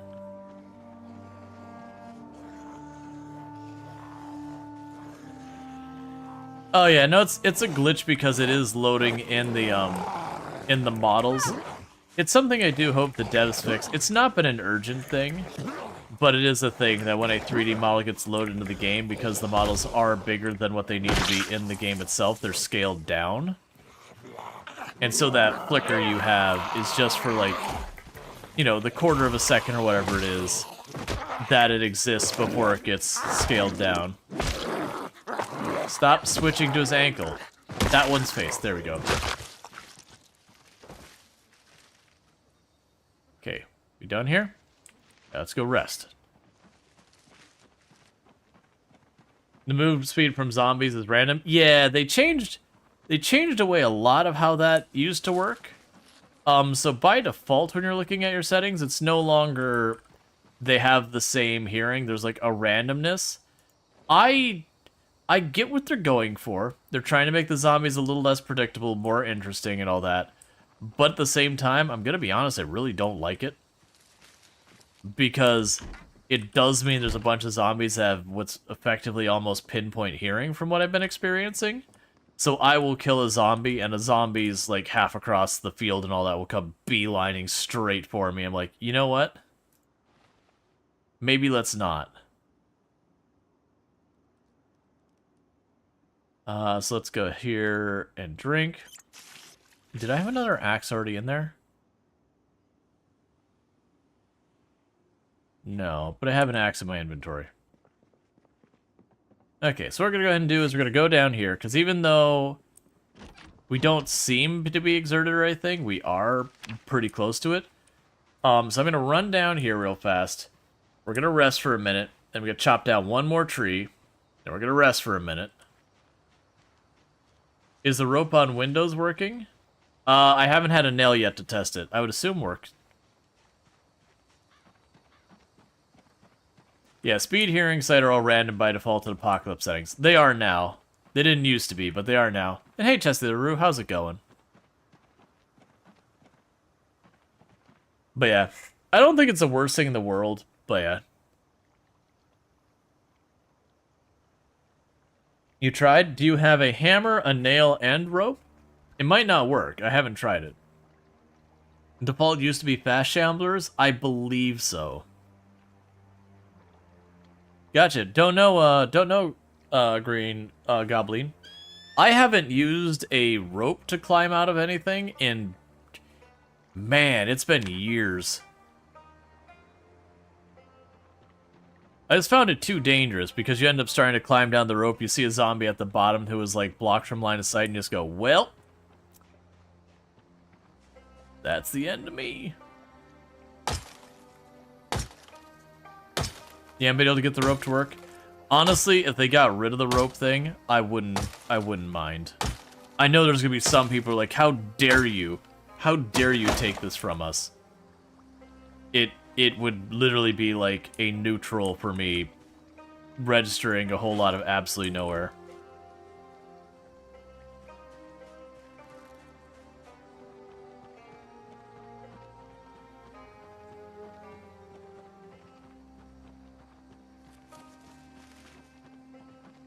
You're not big on that tree cut animation unless it changes as you level up something. Well, the thing is I'm using a hatchet. When you use, like, the big axe and all that works better. But the little hatchet has always been kind of a not... I wouldn't say it's an animation problem. Like, you're trying to cut down, like, an oak tree with the little hand hatchet. There's a reason why my right arm is super strained right now.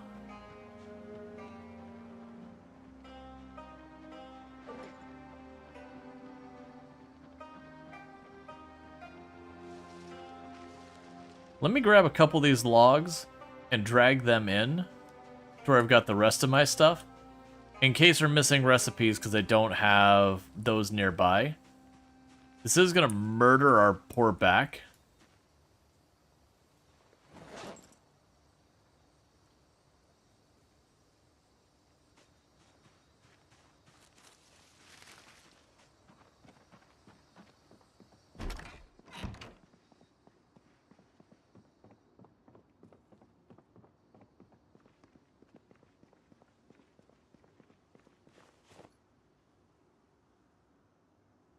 Alright. Can opener back. I've got a meat cleaver. I got 2 knives. Put the tree branch in there. How are we doing on our carving skill? We're over halfway. I can make a drill plank. Cool.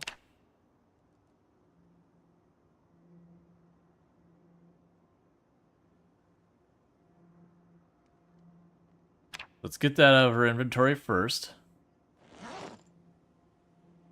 Because I believe we could use a drill plank and a branch to make fire. So, I believe I got what I need to do as long as I don't use all my branches, which I'm going to use all my branches right now. Because I am just carving every single tree branch we get. into stakes. That'll be weapons for us later.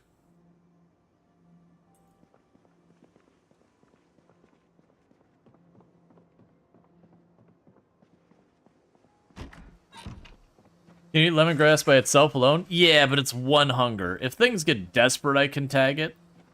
But, it's better used for when I get poisonous berries. Steak give the most XP? Nope, it's what I can make out of tree branches. Can't make spears out of tree branches. Need long poles for that. That's that's part of the nerf to the spears. Is the recipe is not...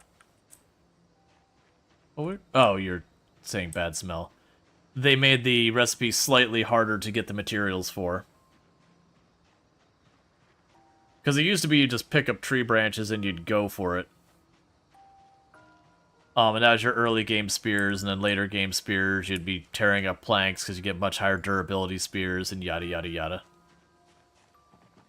So it's not that, Alright,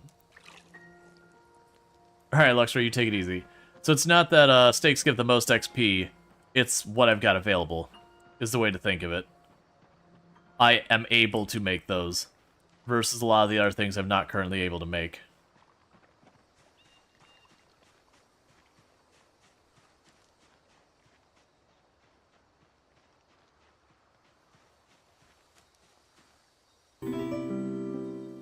Hey, the follow. Welcome to the stream. And we'll eat ourselves a juicy little termite.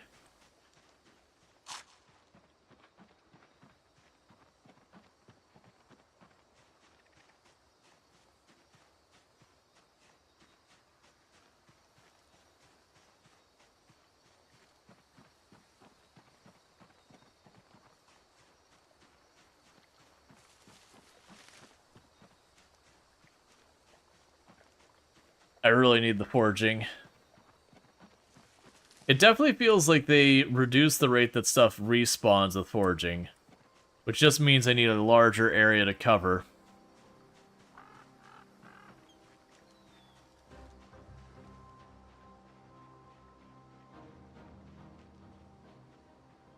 Yeah, we already went along there just a little bit ago.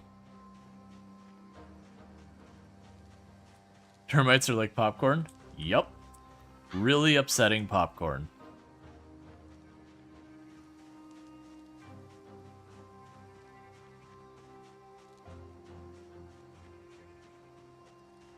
Also, I'm risking getting a little bit close to these trees. And the off chance we've missed stuff inside the trees. Like this. A delicious caterpillar. Is it worth any meaningful amount of food? Nope. Am I eating it anyways because it's a non-zero amount of food? Yep. Let's go check this little opening down here.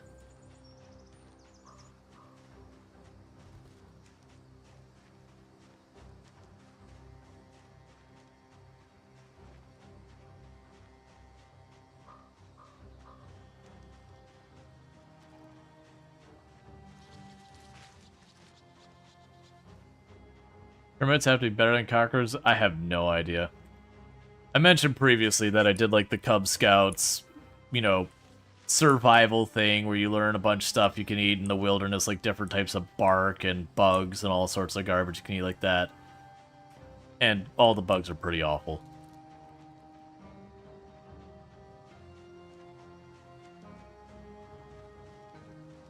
Like, don't get me wrong, with like seasoning and prep, you can make them not awful. But that's basically you saying, hey, you know this thing here? What if we smothered it in stuff that tastes way better than it does until you fail to notice the thing you started with in the first place?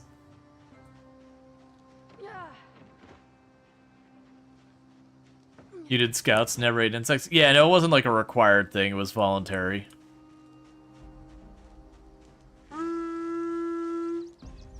Hey, hey! Big Bad Beaver. How was your stream? How's it going? Are you enjoying the Zomboid? And all that stuff, but welcome in, Raiders. If you bear with me for just a moment, I'm going to pause because I'm wandering around in the somewhat dark. For those who don't know, Big Bad Beaver, absolutely fantastic content creator, does a lot of Project Zomboid in their channel, among other things. Let's see, imagine the raid not working. Raid almost didn't work. I had that 2 weeks ago and all that. Where we just raid, I'm like, well, that's not where I wanted it. It's already gone. Well, but yeah, so those who don't know Big Bad Beaver, absolutely fantastic content creator, someone I highly recommend checking out. Does really, really good Project Zomboid content. So definitely check them out. Fun times and chaos. And thank you for the follow. Welcome to the stream. But you're having a good time, Build 42. I hope you're having fun too. Yeah, I made the ingenious decision of being like, all right, I played like an hour or two of Apocalypse. What if we just went 16 times population? And we've been doing that, and we're currently living in a cult compound. So don't worry about it. And thank you for all those follows. Welcome to the stream. But yeah, so we were wandering around. I'm doing like sweaty try-hard settings, and I started at Echo Creek, and as happens in 16 times pop, it featured me immediately being evicted from town. Because if you ever played 16 times pop, this is what happens: is you immediately get evicted from town. That's just the normal. So we were schlepping it out in the very edge of like the river and all that. Well, thank you so much for all these follows. I do really appreciate it. With the scary basement, yes, the basement is cursed. I would love to show you, but I also don't have a flashlight. Thank you, Lemmy101, for subscribing for 1 month. Hey, thank you, Lemmy, so much for the tier 1 sub. I really do appreciate it. Is this the Lemmy, or is it someone with a very similar name with Lemmy? What town are you in now? Yeah, it's the Lemmy. I thought so, but yeah, so it's good to see you. I have to double check. But yeah, for those who don't know, one of the Project Zomboid devs and all that, so definitely good times. Man, just absolutely destroying the follows. I really do appreciate that. It means a whole heck of a lot.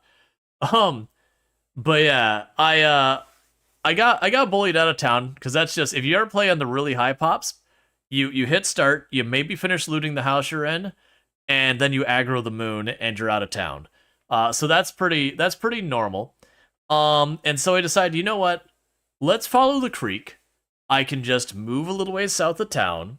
We'll live in the wilderness and see what we can do with all our new crafting stuff. And I was getting started on that. Then the helicopter showed up. So then I didn't live at that spot of the creek. So I moved farther down the creek. And I killed a random zombie. And I came across this key. So where I say this is a cultist compound, I don't mean it is a cult-like compound. The key itself literally says Cultists Key. And I'm like, well, I have to see what this is. And we've been in this back and forth war with the zombies in the area. And the basement is cursed, and I would love to show you the basement, but I am on 16 times population, and it is just one of those things that the power's long since gone. And oh, here, Automod is being a little too aggressive. I would love to show you, but I have no power, and I have no flashlight, and so I can walk to the door of the basement and say, hey, that's pitch black. What else is down there? That's just for you to imagine. And it's a thing. Molotovs resolve problem. For what it's worth, one, I usually don't do fire. But even if I was willing, I don't remotely have the things I need for the Molotovs. But yeah, so I've been definitely testing what happens to the, oh, let's not do that. The muscle strain mechanic and all that when you put it on very atypical play.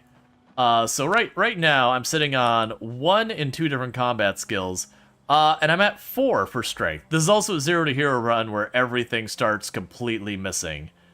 So we have a very weird setup character that I'm getting much stronger, much faster. Let's see. So how's 42 treating you? Nice to be out of your dev grief hole and actually seeing people play again. Yeah, no, it's been fun. It's been weird adjusting to a lot of the differences with muscle fatigue and all that. I am stepping on way more zombies than ever, considering we're at almost 1,200 kills, and my favorite weapon is bare hands.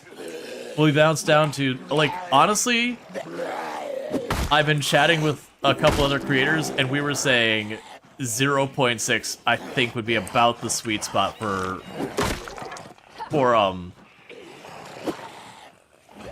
would be about the sweet spot for Apocalypse. Because I think it'd be enough that if you really throw down, there's one to my left. There's enough that if you really throw down, you're still gonna, you know, push yourself to the limit, but not so much that... Did you just, like, fall down? Okay. Alright. Have the rest of that stick, it's all yours. I've been keeping this up to keep it wire. Now 0.5. Now I was talking, I don't want to say the names of the other creators, you know, unless they want to reveal themselves, like, no problems, I'm not trying to hide anything. Is my audio being scuffed? But it is one of those things that they're like, we're sitting there going, oh yeah, my audio's being scuffed. You might not hear it on your end, but give me 2 seconds to just give my splitter a kick. We'll be back to normal. On my end, it went total robot.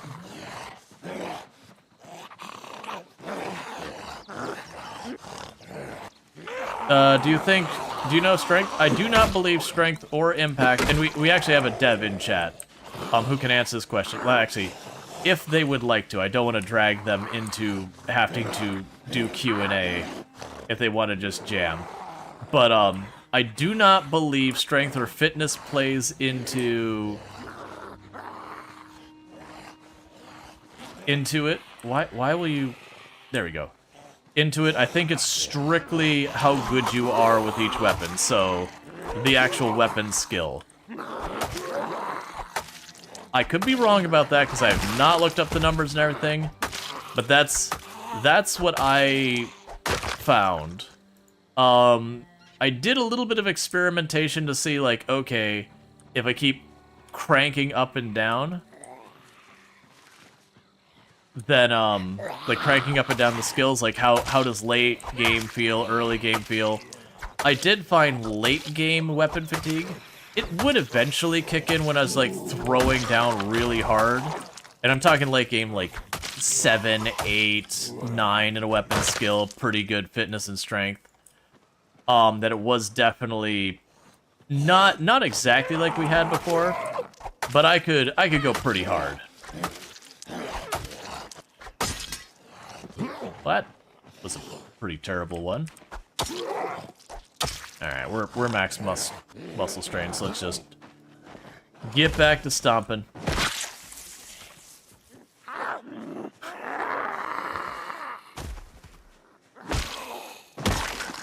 You can have my handle.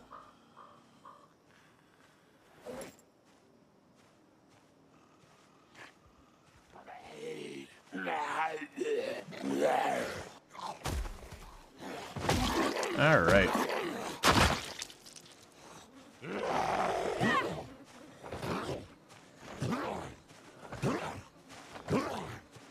I would like you to fall over, sir.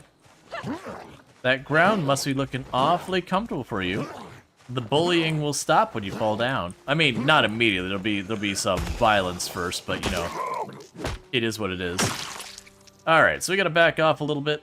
We're getting fatigued and all that. Is this one reasons used for... They love to stand. I'll have like a run where I'll knock like 3 or 4 of them down like one after the other without anything. And it'll be just that one zombie who's just like, nah, man.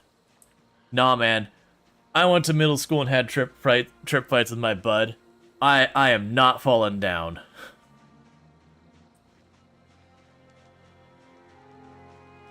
Won't do it. And it's always when it's the most urgent. But to that degree, so I should probably go and fill in where we're at. So let me go sit on a chair. Yeah, that's, I have no idea if that's intended. I do wish How's the weight going? We are losing more than we should be.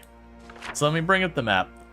So, you know, we started here. Actually, I should put a mark where our spawn was. Which I have spawned in the same house. So with the icons change, I haven't decided what I'm using for what. Let's use whatever the government-looking building. I think I spawned in this house? So I'm pretty sure that's where I spawned. Some nitty-gritty, let's see. Like they have literally zero fun. You're afraid you have zero idea. As the team grows, you're less responsible for all the code. Yeah. But yeah, so we spawned here. We got evicted from town.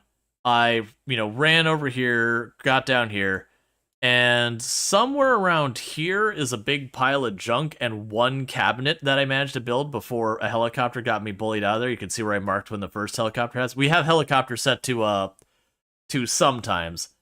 And then we got down here, and I only recently got my emergency signal. There was a Jeep or a truck over here I got a key for that I got the signal for, so I could finally actually get a warning ahead. But helicopters 2 and 3, we got no warning. Both of them happened while I was in my safe house in the compound, and it's been wild. So I've been doing all this fighting over here, but it's been a pretty wild time. The new lighting is wonderful and utterly terrifying, by the way. You just walk into a house, you open the door, you don't have a flashlight, and go, no. No. No, no, no, no, no. As you turn around, you walk right back out. It's like, this house? No.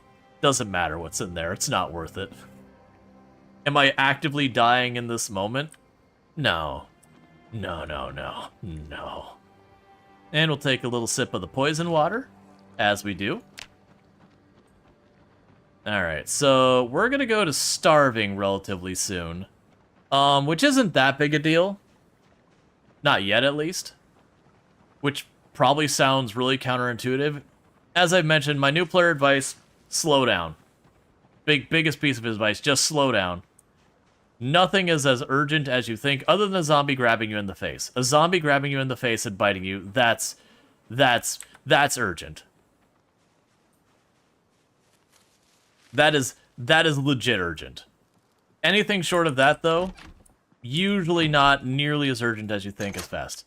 But yeah, so this is our wonderful nightmare house. It looks lovely and fine right now, but I would love to show you the curse that's in the basement, but that's what happens when you go in the basement right now.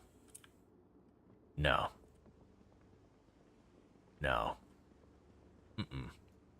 No. I know there's not... Well, actually, I don't know there's not zombies down there. I'm fairly confident there's not zombies down there. Not worth it. Plus, honestly, you'll just get kind of caught wandering around in circles being like, how the expletive do I get back out of this place? But this house is also... This is, like I said, it is literally labeled the Cultist house. I sleep in that room, don't mind the bunks. I wonder if I can get up here. Should be a stairwell up here somewhere. There you are. We can't see. It's fine. There's this creepy chair staring out the window, overlooking the entire, like, compound. Which is very fitting. And I found that before I found the basement. And even that was like, that doesn't feel right. Someone needs a flashlight. Oh my god, I have been checking so many bodies. The zombies have been very stingy on me. But yes, I do need a flashlight. Or a primitive torch. Yeah, my current, I've got the things I'm working on over there on the left, which is one, securing the area. I need a source of fire, which I've actually got my notched plank and everything, so fire is basically solved. I need carving one to get myself a fishing pole. I surprisingly found myself a paperclip foraging, so I can go ahead and make my fishing pole. Soon as I get that, because I need the carving to make the wooden rod, to make the twine, to make the fishing pole, to get the fish, to then cook the fish. Because we are slowly dying of malnutrition. We're nowhere near actually in danger yet, we're just a little underweight. But that is eventually going to become a crisis. Now we're going to go ahead and go to sleep. And I always try to go to sleep midnight or a little bit after, so I hopefully wake up when it... Oh, man. You woke up way too early. Because I don't wander around. Spearfishing is not a thing in the game anymore. Not unless I'm just failing at it, but I'm pretty sure spearfishing was gotten rid of. Oh, and boredom and sadness, it's okay. We're in a permanent state of hopelessness. This is just our existence. We're not starving, but that's going to be any time now. Get a lurk? Well, thank you for the lurk. So grab another spear. For the record, I actually don't like spears. They're perfectly good weapons. There's nothing wrong with them. Just of the weapons, they're my least favorite category. And that was before the adjustment. I'll grab the 2 bloody stakes. Yeah, so we got our notch plank. Okay, so. Thank you for the follow. Welcome to the stream. We've got our big area here. Did we acknowledge seasons? No, we didn't. How's it going to turn out? Probably not good. Am I doing it anyways? Absolutely. Because, you know, how else are we going to find out how good, bad, or otherwise it is if we don't try it? Alright, so we're very hungry. We're slightly thirsty. That's fine. We're just going to wander right down here to the river. We're going to completely ignore the fact that it says this is dangerous. And we're going to drink it anyways. It does get you sick, but if you're not doing anything else to get you in trouble, it's not really enough to be that big of a problem. Unless you have weak stomach. Don't drink the bad water if you got weak stomach. But on normal, as long as you're not eating poison berries and all that, you're fine. You can even eat the poison berries on regular one. You gotta microdose them. Eat like 1 berry, wait for the sickness to go away, and eat another. It's not enough to keep you from eventually dying of hunger. But, you know, if food is really a problem and water isn't, you can microdose. Alright. So I'm gonna do another lap with the foraging here. If we don't find food today, I'm gonna go on the assumption that we are gonna have problems. I have a feeling we're overdue for the helicopter to come. Well, we're not overdue. We are in the range that the helicopter can come back. And the helicopter has been an absolute jerk and has literally landed at the earliest possible twice on me. Which is pretty brutal. Because unless something changed on the sometime setting, the closest back-to-back you can have the helicopter is 10 days apart. So we had our first helicopter towards the end of day 6, and the second one on day 10, or like 10 days after that, which has not been kind. The third one wasn't as bad. Have I tried finding farm animals? We haven't left this area too much. Because I am playing on 16 times pop, my ability to explore the map is very limited. Going to visit the neighboring town isn't a let's go for a stroll. Visiting the neighboring town is a 3 to 5 month protracted war. But that's because I'm on try-hard sweaty settings. Because I figured everyone's checking out the map. It's like, let's have someone experiment with how much we can break the game by just saying, what if the zombies but more? What are you? Lemongrass. I mean, it's edible. It's 1 hunger each. I mean, it's 8.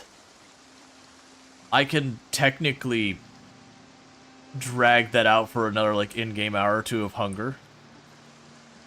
You like to play on normal because you're a coward? Or you're a rational human being.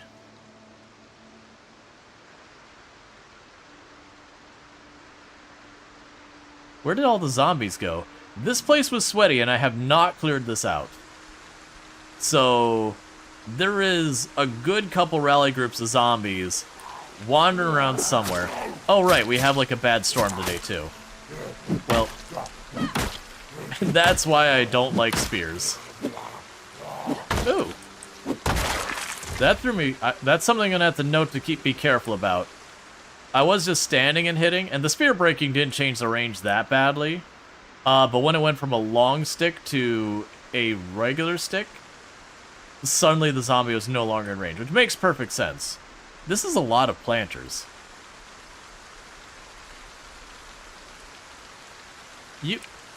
I'm sitting here like, why is the zombie not moving? It's a scarecrow.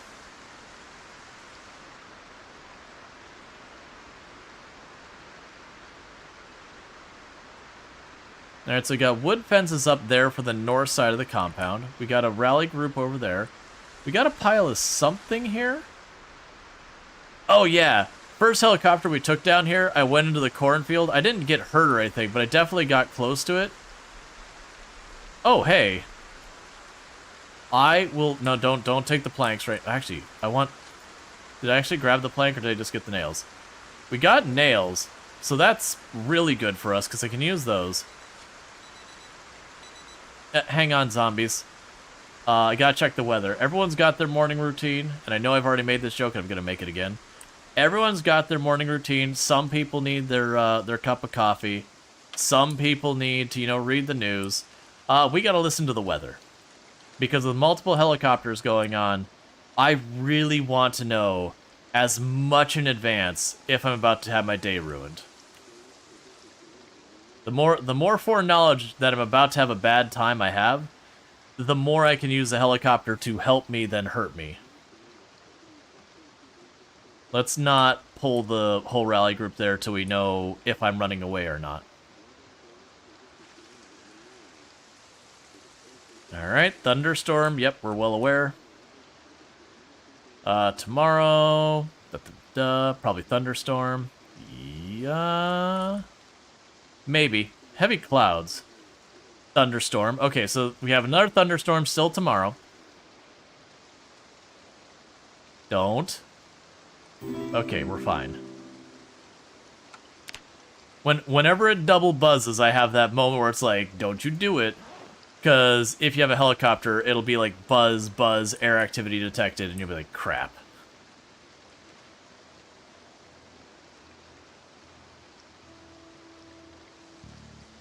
And thank you for the follow. Welcome to the stream. Okay. So let's try and pull the big group. Hey, friends. Hey, friends. I'm absolutely in your sight range. Let's... Come on. Oh, you hear me. You in the dress. Come along. Okay, that'll work. That's fine.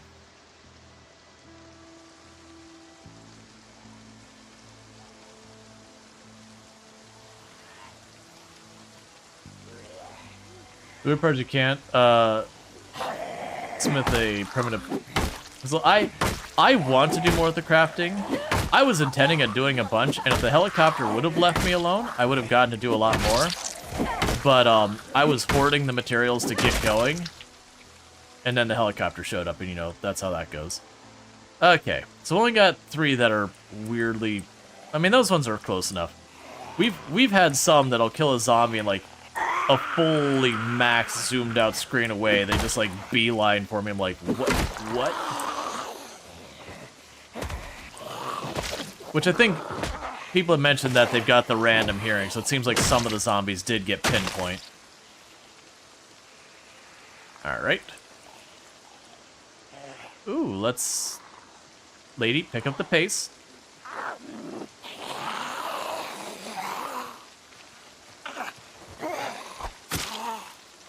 So you don't have to worry about accidentally execution animation. For those who don't know, knives do have the ability to one-shot a zombie through like a little fancy animation where you stab him in the chin. Hey, is that short blade 2? No, it's probably short blade 1. It's tangible progress is what it is. And that's what I care about.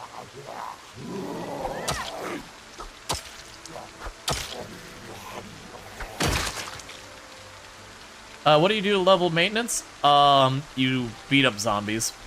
That's just kind of the reality of it, is you hit zombies, because unless something's changed, the way maintenance levels up is when you hit a zombie, it rolls a dice based on your maintenance skill. And if you win that roll, your weapon doesn't take damage, and you gain a little teeny tiny bit of XP in maintenance. If you lose the roll, then your weapon gets damaged. Let's see, the best bet is to try to spec into a character creation if you want to be more crafty. Yeah, that was the thing that held me back, was I didn't have maintenance 1, because again, try hard sweaty settings. Do I recommend my settings? No. Do I recommend my build? No. My build is what we call a self-sabotage build. It's basically if you like someone you know punching you in the eye and then giving you a fistful of salt to rub in your own eye. It's just... Calm down, Weather. It's just... It's not recommended. It's just if you want Project Zomboid to just really be even meaner than previously the worst it's ever been. We can grab you. And we can put this in the primary hand.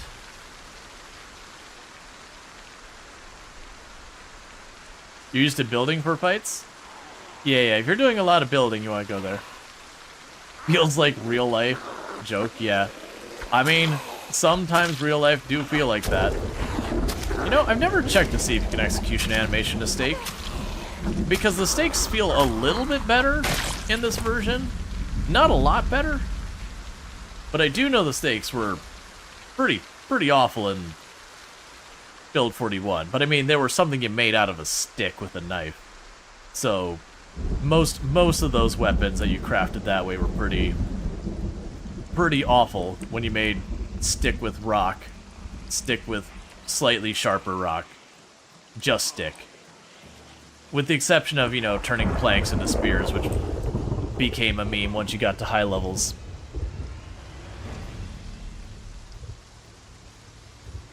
Alright, so we got the fast ones. Those are usually easy to deal with. Still only at minor muscle strain, which is surprising. But I think we're getting enough space. Do I have the stake in my hand? I don't.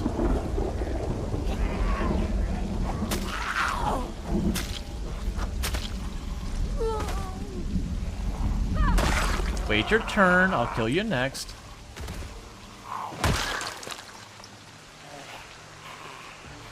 Alright, we can stack 3.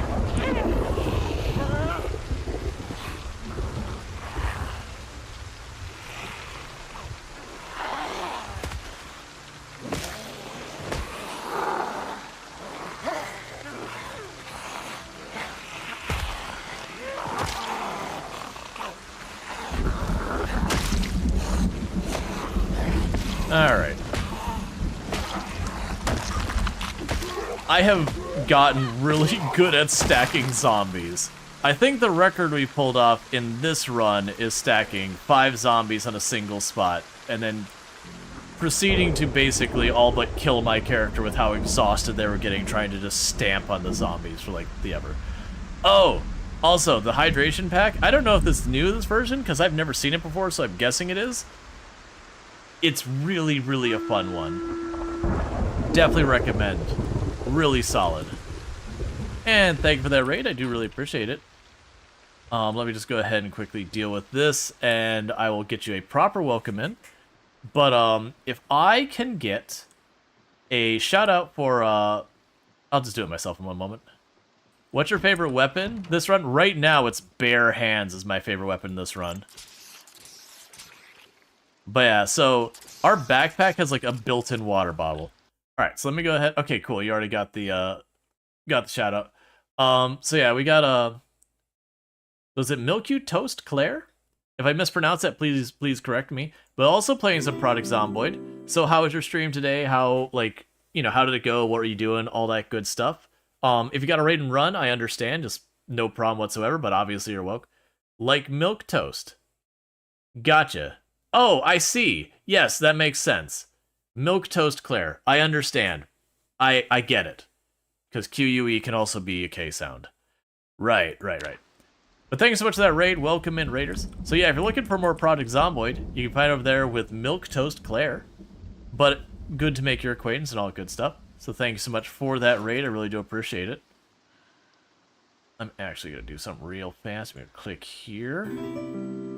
And click there. We can check that out later. But good to see you and all that. But welcome in, raiders. How's the 16 times pop life going?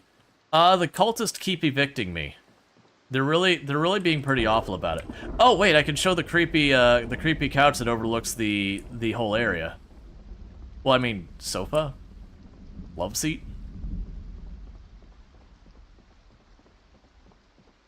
Is that blind close out's going on? Open curtains. Oh, there's the books I was like we should use. Yeah, so you got like this weird chair that just looks out over the compound. Been chilling Apocalypse right now? Yeah, I did that for like just a little while, and I was like, hey, I should definitely do this. The answer is I shouldn't have done it. Diet and Lifestyles by Samantha J. Kelly, and it's an entertainment book. That's Chair thinking about murder. I wish so much I could show you the basement. I'm gonna try, because yeah, I can't do anything, unfortunately. We don't have power anymore. Just know that the basement there, not a good time. Just don't worry about what that key says there. Cultist key. We found a fun place. The basement's mildly cursed. Hey, Lamprey, how's it going? Can I get a shout out from Mr. Lamprey? Dexter's summer house, basically. So let's throw this in here so we can try and read it before the dark hits. I doubt I'll be reading that anytime soon. The hand forks, in a pinch, they can work as a weapon, but they're pretty terrible. No, we'll just go here. And thank you for all those follows. Welcome in. And for those who don't know Mr. Lamprey, another person who plays a whole lot of Product Zomboid, the current world record holder for highest kill count run ever streamed. I forgot the number. It's like 950,000 or some ridiculous nonsense. They were the one who ended up taking the record from me because I was the previous record holder. And to give you an idea of how much difference it changed, I was at 135, 120 zombies killed in one character, one life, no mods, change animation or vehicles, blah, blah, blah. People have heard the spiel. Basically, I killed at least 2 zombies. And then Lamprey ended up taking the record from me, and then played for like a full year on that run afterwards, continuing to expand that record. I'm pretty sure that's the forever record. I don't realistically see anyone taking the record. Like, regardless, completely ignoring any of the changes in Build 42. Like regardless of Build 42, the time commitment that took to set that record that high, I don't think there is anyone out there who will put in the time on stream or whatever that will do it. Let's see. But now we're on build 42, so you're sitting probably 450. Oh, 450. Ah, those are some newbie numbers, Lamprey. Really disappointed.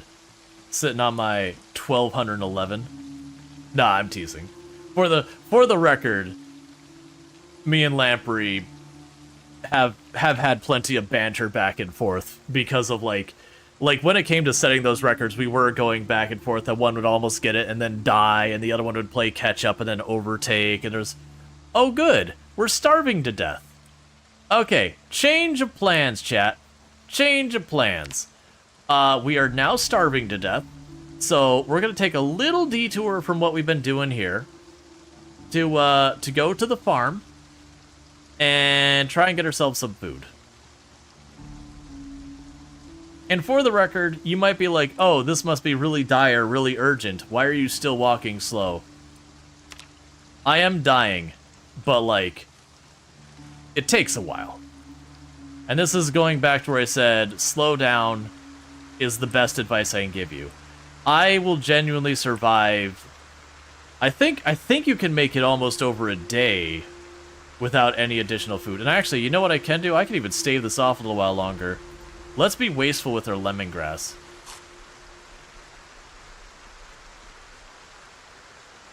And I'm no longer starving to death.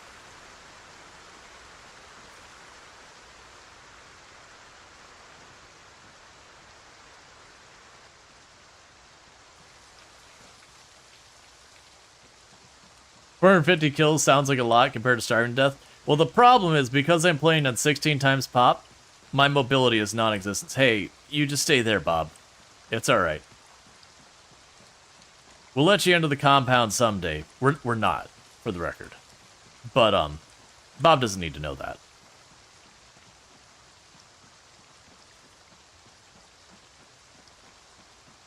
But yeah, so we're walking down this path. I actually don't like this path.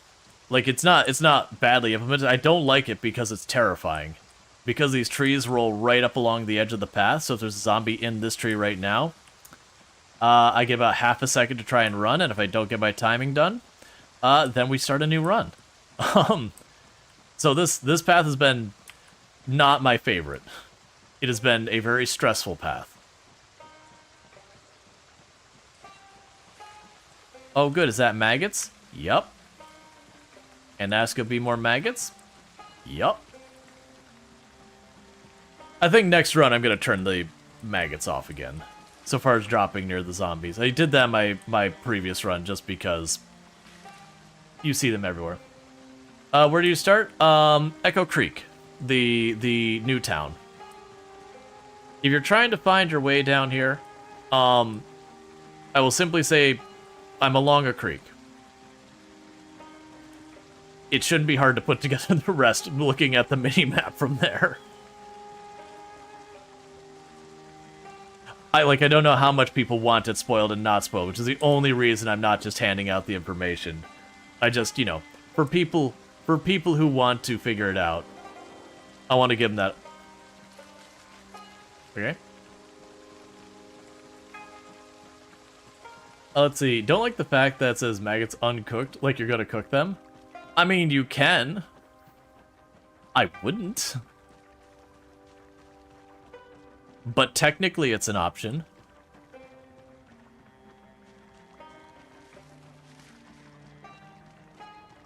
Everyone is here? Yeah, that's just what happens.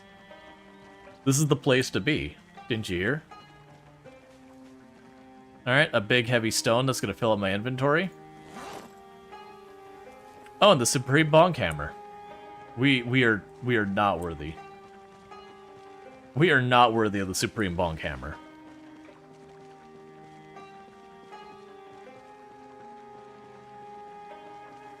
Yeah, I can grab that and use it as a weapon. We didn't have the carry weight for it previously. We do now.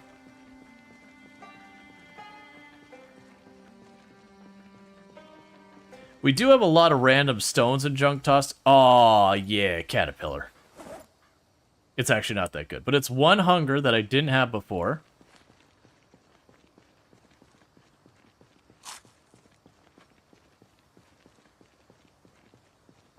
But yeah, so there's a farm up this way that when stuff gets dire, we go to the farm.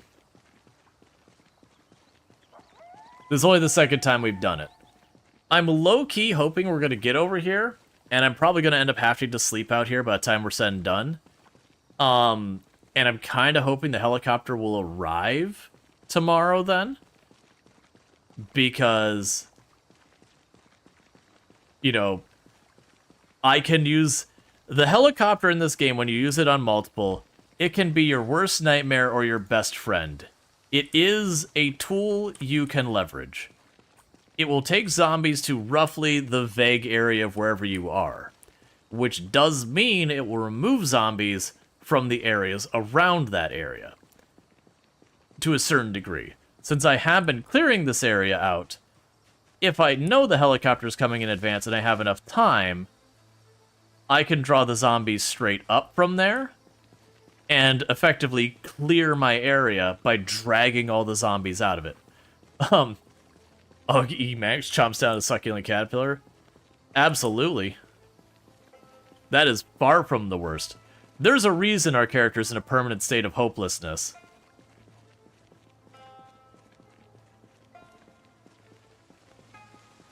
Yeah, technically you can eat maggots. There's actually a French cheese that sounds totally cursed that they deliberately have maggots in it. But you couldn't get me to. Couldn't get me to. I'm willing to try some wild things. Oh yeah, we will not be playing Mushroom Lottery. I will eat poison berries a lot. We have eaten bushels of poison berries in this run. Will not touch them. Oh, here we go. Proper meal right there. We got some grape leaves. Oh, and a stack of 6? I mean, we could basically go back. I mean, we actually probably should go back. Like, we probably shouldn't even worry about the farm anymore. That many grape leaves will probably fill us up.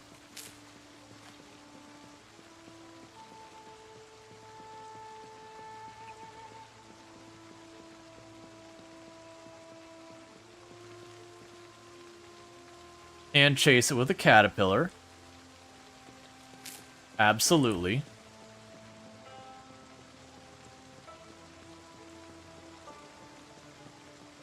Those grape leaves are not going as far as I thought they were.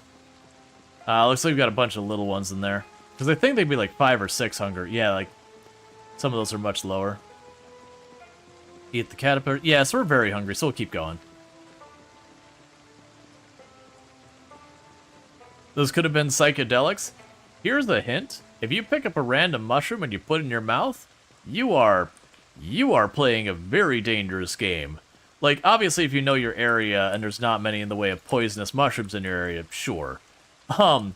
Where I grew up in Michigan, there was 2 prominent mushrooms you could run into that looked almost identical. And one of them was good eatins. The other one was nicknamed Deathcap. Guess what happens if you eat that mushroom? So, you know, even if you really know your stuff, you just don't play with those mushrooms. Because you look at the little brown mushroom there and you go, is this delicious mushroom? Or is this deadly mushroom? And you stare at it for a long time and go, you know what? It doesn't matter. It's not worth it. You just don't play the fungus roulette. They look like portobello mushrooms for the store? Exactly. And like I said, where I was from, it wasn't portobello, it was a different one, but you had perfectly safe mushrooms that looked exactly the same. And it would be every couple years you'd hear about some, like, try-hard survivalist, like, Supra's like, hey, I could live out in the wilderness, and they would poison and kill themselves on accident. And, like, and a lot of them weren't even, like, novice to it either. It's just, they were very easy to get wrong. Which is the reason, like, when I was at Scouts right there, and like, are you actively on the verge of death from starving? No? Then don't eat the mushroom. Like, just, in this area, just don't do it.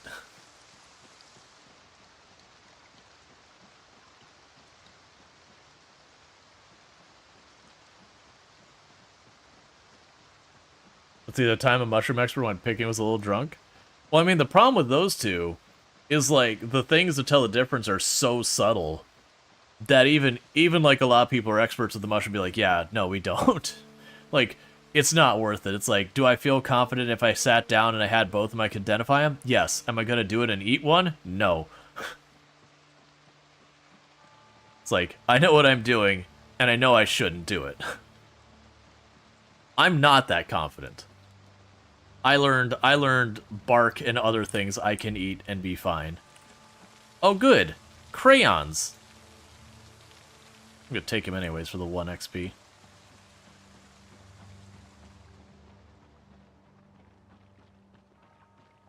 Alright, I would really like you to give me food.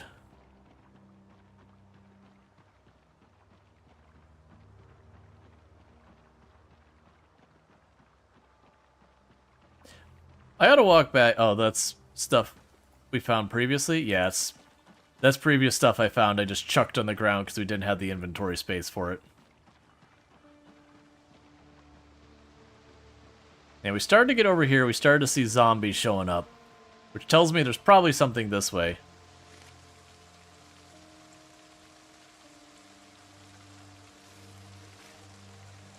Put that one in our inventory. The clay doesn't seem very heavy.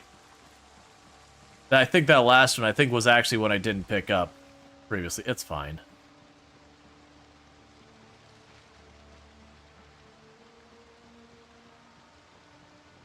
Well, we've now at least seen the entire field. Because the other time we had a full rally group chilling off to the right, and I was just like, we were actively starving to... Oh, do you find clay? Yeah, I find lots of clay. The place I've been finding the clay is in, like, these muddy fields. I've been finding it a decent amount. I've been finding clay along the water's edge. A lot of clay along the water's edge. It's been pretty good. I don't know, maybe it could be It could be blocked behind... There are things that you can only find once you hit a certain level of, foraging. So it could be locked behind that as potentially the thing. I honestly don't know. I think I found a piece of clay in the road. That one was an outlier, though. Should be switching you to wild plants. I don't know if you need to reset it, but... I'm paranoid enough. Alright. So we found tomatoes, and we have the almighty bull.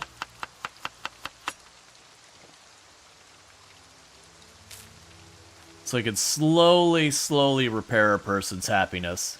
And then sometimes you get like a little nudge more hunger out of food and all that. I don't think we... Hey, cooking 1. If you get your cooking up, you actually get a little bit more mileage out of your food. Alright, so we're back to hungry. Did you give me seeds by chance? You did.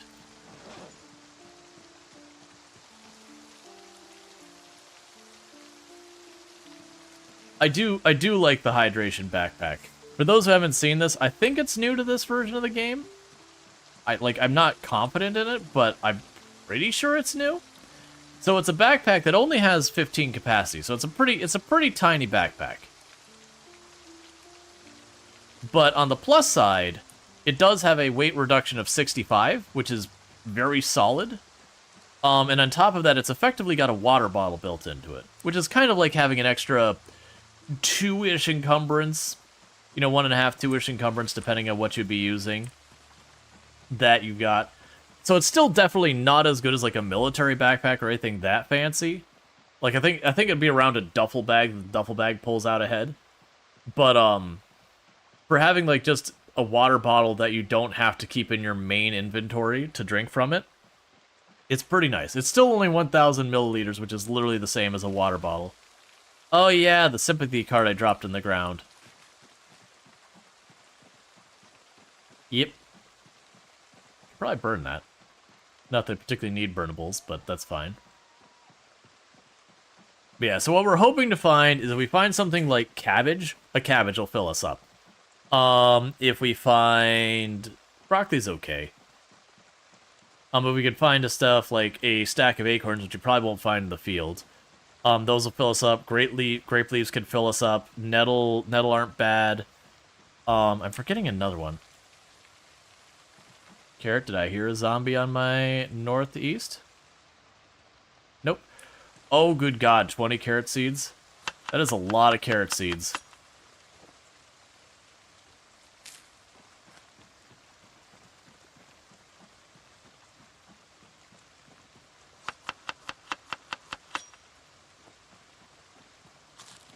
Yeah, so that might take us to peckish.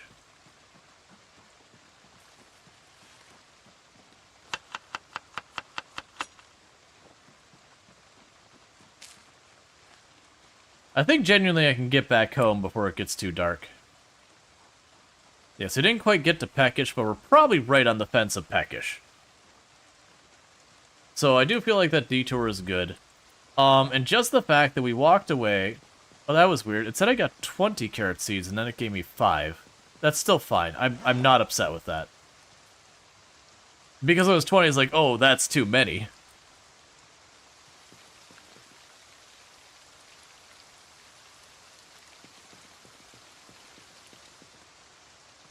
But yeah, so what we're going to do is we're going to try and work our way back. I'm going to take the other side of the road to try and look for more foraging. Have you won any of your scratch tickets?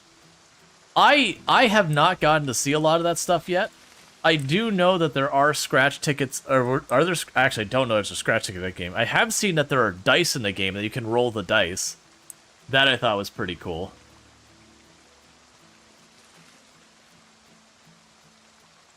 Like, at first I thought that was a mod someone had done, but then I saw someone playing with a build for it. She was like, okay, I guess it's part of the game now. It might have even been around for a long time. I'm pretty bad about that kind of stuff in the game, that because Project Zomboid's one of these games that I kind of treat it in my mind like a list of checkboxes, that you start your run, you're like, okay, what am I doing?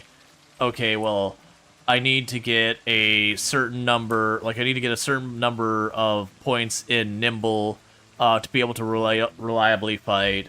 I need to get a certain amount of strength and fitness to not have my character practically pass out every time I fight more than 2 or 3 zombies. You know, you get your generator, you get your magazine. So it's not that it's like literally you go down the checklist and then you like brush off your hands and be like, okay, well, I'm done. But it's not that. Like it is one of those things that when you start your run, you have the most things that you need to do or want to do to accomplish or whatever. And then as you play and you accomplish those things, you have less left on that list of things you would like to do or accomplish. And then, you know, and that's one of the reasons why I actually discourage players from making their settings too easy. So here's a question. Is it healthy or is it poison? We're gonna find out. But, oh, our inventory's getting full. But that's probably fine. There's a zombie in the trees over there somewhere. But, I discourage players from doing the thing where they make it so that, you know, infection is turned off. Like, by all means, do whatever's fun for you. But it is one of those things, that stone, that freaking stone is 40 encumbrance. I picked it up and it's like, no, we're not even trying. Right back to the ground. But I discourage people from playing that way because, as I mentioned, it's kind of a checklist that you work your way down. And if you make it so it's really easy to recover yourself again and again, you'll end up getting bored much faster because you'll get all the things you want to get done quicker and then have nothing left to do. Well, we're not overheating yet. We'll still give it a minute. We're in no rush. That's fine. There were dice you couldn't roll them. Now there are D20 and maybe others. Yeah. There are lotto tickets you won $1. Nice.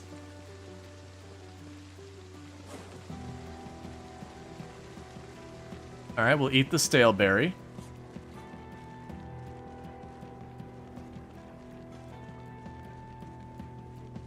We got that tiny bit of happiness, and then we took it right back.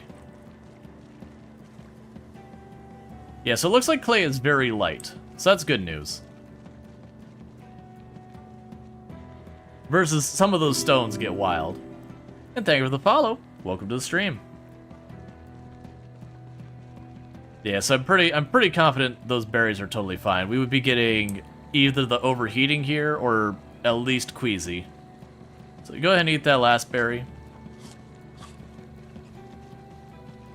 You found whole D&D sets? That wouldn't surprise me. And we're down to peckish. I'm gonna go ahead and eat a lemongrass just because I got a stack of them.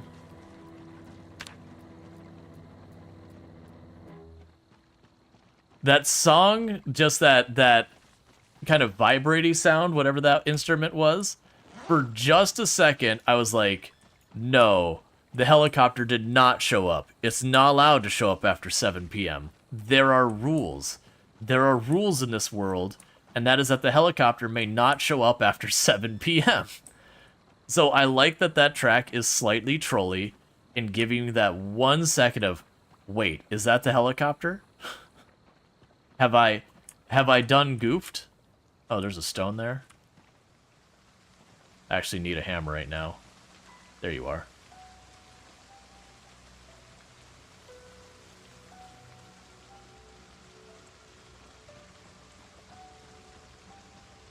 We'll probably run into 1 or 2 zombies along this road.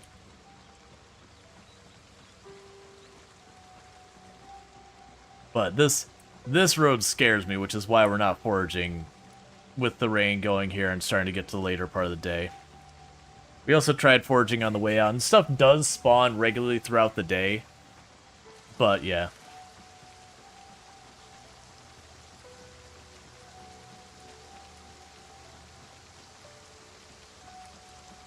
A D&D campaign in Project Zomboid sounds funny.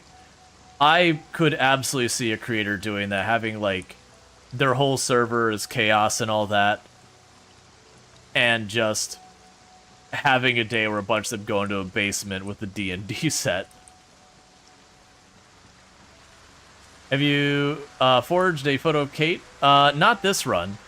I have found the photo of Kate at least a dozen or so times. My favorite one to find is to find the pickaxe handle. That's my favorite item to find for just a really, really rare find on the foraging table. Which I don't think was deliberate to begin with at the start thing. But it's a really rare find you can find. It's not a good weapon. But it's rare, so it's like, oh, I found one. And then, you know, you go and put it on display.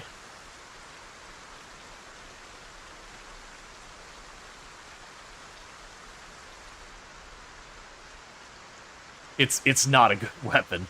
I can't speak like if they've adjusted with this version, but build 41 you found is like, haha, this is fun, and you go and you hit someone who's like, wow, that is, you know, it's a stick of wood. It's like hitting someone with a plank. Makes a certain amount of sense. Didn't pick up a tail. Yeah, so we actually managed to detour out, go to the farm, get enough food that we weren't in danger of dying, which we didn't leave until it was like mid-afternoon either. So just went on a nice little stroll. How bad's the penalty? Oh yeah, 60% penalty, never mind. Yeah, so we're still hungry, but that's okay. Keep the caterpillars coming. Hey, all day long. They're a step up from the Wrigley spaghetti. Wrigley spaghettis, them's good eating. When you've been doing a bit of gardening and got a little spaghetti sitting around, wiggling away on your in your backpack. Get your 1 hunger per worm. I don't do the thing where I go out of my way to just keep digging up more and more worms. I don't think that's even a practical... Oh, we got a tree growing right here. Well, that's not my favorite. Hate everything about this. Every time, I hate everything about walking in the... It's gonna be one of these times, because I've got my zombie set smart enough that they could open the doors and windows like a player. And I only just got nails. I'm not going to use them boarding up my windows and doors, though. I'm going to use those nails for building things. Yeah, so I need to grab one of those. Oh, my backpack's full. Let's see here. A lot of these need to go downstairs, which is where I was going to put them, and I saw how dark it was. I'm like, you know what? I don't need to be messing with that. So I'm going to fast forward till it's late enough that we'll likely wake up after 5:30.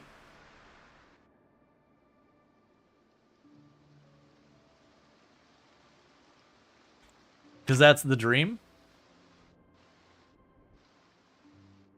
Don't you wake up at 4. That's okay. That's close enough. And we're just doing that way I can actually see. Yeah, no, you can use the nails to make the fishing hook. I have a paperclip, so I'm going to use the paperclip instead. Just because the paperclip has less stuff it's useful for.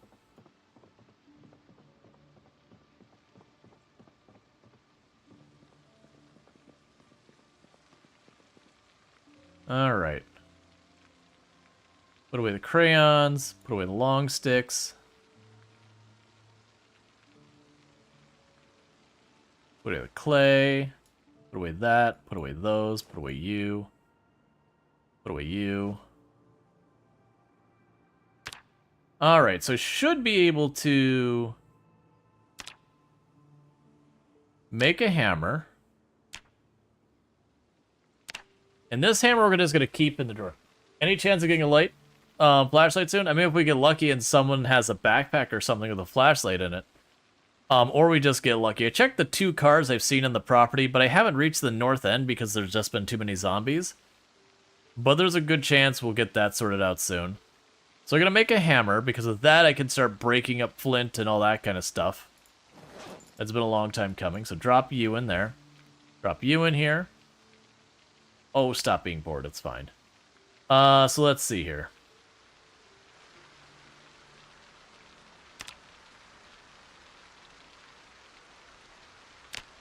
break the flint into sharp flint so we get better at napping.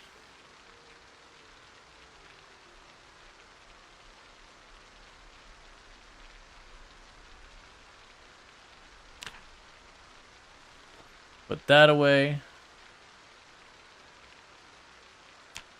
And then from here,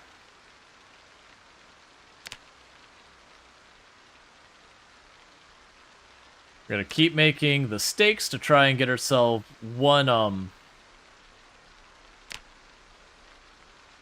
in carving, because that's what's holding me up from a fishing pole. And then let's look at what we got in here, what I want to actually grab and bring with me. Let's see.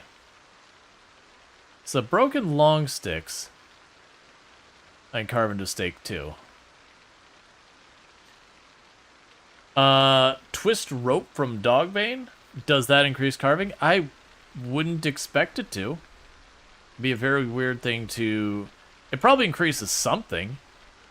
I don't know why that would increase carving. Most of the stuff is pretty straightforward on what it'll increase.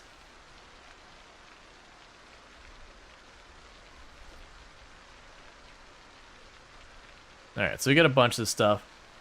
Where did all those stakes go? Ah, they're terrible.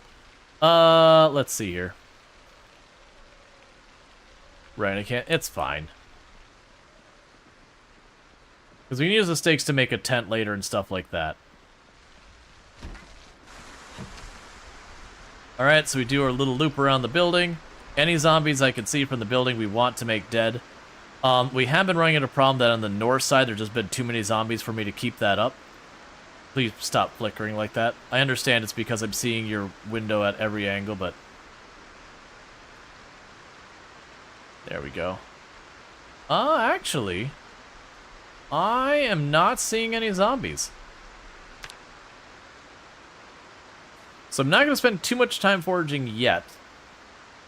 Because we do have 10 more seeds on our person, so I'm going to plant those. For the record, they have added seasons to where you plant stuff. I don't know how severe or not severe the impact is. It could be by like... Do it with your hands? Oh, wait, I didn't have the inventory space, that's right. It could be one of those things that by not doing stuff in season, I'm literally just wasting seeds and time and effort. That's very likely. But, I want to figure that out for real.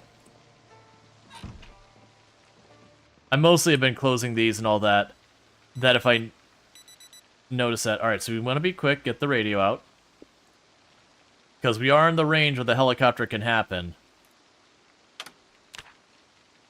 Meanwhile...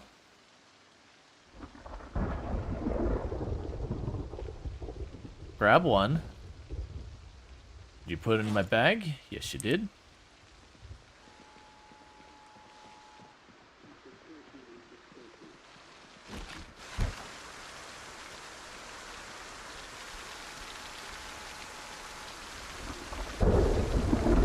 Well, we don't know if that's going to be a helicopter or not. That's what I'm checking. Because right now it's an unknown. It's a maybe helicopter, maybe not. Oh, good. So the thunderstorm ends this afternoon.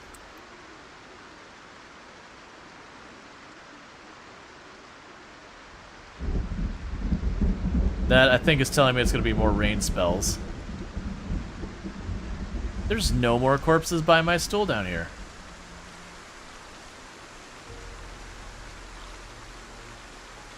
Okay, and we are fine. There's no helicopter today.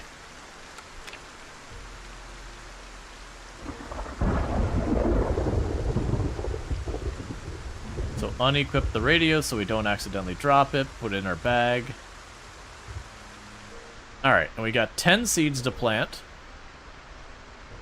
5 carrot, 5 tomato. I'm suspecting most of these are not going to give me good results. I haven't seen any of them grow at all, which... Like I said, I'm growing them on what is likely out of season and all that. We only know 2 of the plants when it wants us to grow them. And they were like April, and I was like, nah, we're planting them now.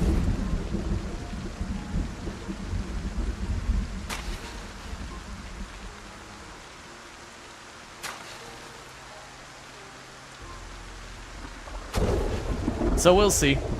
We're gonna do some tinkering.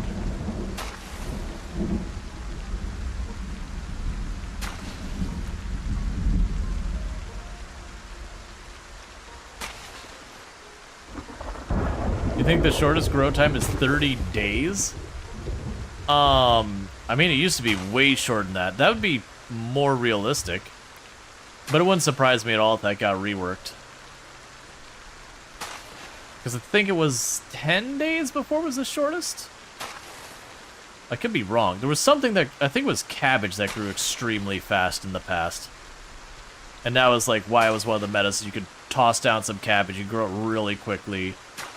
And you could get at enough quantity that you could gain weight just on cabbage. It wasn't a fun way of dealing with it, but it was doable. The point is, to gain weight, you either wanted to find stuff that would help you gain weight, or you wanted to go fishing or trapping. So you either had to like find the local ice cream parlor and hit it up, or whatnot. Okay, so we planted all those. Grab a broken stick.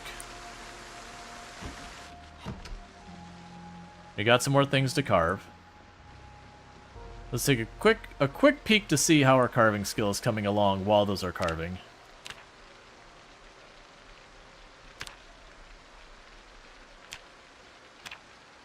Carving is coming along. We're only getting about 1.5 XP, give or take. I mean, that was almost 2. But we're getting about 1.5, 2 XP per one, so it's taking me a while to get that carving up. It is what it is. I am literally just making junk, so it's not super surprising that it's going slow. Oh good, a worm. We'll eat that.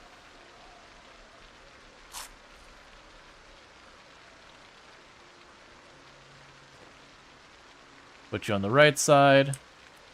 Okay.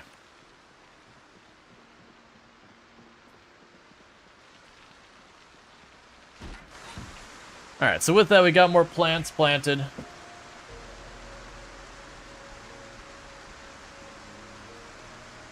Maggots, I assume? Yep. So I'm going to cut along here, see if we can't find anything. With the weather penalty being 30%, I'm not going to put a lot of effort into the foraging right now. It's going to be pretty bad.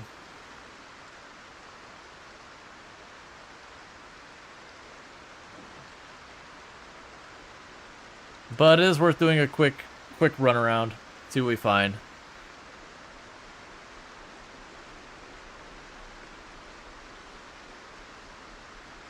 Because I need to keep finding tree branches and all that stuff. One of the things we will do is I do have that axe I've been deliberately not using. Once we go and... I probably need to bring that large stone back at some point. I'm sure we can craft something worthwhile out of that. But once we do some fighting of the zombies, I'll run to the south. We'll cut down one more tree. Because I've been doing that most days now. I've been cutting down like one tree. Where's the spot?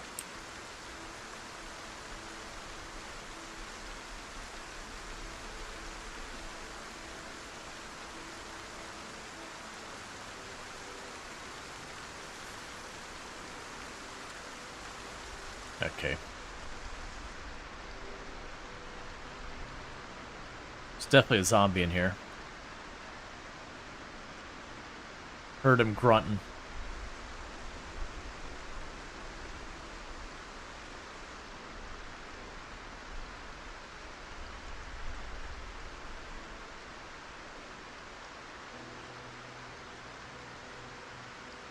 Okay, it's got a couple zombies over there.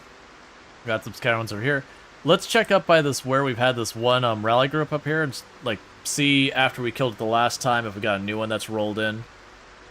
Because I am feeling pretty good that at the rate we're going, we're going to have the inside part of this compound clean, not counting helicopter shenanigans or meta events, which would be really nice. Yeah, so it looks like we got at least half a rally group.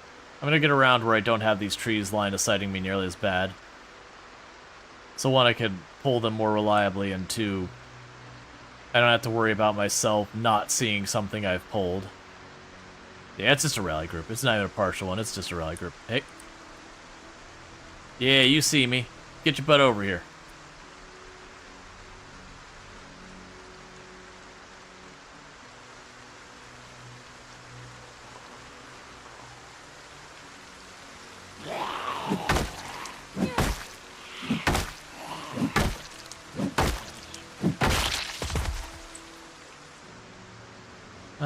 Looks like either all of them or about 7. Either way, looks like we got 2 fast movers and 2 mediums and 2 slow.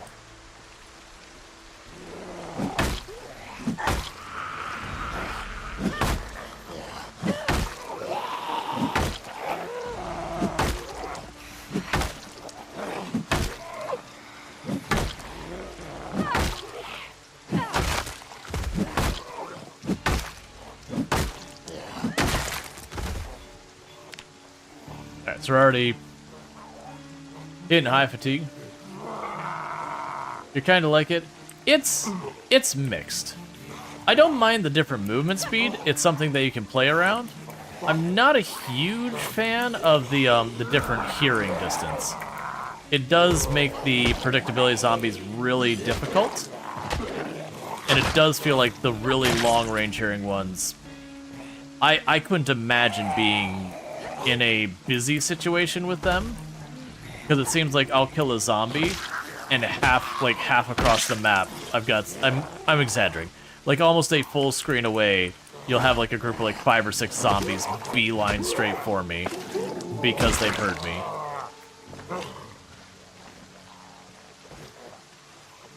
But yeah, the variable movement, I think that's good.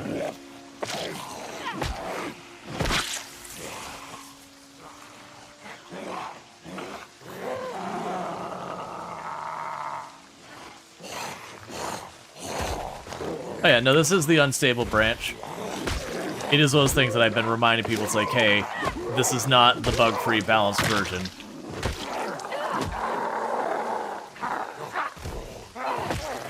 Alright. Yeah, I'm not gonna be able to get to target the one I was working on.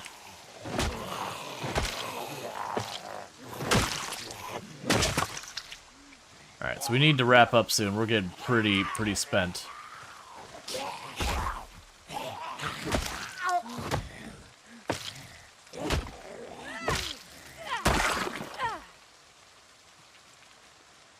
You did hear the military compound outside Rosewood has a pre-generated basement. That would surprise absolutely no one. High exertion, yes. We need to back off. Yeah, no, the secret military base certainly is going to have a lot of changes to it. I haven't gone and seen it yet, the updated version, so don't spoil me. I've been there plenty of times in Build 41. I've cleared that out on 16 times pop 3 times now? To me, I consider it the single most dangerous location on the map. Would be the not even the base itself, but that road going to it. Driving through the woods and all that, or walking through those woods at 16 times pop, especially if it's not something you do early game, so all the trees have grown in.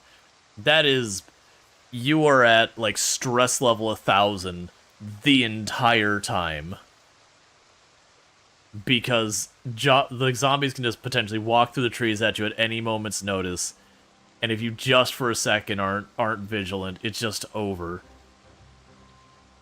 The more in-your-face stressful one is the prison, historically. That's not considering the changes of Louisville and whatnot, but not changes, but the introduction of Louisville and whatnot.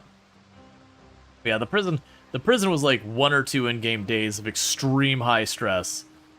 And then just you get to higher pop runs the military base, and it's like literal in-game months of fighting your way in, and just being dialed at 11 the entire time, that you almost take a break from it because you're like, look, man, I need to back off because my nerves need a minute.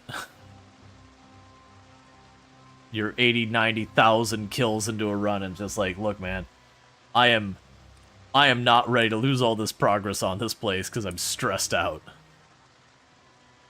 But I think it's good, because it's not a place you have to go. It's entirely voluntary. You are putting yourself in that situation as a decision. And thank you for the follow. Welcome to the stream.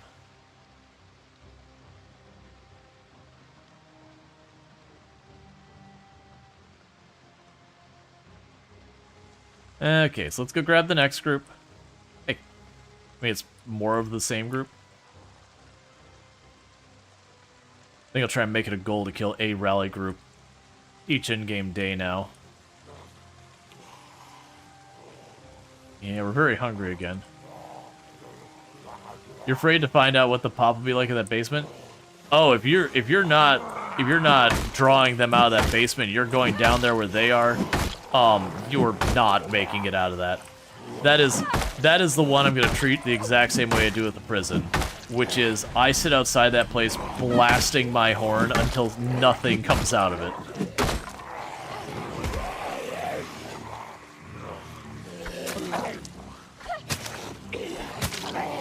Now we're at way too high of pain.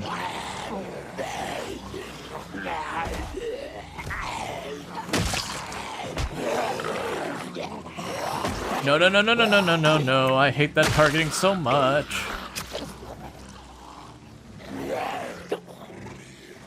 I need to force ground stomp way more than I do. Just the standing up zombie taking priority over a crawler has always been a stressor slash terrifying slash I wish it wasn't. Fall over. Fall over. Fall over. There you go. Fall over. Thank you.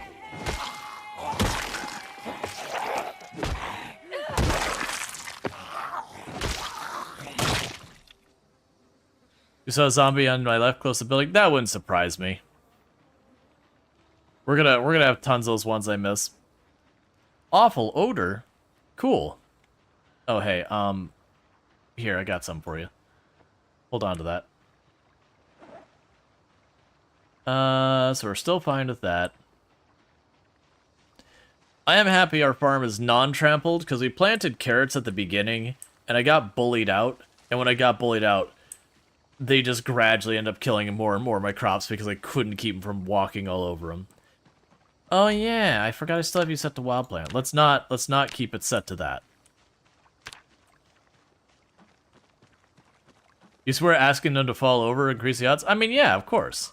They're more willing to cooperate you if you're polite. If you're really mean about it, and you tell them to, like, you know, expletive fall over already, they're just gonna absolutely not cooperate.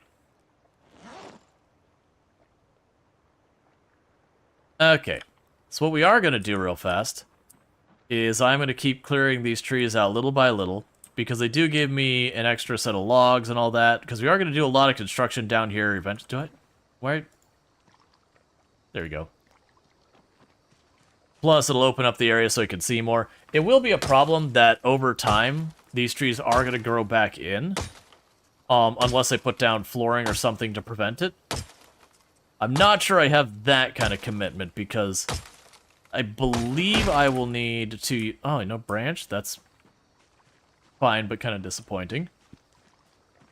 But see, the reason you go all the way to that stool and rest instead of going inside the house...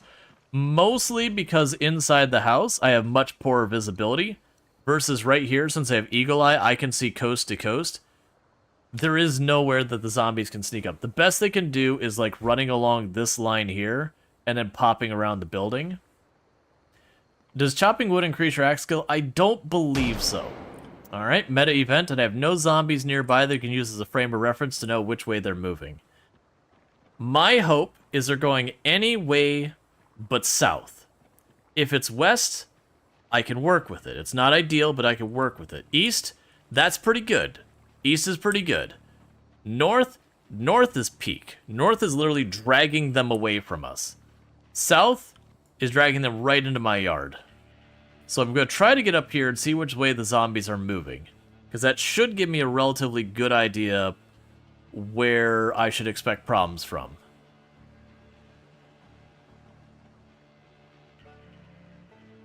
Well, the good news, I'm not seeing them coming at me so far. It looks like southwest. West-southwest, something like that. Not the greatest, but I don't think that'll be a crisis situation.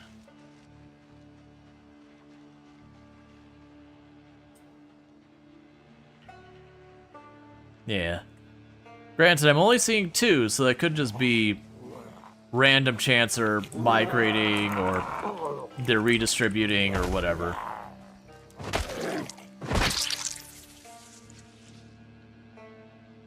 Cool.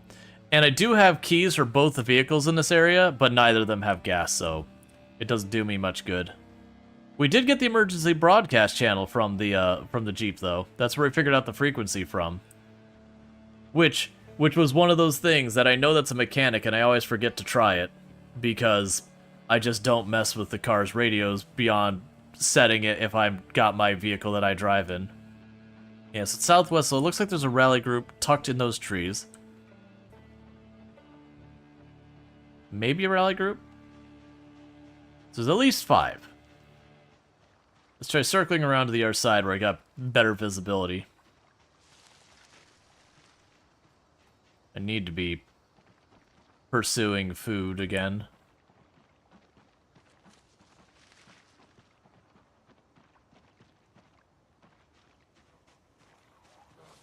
Yeah, you see me. So I can slap one of them and I'm gonna walk away. So hey.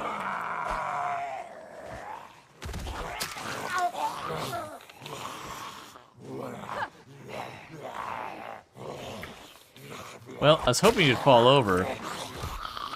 Oh, okay, it broke. Mostly because I don't want that wall to my back.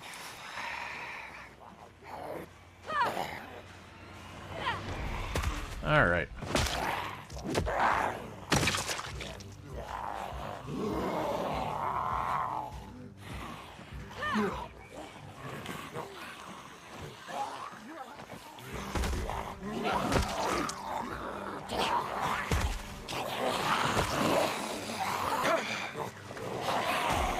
Man, that's too many to play pushing. Do we have anything else in here I can use? I almost killed myself on that rock. Just getting used to the boulders because they're new. And having something that's not quite as... like, it's not something I'm used to looking out for as a solid object.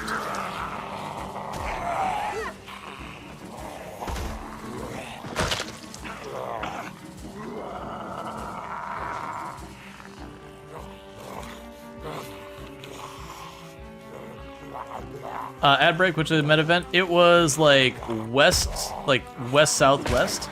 So not ideal, but not the worst. So it's not gonna draw too many zombies directly to me, because I'll be drawing zombies from where that farm was, which is already pretty quiet. So I shouldn't have to worry too much. We'll probably get a couple. Let's get the 2 fast ones off on their own. And then this is just, we happen to see a rally group by the produce shed, whatever it's called. Hit that one.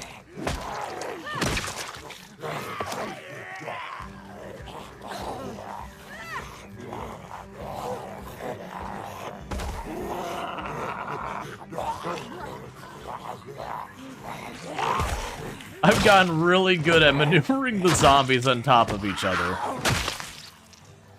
We have had entirely too much practice.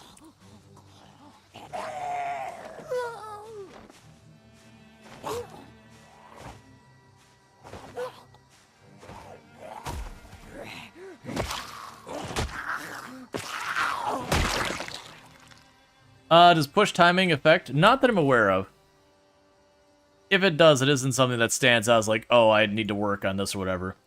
There is a thing that, like, the distance of the zombies does actually matter with landing your weapons and all that, but it's kind of one of those things, if you're trying to, like, min-max it, you're just gonna die because you're gonna be missing swings, as opposed to getting, you know, less than perfect swings.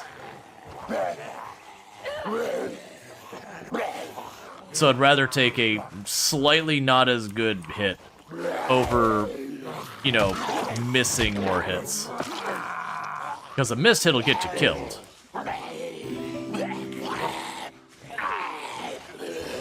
Now we need to back off. We're at high exertion. Alright. No, stay fast. Keep following me. And thank you for the follow. Welcome to the stream. Fall down.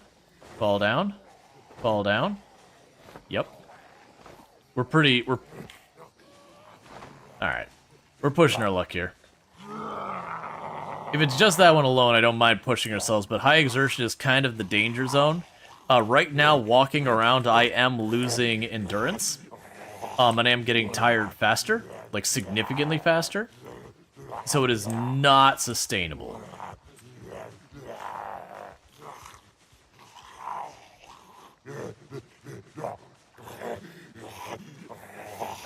Alright, fall down here.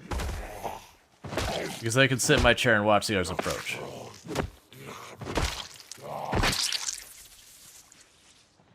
Yeah, so everybody's out. So we should probably be able to get, probably not fully recovered, but we should be able to get to probably moderately exerted.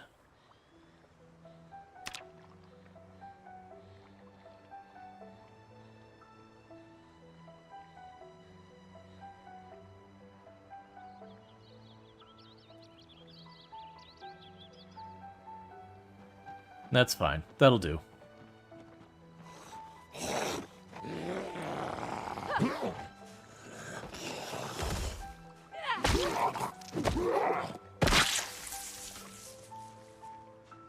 So you're still up there, you're up there, there's one over here.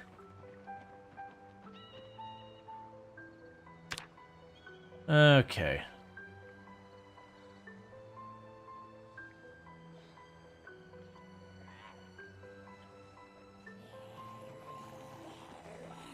How can Purdue concern about the food situation? Not really. Like, don't get me wrong, with some bad luck we could be in trouble. Once you've got a couple points in foraging, most of the time you won't run into too much problem. The big thing you gotta worry about with getting stuck with the foraging is eventually you'll die of malnutrition.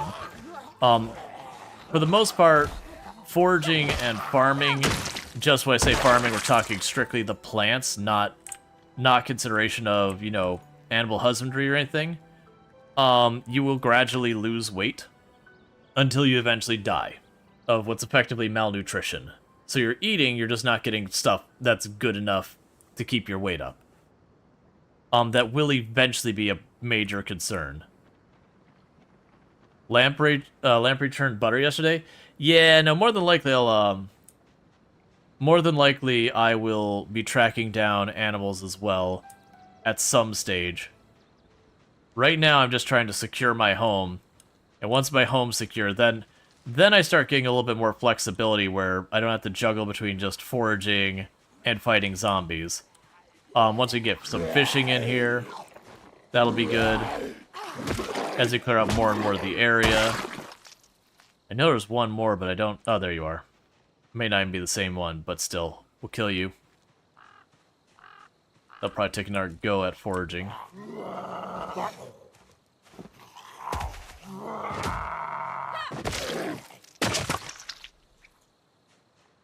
Okay. Let's check by our house. We did drag a lot of zombies. I just want to make sure I didn't drag a zombie, like, into my backyard. Because I again thought I heard the helicopter. Like, phantom sounding right now, where it just... I know it's due. And even though I know I verified, it's a new version, so... You never know when the rules changed, or maybe things don't work quite the way you expect them to. So, yeah. Oh yeah, for weight, butter would be fantastic.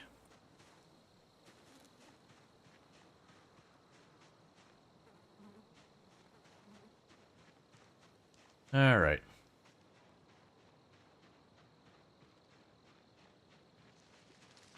The good news is, pretty soon I think I'm going to be able to make a proper move on that farm. We're probably going to get to starving again relatively soon. What does the search mode do? We're foraging.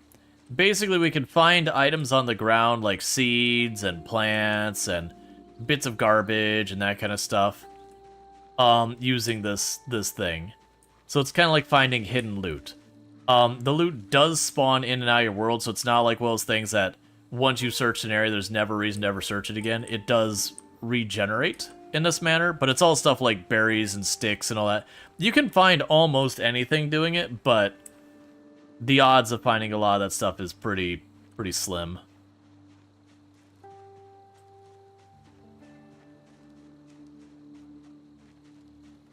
One bucket of milk gave 100 butter. That is a lot of butter.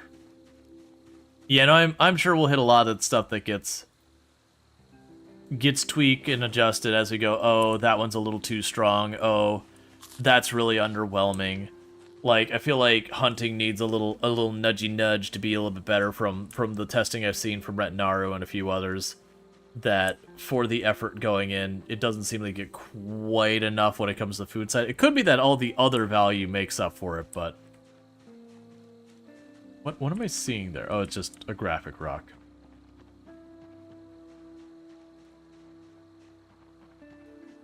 Alright, so pretty soon I need to go back inside.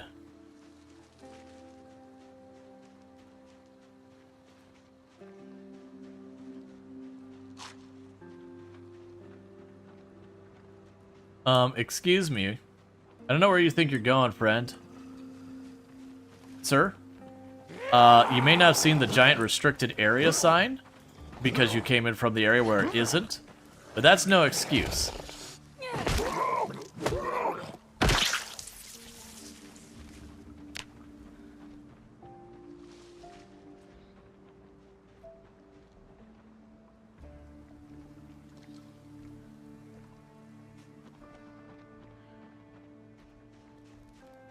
Let's see, will zombies break a fence if they don't see you? No.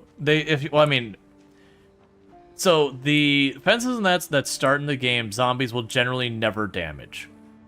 That they're usually impervious to zombie attacks, the pre-existing stuff. When you move or build something, so it's player owned, made, whatever you want to use for your verbiage, then zombies, if they bump into it, will often attack it. They won't just arbitrarily like home in and attack or anything like that. It's strictly if it gets in their way and you're close enough to be there. That's actually a trick you can use. If I were to wall around this property, if I didn't get near the wall, they would never break in. Because it just wouldn't flag itself as kind of being eligible to be attacked because I'm not close enough for... I see you. One second, my audio's scuffed again. That's on my end, that the audio's scuffing. I gotta figure out what's going on with my software.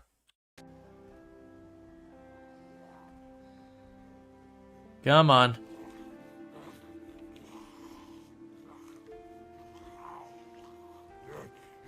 Did they make it say break tall fences?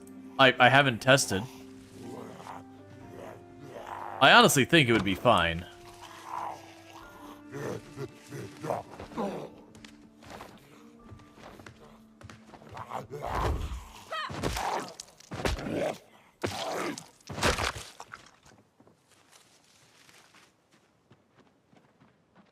Let's do a quick peek in the backyard.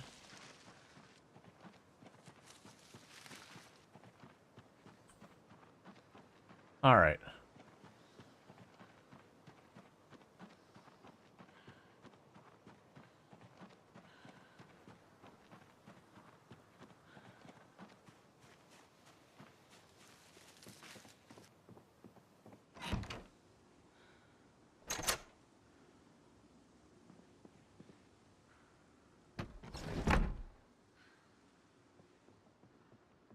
The meta event drags Z south. They drug kind of south, like west by southwest. So it was well as ones. It was not really a crisis situation. It was enough west. I probably don't need to worry about it. But it also could have been a better direction. It's not what I'm stressing about. Honestly, the food is going to be our bigger issue right now. Because we might even go starving to death while we sleep.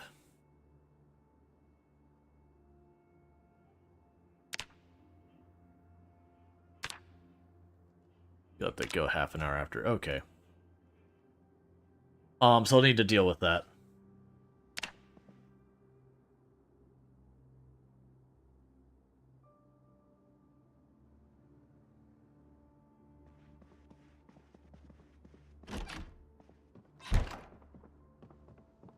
So we're still just very hungry, so we're okay for now.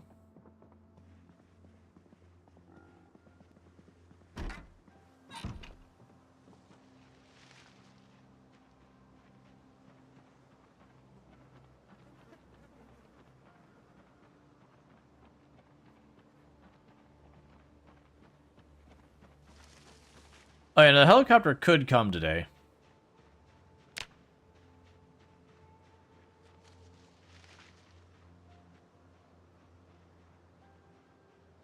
Alright, so we've got our search size to like 8 something.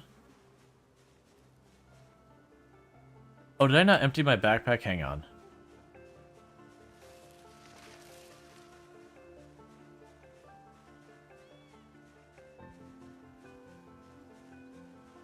We got a bunch of tree branches we can carve.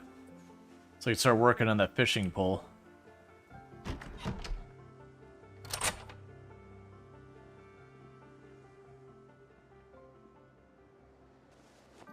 Alright.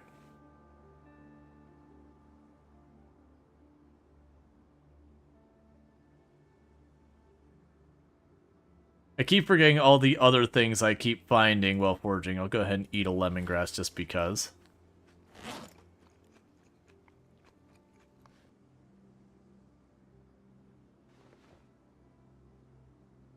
So I'll trim that.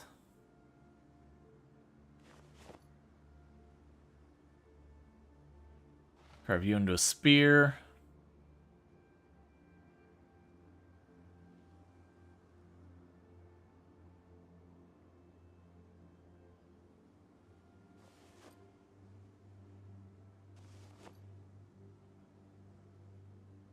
We can go to our crafting list.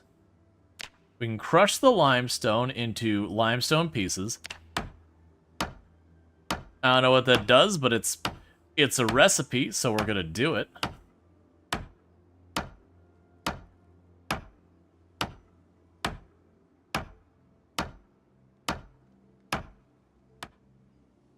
Cool. And from here we can go ahead and do this. Is masonry a skill? I think so. Yeah. Yeah, so we can make stone anvils, and we can break large stone into stones. Yeah, so it looks like that kind of stuff. We can make a stone wheel. I hope that means we can put stone wheels on cars and have, like, the worst imaginable ride. Obviously, zombie apocalypse things, you work with what you can.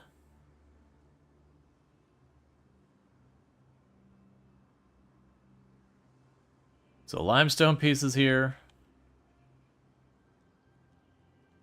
That's fine. I want to save that for twine. Put you on the right hand. Drop you in here. Actually, here. How many sticks do I have here? Do I have a bunch?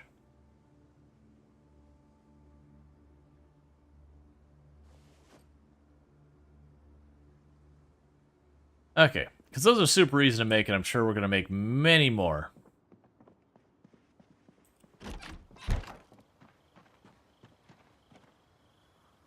So add the twigs. Oh, I was expecting the stakes to be able to be put in there as well. Honestly, those stakes aren't as heavy as I thought they were going to be. Alright, so let's get ourselves a little bit of water.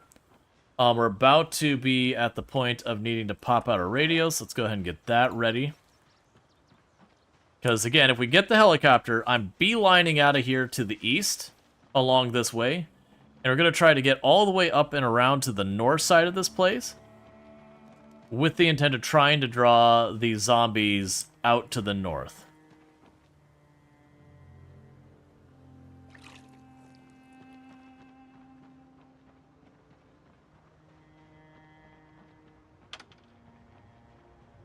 Alright. You start moving that way just in the off chance it is the helicopter day.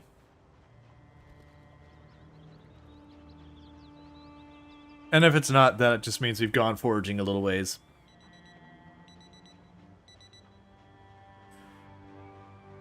And if it's not, what we're going to do is we're going to try and, again, get ourselves a little bit of food, because we're starting to push that danger zone of I'm going to start starving relatively soon. I'd like to get that solved before I have to run off and go forage a field, you know, a good hike away.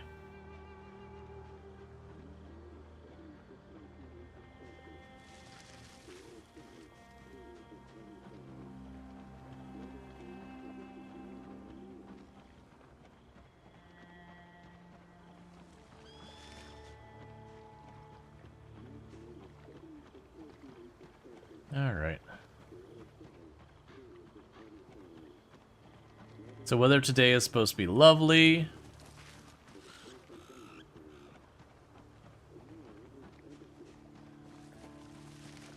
Alright, helicopter day.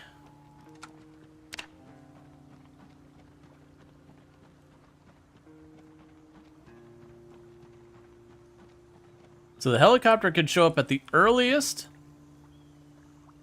of 9 a.m.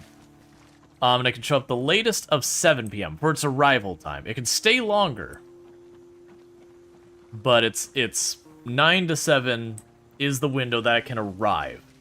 The worst case scenario is it arrives at 7 p.m. and goes for 4 passes, because that means we're just stuck with it for as long as possible in the dark.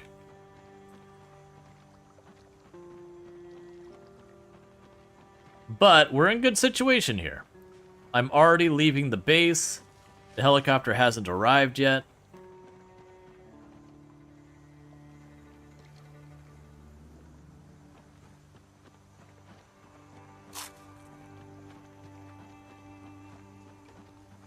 Like I said, I'm going to try and go north above this whole compound area, and the goal is to be trying to draw as many zombies out of the compound area as possible, so that we can get ourselves established, get our food sorted out, and not have to be, you know, fighting the zombies just to kind of hold our location. That will let us focus a little bit more on getting our food sorted out, getting all that stabilized, and then we should be in good shape after that to go. Oh, good. Danger berries. And is today a poison day? Let's see. Are we going to be microdosing poisons? Alright, we'll give it a moment and see if we start getting a little bit of fever going. If we start seeing that heating up, that means we got a poison berry.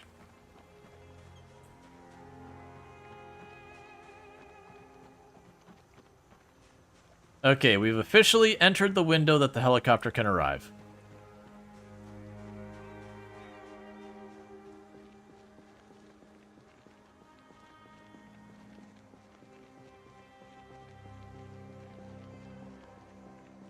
Let's see, how else are we to debate the cocaine powder? The what?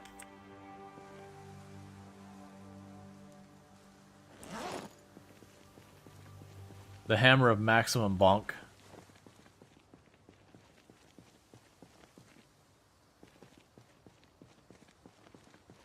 If you're on a weak stomach, foraging is a no-go. Yeah, no, if you're on a weak stomach, you gotta be careful.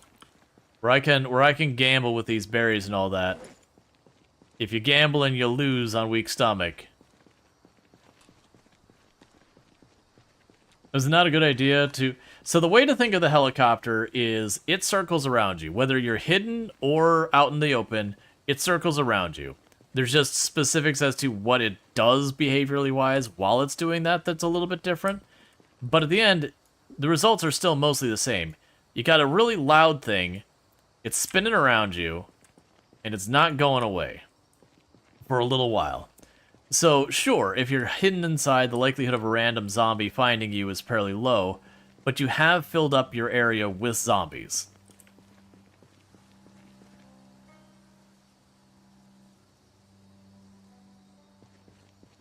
So it is the thing to be aware of.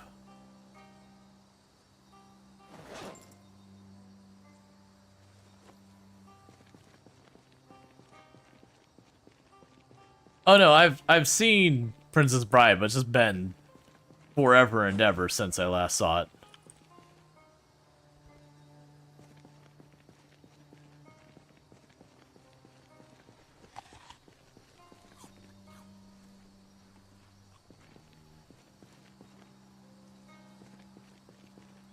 Is first aid still useless? Oh, actually, we got a map of West Point. First aid still is not got many uses. Not unless I've missed stuff.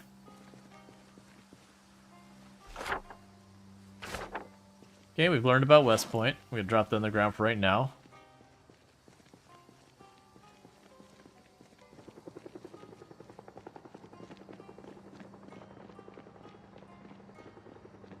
Okay, 1 second. So it's 8:21, I believe? Yeah, so before we lose track of where it happened, so we were here.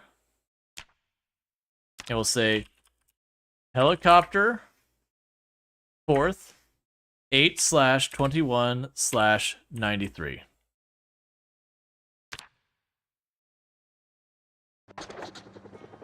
And I am jogging, which is something you'll almost never see me do, because I would like to change the position a little bit of where I want this helicopter to drag the zombies to and from. We don't want to push this too far, though, because I still got to survive the helicopter itself. Because I want to draw zombies up and over, not through. Alright, it's got very long sticks and all that. Okay, I think we're far enough north that we'll be fine.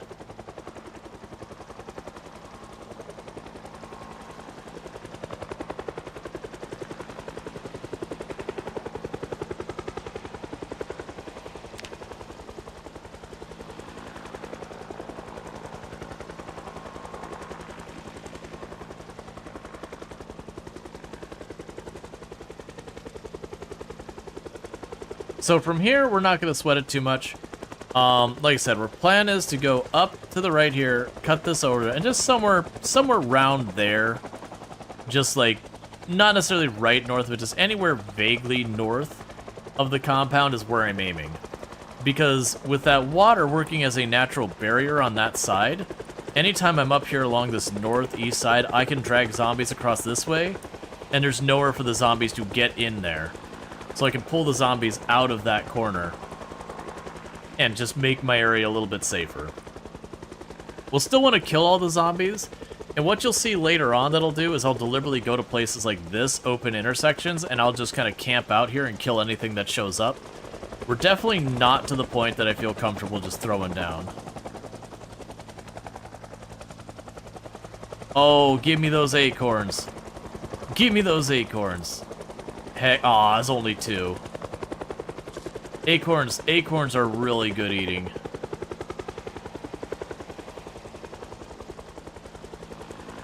Sadly, it's only 2, but that should be enough that we might get out of peckish. Yep, we're no longer hungry.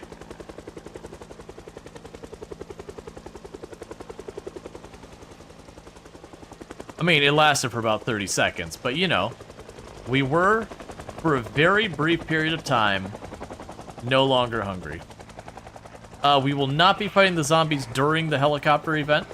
That is a great way to kill yourself because you really don't know how bad it's gonna get. No, we weren't at max hunger anymore. We had eaten a bunch of berries and such. We ate 3 decent berries, we got some acorns, we ate a caterpillar or 2 and all that. Now, the helicopter when it arrives can do between 1 and 4 passes on default settings. This is actually low-key one of the things that can get you in trouble, is a lot of people will increase their day length because they just want to get more done, which, you know... Oh, lovely! Rats! Oh no, those are rabbits. That's adorable. I love it. We're absolutely gonna eat those someday. But, oh, there's rats too. We got both. But, one of the things to keep in mind, when you increase the day length, literally everything that is time-based in the game gets increased proportionally. So to give you an idea, if you set your days to be real-time, 1 hour is 1 hour, and the helicopter shows up, you're into up to like 4, 5, 6, 7, 8 straight real-life hours of the helicopter event. So don't do that to yourself. It's a real bad time, I assure you. There is not enough walking around or hiding to make that not cursed. But to give you an idea where days are 1 hour normally, if you make it a 2-hour day, where normally you can get between 1 and 4 passes with a helicopter, a 2-hour day you can get between, I think it's like 2 and 8 or 3 and 8 or something like that. It's not exact. So it is one of those things that, like, you can do it, just know it gets real spicy.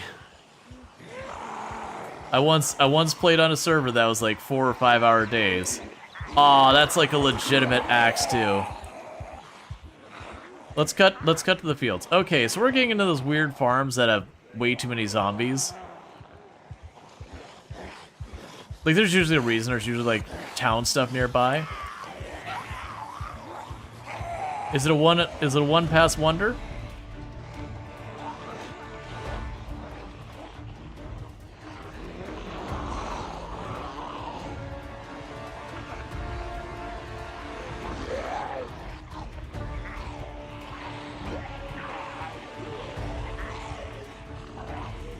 Do needs decrease and increase? No, they do increase and decrease with different things. So like your sleepiness increases, but because you can do that much more in the day, you do have more opportunity to drain your stats. So it's not really a thing. I mean, we're still just dealing with a random farm. Keep in mind this is a random farm. So I think we're talking a one-hit wonder on this helicopter. One and done. So now we want to go ahead and get out of here. Now, these cornfields are pretty cursed.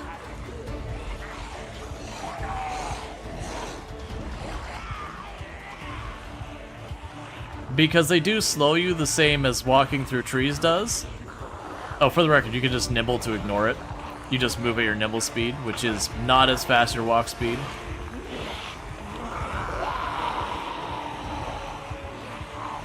But yeah, so I'm trying to use that to my advantage, forcing them to cut across sideways.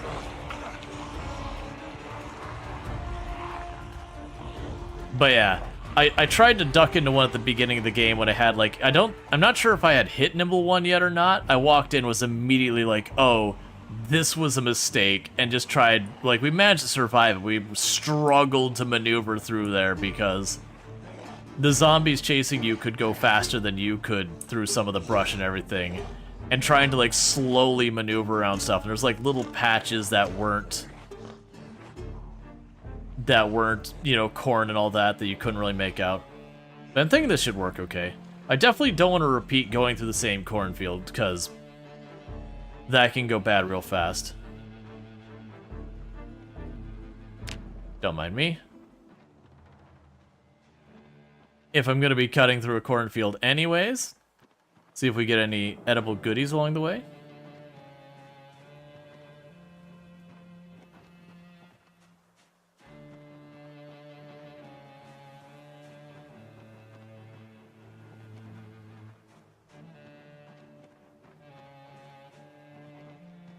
Give us 10-point trait to not be slowed.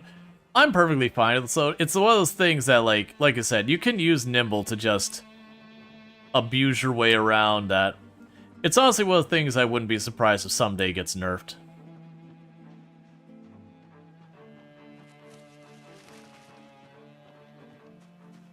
Honestly, at some point, the high-end Nimble I expect to get nerfed as well. I do love it being as broken as it is right now at high levels. Like, right now, I'm not in a... Like, this is fine. There's nothing broken about this. When you get Nimble to, like, 8, 9, which is extremely hard to do, which is why I don't think it's a big deal, is the odds you survive to get it that high are slim. You're talking world record's amount of effort to get there, or changing your settings to make it easy. But once you start getting up to like 5, 6, 7 nimble, it gets silly because you can nimble faster than the zombies move, and you can get to the point that you can nimble faster than you can walk. which is when the game gets kind of weird.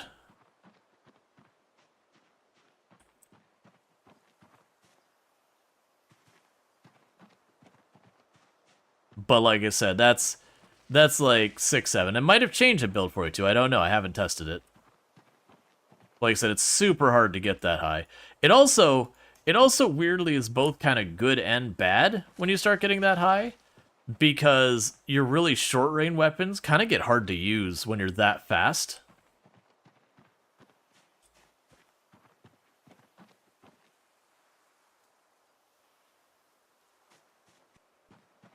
It'll deal with actually doing something with the tomatoes later. Right now, let's get across this field. I do appreciate that there's a tree line here. I'm hoping there's not a lot of zombies at that tree line. Because there's not a lot of zombies on the tree line, I could just ditch the zombies using the tree line. I could already see at least 3 zombies in there, so... yeah, there's one down there, there's one over here. Let's just leave that tree line the heck alone.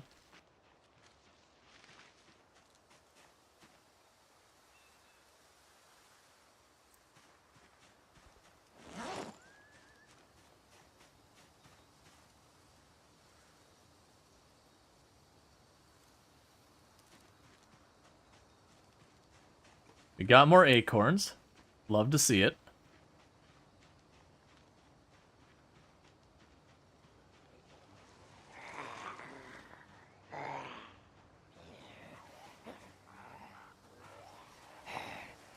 Alright, let's stop foraging while we got zombies chasing us.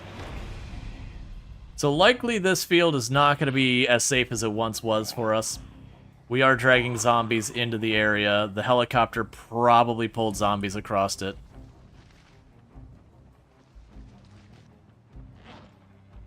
We're in pretty good shape, but I do want to try to get back to the compound and focus on clearing the zombies in that area. I'm also curious over here. I see that the river goes around there. I'm curious where that river goes. Because if this is an area that we've got rivers going around a lot of it, where we only have like one way in, one way out kind of thing, not counting the bridges, I could very much see that you could make this a very, very, very defensible position. That over time, as you cleared it out, there would be little opportunity for new zombies to move into the area.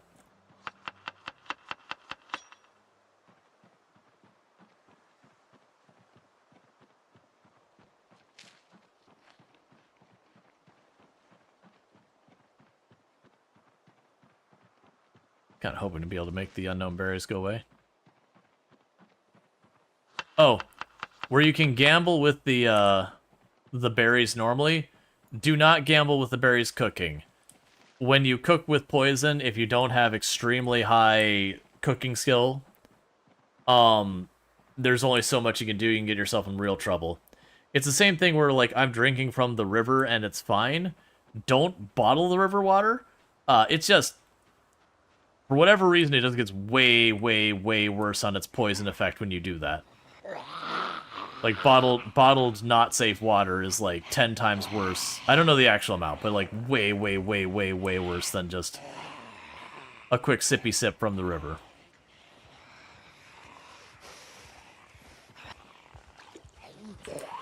There we go.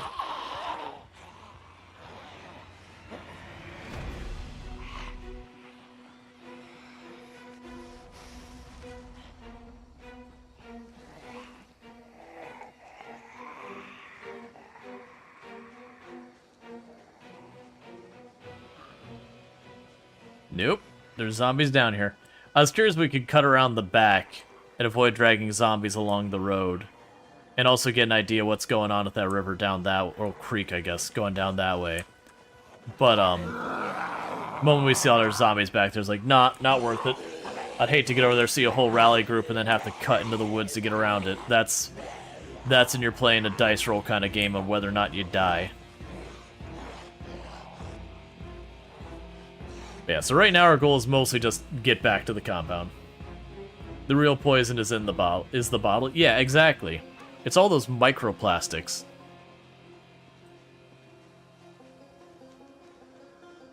That's where things get properly scary.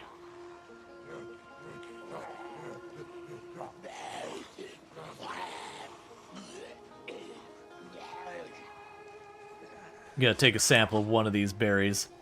Because we should be low enough on our hunger that I shouldn't push into... Yeah, so those are poison. I don't need the lemongrass, but I'm gonna eat the lemongrass chaser just to mitigate the effects.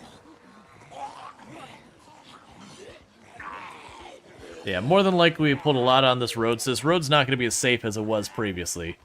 Because keep in mind, we were running up this road with the helicopter going around us. Down just a little ways farther down here. Yeah, so we drug all the zombies that are in that north end of that compound out. So what'll happen is they'll be in this cell now, and what they'll try and do is they'll try to balance themselves out between the different parts of the cell, which unfortunately means we're gonna start having zombies in the trees over here. So what we did is made the area we've been working at clearing a little bit safer. But as an unfortunate consequence, since we just moved the zombies, we didn't really kill them, we did make this area less safe. But I don't live on this. Oh, we're running ahead, we're running ahead, we're running ahead. Lady, lady, lady, gotta talk. Lady, gotta talk right now. I need you to die. I need you to die. I need you to die. Please die. That's cool that I got fitness. Give me the duffel. Thank you.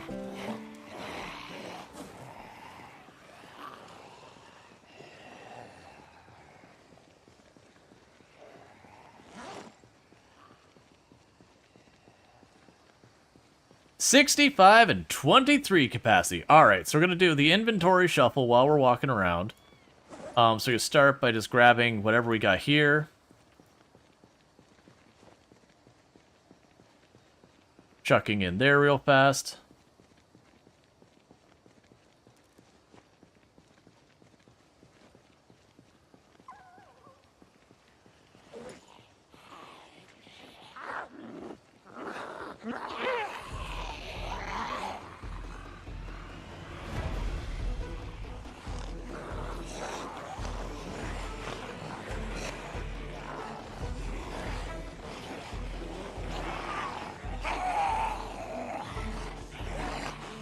Alright.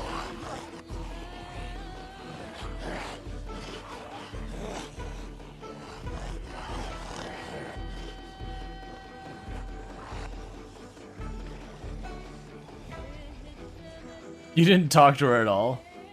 I had places to be. Is there any way to tell if mushrooms are poisonous?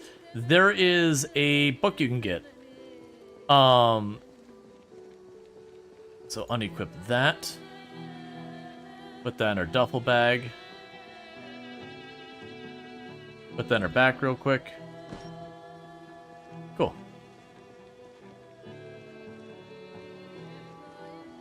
That away. Alright.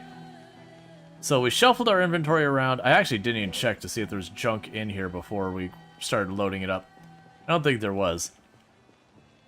But yeah, so there's, unless it's changed, there's a magazine called The Herbalist. That lets you know what berries and mushrooms are poisonous. I'll put a little green skull icon on it if it's not okay for you. That may have changed to be separate magazines. That part I don't know. Because I can totally see that. Otherwise, you can actually start with one of the starting traits. I'll have to double check. I haven't looked at. There was a starting trait that was something like Herbalist or something like that. So only foraging level won't help? I don't believe so. I know there's some things you can get with it, but I don't think that is one of them. That just foraging, I don't believe makes it so you can just magically know what is and isn't safe. Speaking of that, we're not feeling sick, so let's go ahead and eat a berry. Our tummy hasn't been upset in a little while. Ah, there we go. We're just so accustomed to our tummy being in a permanent state of upset that, you know, being without a slightly upset tummy is just really a weird feel. Ooh, I gotta be careful, actually. We used lemongrass to counter the food poison. We're probably perfectly safe still, but I gotta keep in mind we were using the lemongrass to counter it, so we may have still been partially sick. It's fine. With the default you don't want to eat back-to-back 2 poison berries. I don't think that'll kill you, but it's definitely one of those things that'll get to the point of properly dangerous that you don't want to do it. It's just not worth the risk.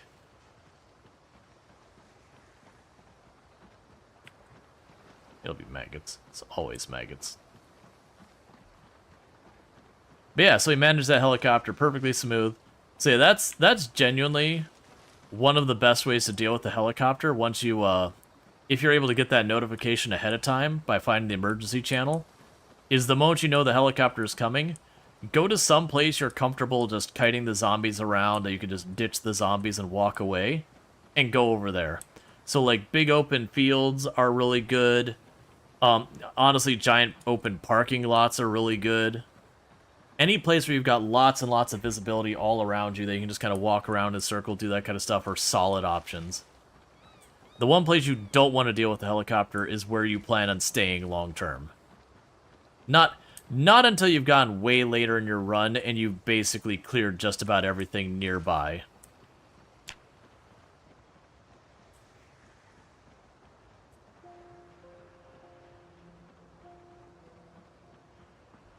But that's 4 helicopters we faced already.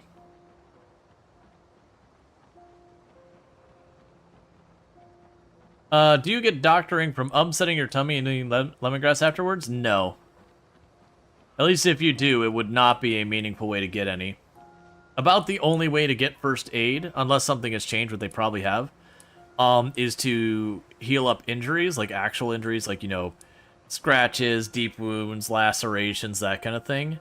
But then the problem is you need to get scratched, lacerated, deep wounds, that kind of thing.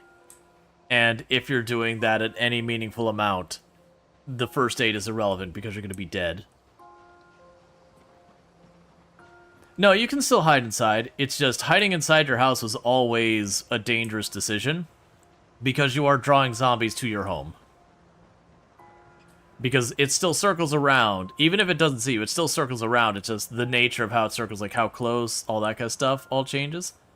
Alright, let's go wide so I don't drag him across our fields. Yeah, now it used to be the meta for grinding first aid was stand on glass, bandage feet, stand on glass, bandage feet, stand on glass, bandage feet. But it's not worth it. I know they've been reworking it and figuring it out. I don't know where it's at now because I didn't think to test that. Like what's going on there. I know there's a lot of stuff they want to add into build 42 that's not in yet.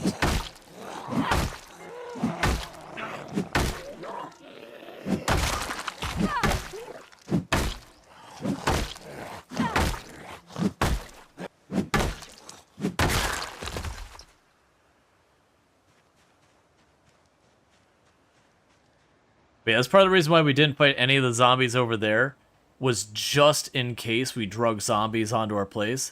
That happens sometimes. They'd be like, cool, I'm clear, and fine, and you come back, and there's like 2 or 3 rally groups back home, and you go, well, crap.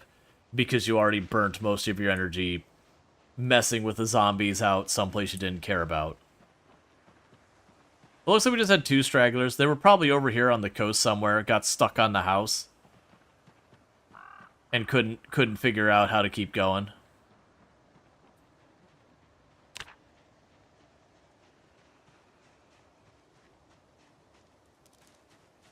Ooh. You found out you can make a tarp poncho? Yep. But yeah, no, you can... The strategies people use for the helicopter is, 1, walking away. That's the tried and true strategy. Helicopter shows up and you go, no thanks, and you leave. That's not always an option if you're in, like, the middle of Louisville or something like that. Getting out of town is going to be extremely harrowing, but at the same time, also staying in town is going to be extremely harrowing.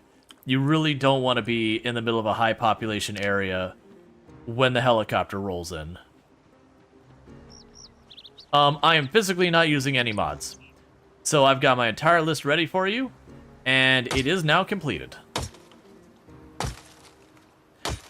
Generally speaking, what I'll likely do is once we get a bit farther along with build 42 and the mods start rolling in, I'll probably grab some basic quality of life mods, Like, there was one of the mods I used to run a lot in Build 41 was minimal display bars, which is a little mod that put like a little graph in the corner. So instead of having your big moodles here, it would, I mean, they would still have the big moodles there, but it would have like little bars so you could see like where my actual numeric like this means I'm at, here, what's a good example? Yeah, Queasy might mean I'm at like 30 sickness. I don't actually know what it is, but like some amount of sickness. And then you can see that like the threshold to the next one would be like 50 or 70 or whatever. And I used to, like, I run that a lot because people would ask me questions about stuff like exertion, and I would use it to show that, like, hey, you know, you can sprint. Don't do that. You'll kill yourself. There's already one for Build 42. Yeah, no, it doesn't surprise me. I just haven't grabbed any mods at all yet. But yeah, I'll definitely pick up some of those later. Alright, well, in the meantime, we got 16 tomato seeds? My god. It actually is 16 this time.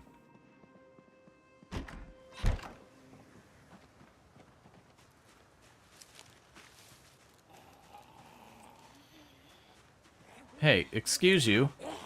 No trespassing.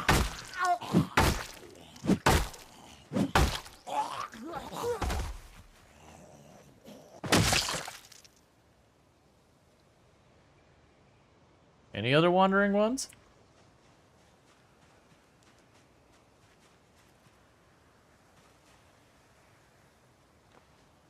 But yeah. No, it's a good one. It's a good one when people ask questions because you'll have people say, hey, I keep getting exerted really fast. I don't understand. Like, I sit down until my out of breath goes away, and then I'll go on, I'll fight, and just like 1 hit, 2 hits later, I'm right back up. What's going on? And you have to kind of explain to them that's like, you know, hey, exerted actually doesn't show until you're already like 40, 50, 60% spent or whatever the threshold is. I don't remember off the top of my head anymore. But like the point being, you're pretty well spent before you see the Moodle. So if you sit down and you wait till it clears and you get back up, it's not that you're back down to 0, you're ready to rock and roll. You know, if it's 60 to hit the first threshold, it means you're at like 58. So 1 more hit, you get your extra like 2 points of endurance loss, and you're right back in there. Let's see, you like it because you're still a noob who doesn't understand all moves? Yeah, no, I think it's really good. There's also, for Build 41, there was a mod that was like better Moodle descriptions or something. So instead of just, you could use a bite to eat, it'd be like, hey, your strength is -1 for inventory carry weight. So like it would tell you specifically what the negative of that is. And I feel that's really good for a lot of players that, you know, you sit there and you see exertion, you're like, man, why do I suck all of a sudden fighting? You see that's a 50% damage reduction, like, oh, hang out. That is awful. Yeah, definitely don't fight with that if you don't have to. That 50% damage penalty is real nasty that you get from exertion and sleep.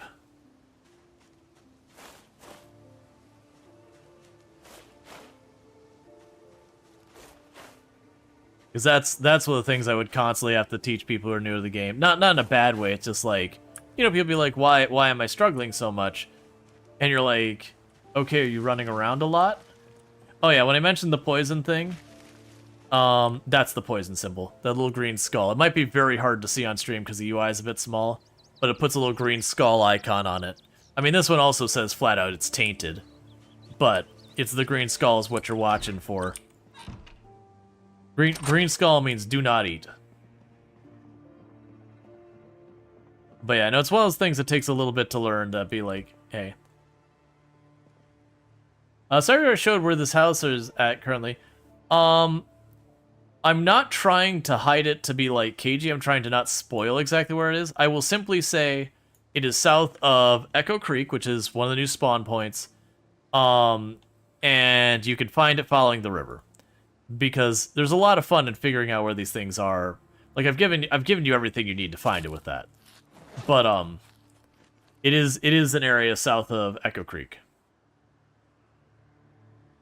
But like it's a fun new location. So we're not making a fruit salad with poison berries. That'll kill us.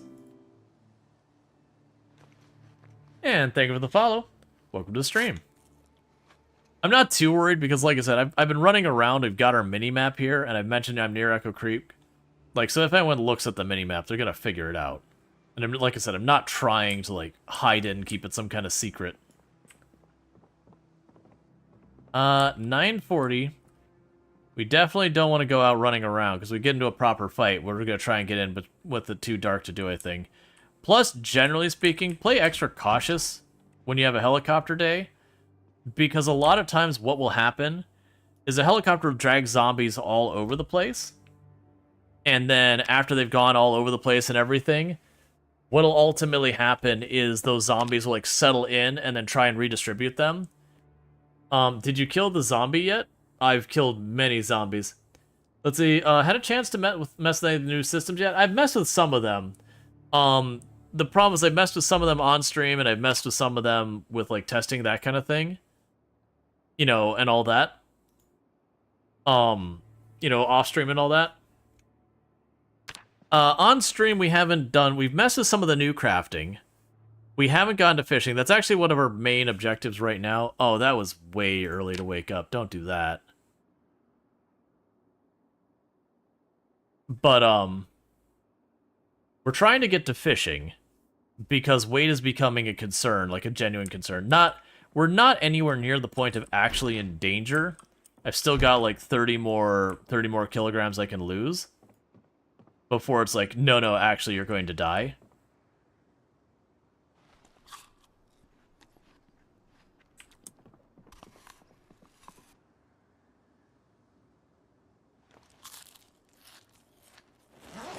And I am deliberately eating the poison berries first.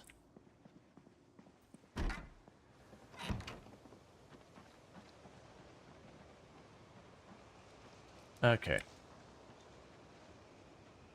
We're also messing with the farming that's had some changes. So I want to figure that out. Because, like, now they consider seasons and all that, and they didn't before. Like, before you could literally just farm in the winter and it's fine. Farm inside in a dark room, don't worry about it. But they have changed a lot of the farming, so we can't just farm all year round anything. I don't know how good, bad, or otherwise it is so far as, like, if I farm out of season, is it a total waste of my time? Will it just not even work? Why are you only...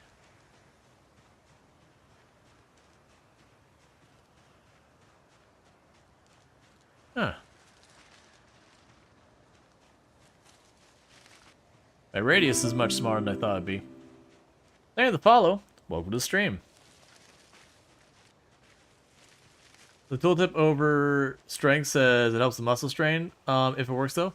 Ah, no, Lamech, that's usually referring to exercise. You have two sources of muscle strain. You have exercise muscle strain, which your general fitness will help. Primarily the thing that counts here is your regularity.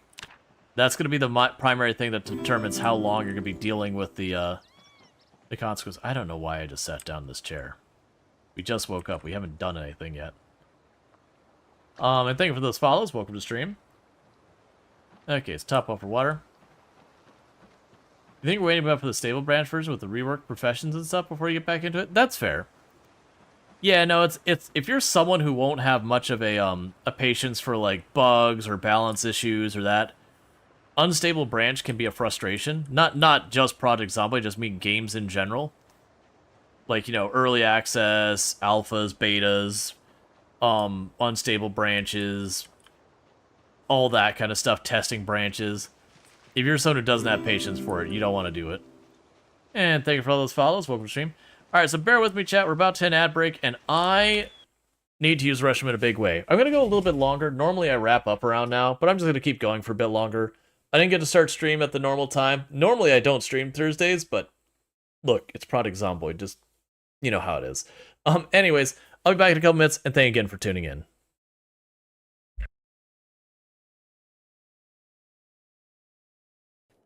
Get more involved.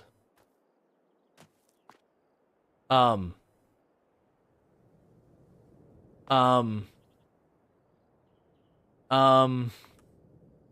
want to be here.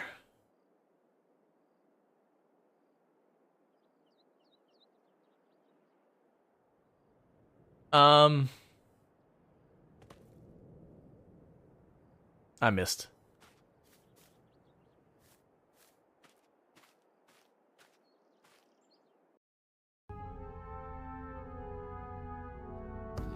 Get out of my way, man. Individual groups or whatever like that. Oh, you legitimately scared the crap out of that. That's the first time I've been gotten with that in a long time. Whoever did that, you were well-timed, probably Cookie. Because this is legit a place that always makes me nervous. And I was looking at chat for a second, and the noise played, and I thought I had just gotten got. It's very rare that I actually get caught by that, and that was, like, I'm not afraid to admit when I do get legitimately caught. Well played. You have to know what the best tractor brand is there? Well, it's clearly going to be New Holland. And this is a joke I'm 100% stealing from Altosaurus. And the reason why the New Holland's the best tractor brand is it's always new. Because even if it's a 10-year-old New Holland, it's still a New Holland.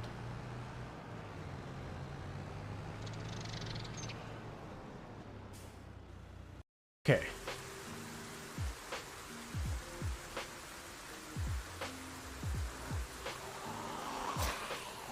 Stop. Why is it pitch black? What am I supposed to do? The whole thing just went pitch black instantly. I can see nothing.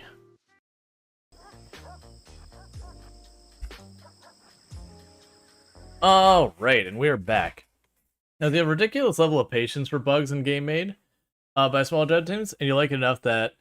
But you also understand the other side completely. Oh yeah, no, it's a thing. You know, everyone has their different game preferences. I know these days, and for the record, when I say this, actually... So, Project Zomboid is an early access game. But it is not what I... Like, if someone says, do I feel like it's an early access game? No. It feels like it's one of these games that's being forever added to. But, like, if Project Zomboid literally never updated again, would I be happy with the game? Yeah, absolutely. Like, not even a question. Yeah, absolutely. So, that said, outside of that, like, when it comes to so many early access games that are just, like, functionally not complete or whatever, my patience for most early access games is all but gone. Just over the years, like, how many of them I played where you get just a taste of what the game is, and then you gotta wait for the next major update. I'm just kind of at the point now where I'm like, you know what? I'll just wait. Let's go ahead and drag this big stone with us back home. It's gonna wreck our poor muscles. But I want to see what we can do with it. Okay, we still got zombies up there. You can't get past the first 24 hours in game? Yeah, especially if you're new to the game, that's normal. Like, don't sweat it. That everyone goes through it. The way you learn Project Zomboid is you boot up the game, you make a mistake, and you die. And you boot up the game, you make a mistake, and you die. And the goal there is every time you die to try and go, why did I die? And not just a zombie bit me, because, sure, obviously. But, you know, what was the first thing I did that led to the series of events that got me killed? Now, granted, when you're a brand new player, you just might not have, like, the muscle memory and all that to have a clue how to fight the zombies and all that. And obviously, you're not going to be able to succeed until you get there. And that's fair, fine, all that. But you get the idea. And there's nothing there else we can do real fast that. But yeah, so it is... Yeah, no, generally if you're new, spawn, grab a weapon, go find a zombie, try to kill it. Spawn, grab a weapon, go find a zombie, try to kill it. Keep doing that until you can reliably not get hurt fighting the zombie.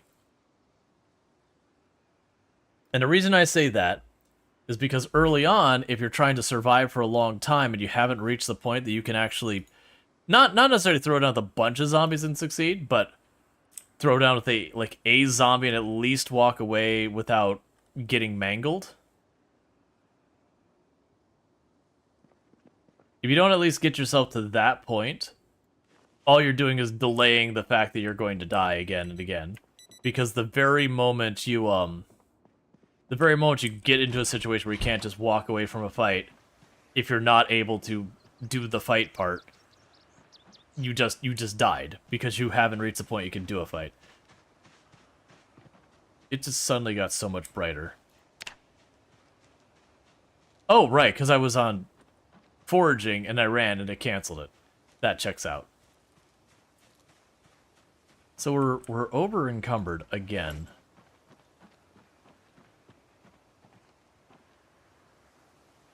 And it's mostly food. We got that spear.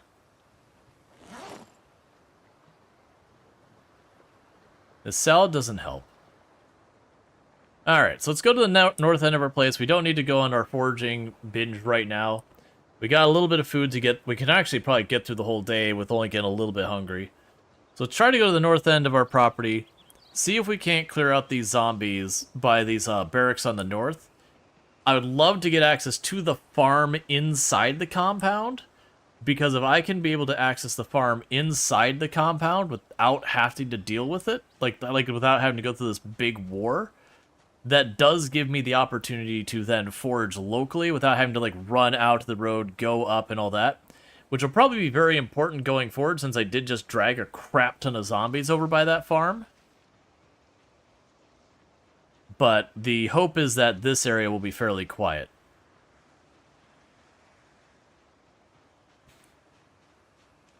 Also, new players struggling with comp. Pro tip number 1 is enable melee target outlines. Yeah, that's actually a very good one. And what they're talking about is you go here to options, user, where is it? Was user interface? I think it was user interface, right? Yeah, cursor. So user interface, cursor, melee target outline. I highly, highly, highly recommend turning that on. Because to show you what that is, let's pull this group down here. They're the smaller one. To show you what that is, we're going to walk up to this group of zombies. I'm going to aggro it. And when a zombie gets in range while I have a weapon up, it's going to put a big outline on it. And that tells me that, yes, I'm going to hit that zombie, and which zombie I'm going to hit. Because while most of the time the zombie you hit is going to be very intuitive, there are times that that's not the case. And so it can be good to... It can be good to, you know... to be able to go in there and be like, oh, I'm going to hit that zombie. Okay, that's not the zombie I want. Keep backing up till we get the right zombie. I also recommend not avoid fighting by fences. You do get bonus damage when you hit a zombie on the ground, which is why people really like to do fence stuff. Or if you're doing sprinters, you're going to abuse fences. That's just... You really just kind of have to. That's just how sprinters are. Which is not default, by the way. Sprinters are optional, non-canon.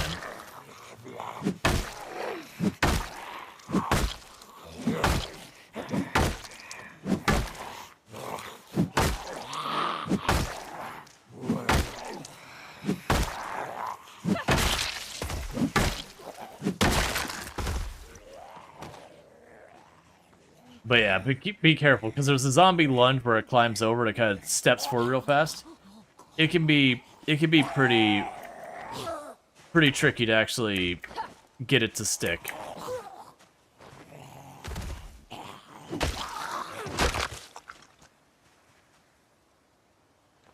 Alright, we've been stomping a lot with our boots. Actually, no, we haven't. Those are fresh. Okay, so you're both relatively fast moving. We could stack them easy enough. Oh, other pro tip. If you stand in a zombie like I am right now, it can never get up. As long as you're standing on it. Do not stand on crawlers. They will bite your ankle. Ooh, meat cleaver. They will bite your ankles. But the point is, that is a way to take a zombie out of the fight when you got 2 or 3 of them. So I'm going to stand in this zombie, I'm going to drag her over. And now these are 2 zombies that can't hurt me.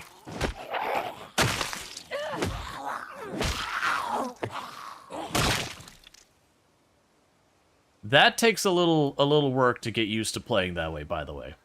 To get to that point where you can just line them up, get it to where you can kind of drop one on top of each other. Expect to get yourself bitten a lot of times trying to get that figured out.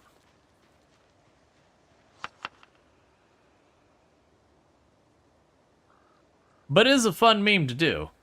I very much enjoy doing that on the... I keep canceling it because I want to spin. But it's a fun meme because it used to be like I had a whole spiel I would go through for like, hey, you know, giving the whole like take your time, do all that kind of stuff. You know, do the UI thing I just mentioned. But I would push a zombie over, I would make a salad while standing on the zombie, eat the salad, that whole thing. Right now, I don't have enough goods and resources to really put the time in and do that. We're not established yet. We're still working on that part. I don't want to wait on you.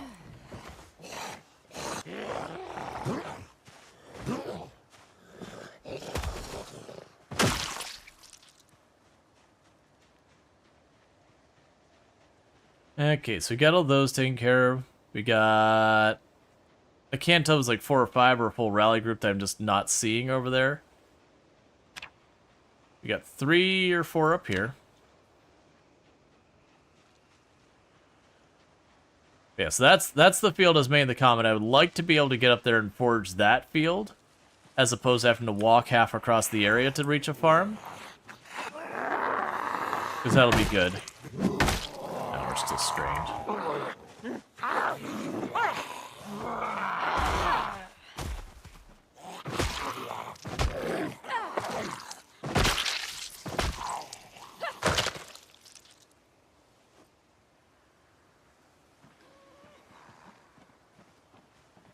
Okay.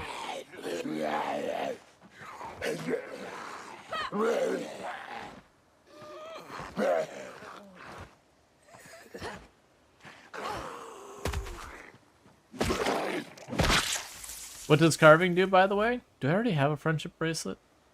I genuinely don't remember. I did not. Because you always gotta wear a friendship bracelet. Everyone needs a friend. Carving will let me make a fishing pole. It lets you do a lot of stuff, but I'm gonna need it for the fishing pole first. Because I can make a wooden rod that I can use to make twine. I'm gonna need the twine to make the fishing pole.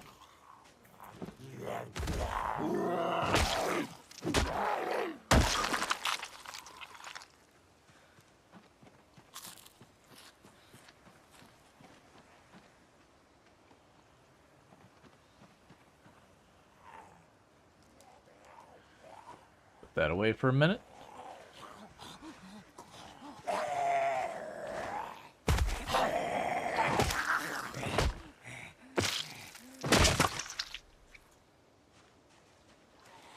Chris, I'm gonna have to back off and rest.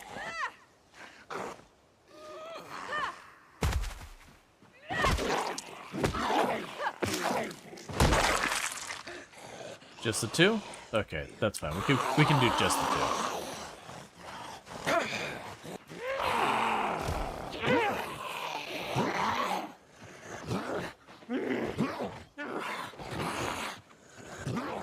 Please fall over. Thank you.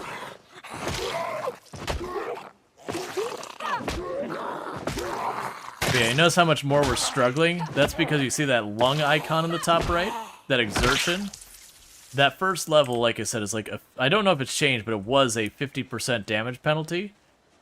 This, I think, is like 60 or 70. Basically, the damage penalty on that is real bad. We got a battle stool yet? Generally speaking, I don't do the thing where you get like a piano stool and just roll around and pop it out of your bag and put it back and pop it out of your bag and put it back. I actually don't think that it's as good of an idea nowadays that you have like the full sitting animation, because like I can sit on the ground, it's not as efficient as a chair, but I can check all around me, versus once you sit on a stool, you cannot look around, you're like kind of locked facing forward. So there's just way worse situational awareness. That's the reason I have the stool over by the water I don't mind sitting in, because the zombies can only come from in front of me. But barring you're in a situation where there's only one way the zombies can come, and you've got enough open area to be able to escape, it's just really not worth locking yourself in place. It's a dangerous thing to do. How's your fitness going? We are at 2, I believe. I can check. We're at either 2 or 3. Alright, so we need to start backing off these fights. We are getting way too exerted to keep doing this.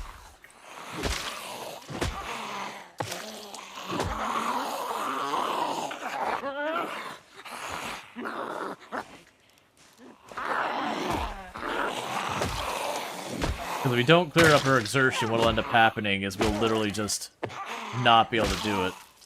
You see how many stomps it's taking me now to kill him because of the damage penalties. Penny Meow says, Rual, this game is positively stressful. Yes. I'm assuming you played it? Because I know we talked about it yesterday, but I'm assuming you gave it a go? And can I get a shout out for Penny Meowie, by the way? Another fantastic creator on the platform. Definitely someone I recommend checking out. Instead of learning by doing, you're learning by dying. Yes, that is Project Zomboid. The dying is the doing. These are synonymous in Project Zomboid. Yeah, no, it's just like I said. When you're new to the game, expect a lot of death. Expect a lot of death. You will have to climb a mountain of corpses before you succeed. They are your own corpses, but you know, very. It's almost like you want to be like, raise your hand if you've opened a door and been immediately either overwhelmed or bitten in the face. If you've played Project Zomboid more than once, I expect your hands to be up, because we've all done it. Many times, most likely. Zombies got buffed this patch, but the player got nerfed. I mean, yeah, I guess it's true, technically. Can you build bases and stuff on this? Oh, yeah, no, the base building is one of the things that stands out. Like, I don't want to do this so fast-forwarding. Like, you can literally build a base, wall for wall, multiple floors, all that. I don't know about basements yet, because they just added those to the game. You also somehow died of starvation. Yep. Yep. You're gonna die a lot. Did they rework the building system because it was awful before? I really liked the building system before. Oh, you're doing sarcasm? I got a lot of new players.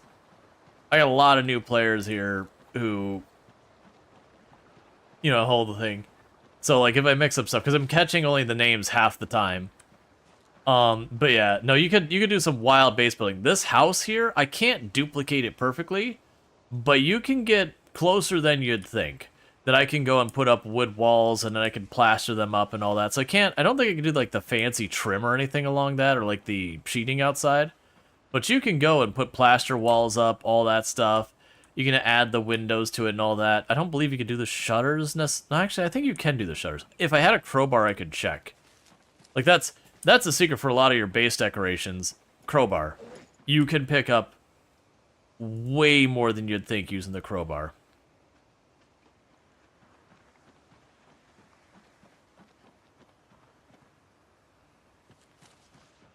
Yeah, no, the menus are a little bit difficult to get through. The menus have changed. So before, when you went to build stuff, you'd right-click. There was like a whole thing down there. Now we've got this menu up here. That's the building menu. And so you can go, I want to build the blacksmithing stuff. I want to build the carpentry stuff, which is basically your walls and all that. So you got your stairs, so you grab your stair. I don't have the ability to do any of it, so I can't demo it. You've got farming stuff we could do, where we can have, like, a drying rack, a butter churn. Allows to remove, flesh, fur from leather. Okay. We got tanning. We got a butcher's hook. Kitchen hut. So we got a lot of stuff going on here. Furniture, which is still, like, under there. Yeah. And it is searchable. So you can go, hey, I would really like to know how to get a rain barrel. Cool. I can click on there. You can see that. These ones don't appear to have alternate recipes, but a lot of them do. Here, I can show one that has an alternate recipe under crafting. Because we can go here, assemble. All right. I don't have a ball peen hammer. Ah, any of those hammers will work. Cool. Actually, I'm covering it. So it's saying, hey, I can use any of these hammers. Here's what I got available. The only downside is that crafting window. It big. Oh, I didn't drink water. That's part of the reason I went down there.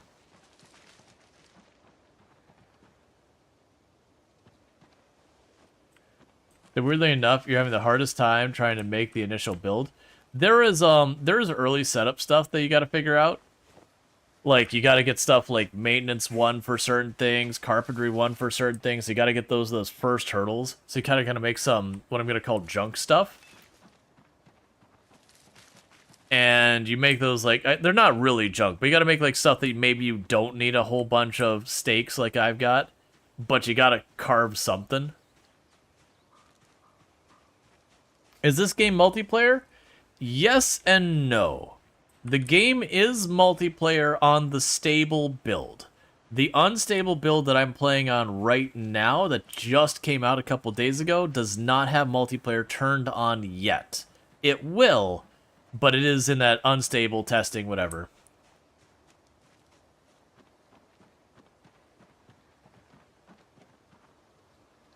We can drink that. Go ahead and slap down a lemongrass.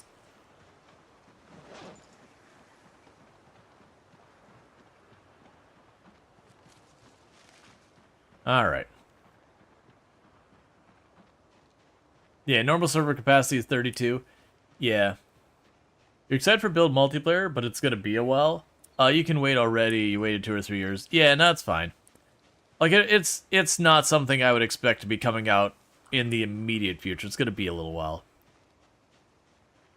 Which is fine. For me personally, I don't play that much multiplayer. I do enjoy multiplayer, but it is one of those things that for, like, a lot of... You know, a lot of the player base will do the whole thing where they play almost exclusive multiplayer and all that, and that's fine. Like, do whatever's fun for you. If you're having fun playing the game, no matter what settings they are, congratulations. You're playing the game correctly. But for me personally, I do play mostly solo. Just because, you know, stuff like being able to not being able to fast forward means when you get to, like, stuff like fatigue, you just kind of have to sit down and wait. Multiplayer also means you can't be, like, very methodical in clearing the world as much, you know, and looting your area. If you're playing with a decent number of players, you start running into problems where, like, places have already been looted and all that. You know, and some people will absolutely trash them. I'm actually very happy. I know some people are going to be pretty unhappy when they realize you can't tear apart furniture to gain levels anymore. I'm ecstatic for that. Because I hated when playing in a multiplayer server and everything would be destroyed by people trying to level their metalworking and all that. To the point that people would make rules on their server saying, hey, you're not allowed to do that. Why do you drink from the well? So, if you look at the well, there has been a change. Drink. Unsafe for consumption. It's probably just as fine as the river and all that. The new noodles look weird. I like the new noodles. I know there's a lot of people who don't, and, you know, fair enough. I personally like that they're much bigger now, so I don't have to be staring directly at them to make out what they mean. I can just kind of catch out of the corner of my eye. It's like, oh, I got the red and the blue one. Okay, we're big sad. Oh, I got the red and the yellow one. We're getting hot.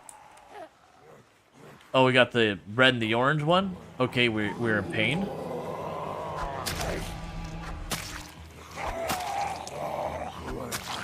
The old ones, you had to, like, peek up and be like, okay, I'm exerted, but how exerted am I? And I can catch that just out of the corner of my eye now. I get that people like the pixel arty art style about it. I'm pretty indifferent, honestly, on the art style side of things. I like the old ones. The new ones are good, too.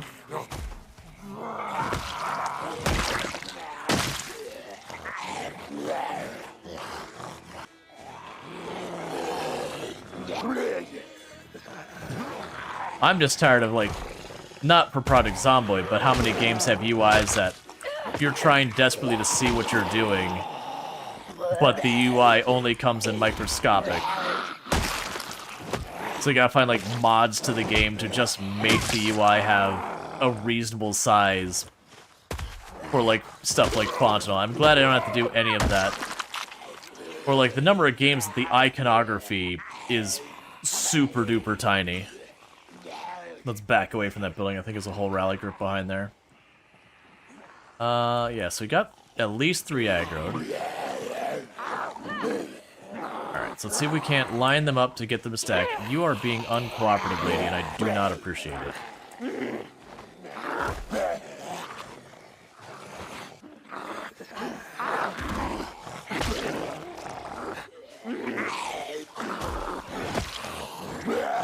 Oh, they got the same time, so I can only stomp one at once.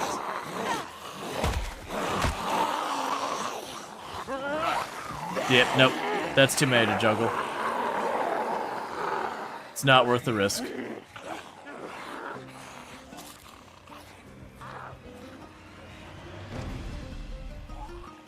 And sorry for falling behind, chat. It is just one of those things in this game that when the fighting starts, you just gotta focus up. That's just nature game. Let's go ahead and eat that one too.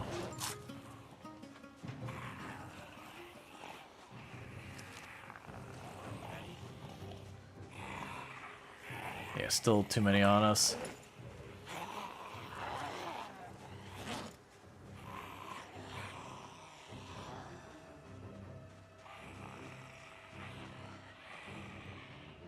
Just the 3? Just the 3. That's fine.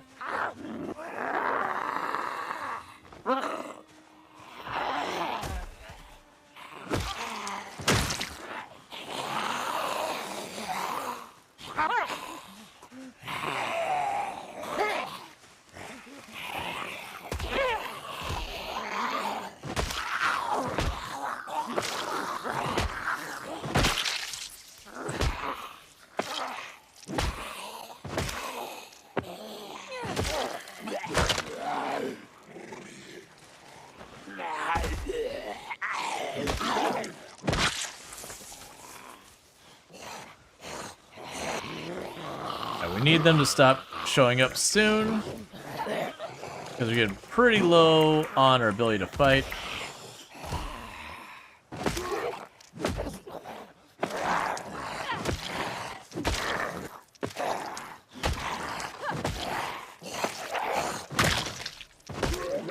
Alright. And thank you for the follow. Welcome to the stream. Okay, so with that, we need to back off, recover endurance. Let's see, for Moodles, since you don't like the new ones, use the old Moodles plus redrawn, and they're amazing and still big? Gotcha. I'm gonna give the old, like, the new ones a go. Generally speaking, when I'm doing, like, a new version of the game, I will take the version of the game as it is for a little while, get a feel for it, see the things I like and don't like, because there's a lot of times that a new setting will be introduced to the game, and just how the servers will be like, oh my god, that's so terrible, why would anyone ever do this? This is awful, and the first thing you'll do is look for a way to change it back to the old way. And quite often those changes end up growing on you. You're like, no, I actually like this more now. Not always. But, like, you end up doing that. Did you hear that the sodas are just as effective as coffee for staving off sleep? I have heard they're pretty ridiculously powerful. Let's see, are there quests, or was the point of the game just exploring? It's an open world sandbox game, so there's no formal quests or anything like that. The general things that most people set for themselves as early objectives is survive for a certain amount of time, kill a number of zombies. As time goes on, I'll be like, hey, I want to explore these places, or I want to collect all the plushies, or I want to read all the books, or I want to build a base. So it is a game that if you're someone who needs the game to, like, give you direction, it's not going to give you that.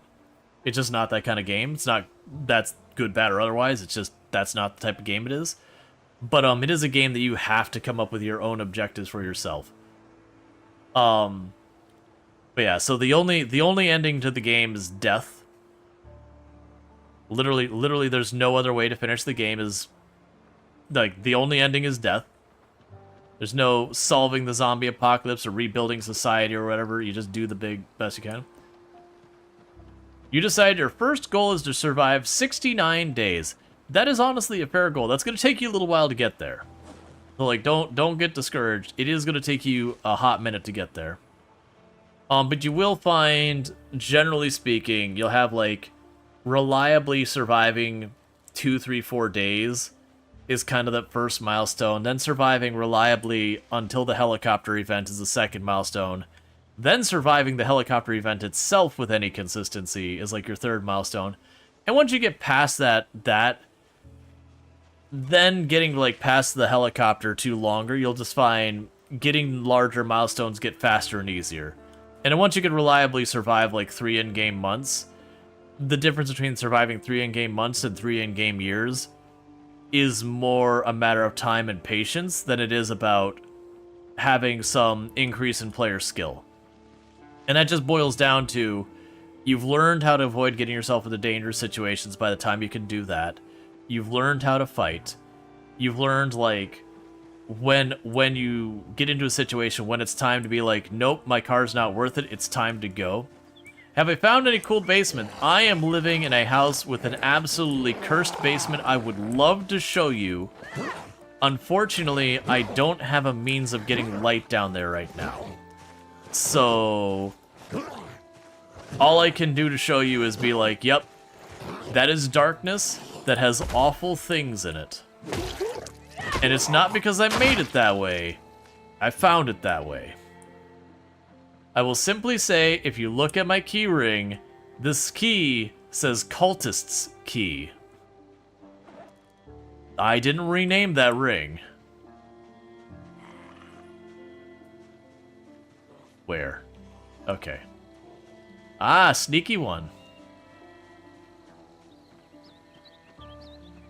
You're still betting the basement has a flashlight? Oh no, I've already gone in there. Like, we've gone in the basement, we checked. There was guns, there was medical furniture. Thank you for the follow, welcome to the stream. There may have been other more concerning things that make you question the use case for the medical furniture. We won't go into that farther. Find your way here, check it out, learn it for yourself.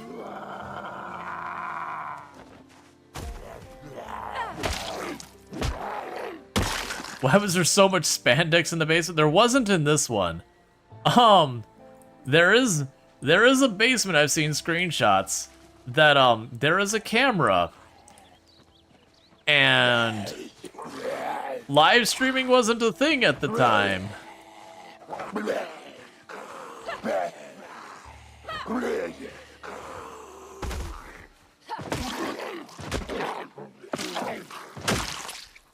Yeah, there is seasons, and yeah, I would definitely say surviving winter is kind of like, once you've done that you've survived winter once, really, like, the time kind of becomes a number at that point. Yeah, the state of the world gets a little bit worse so far as, like, things start wearing out, the trees start growing in more, it makes visibility more difficult in some places. You can see all these trees are starting to grow on this dirt road and all that, which is going to get obnoxious. That I'm going to have to put down, like, flooring or something, which I have no idea how I'm getting the nails to do that. There is stuff that does change over time. But we're nowhere near that point. Yeah, so I've seen none of these growing. Don't you screw me, game.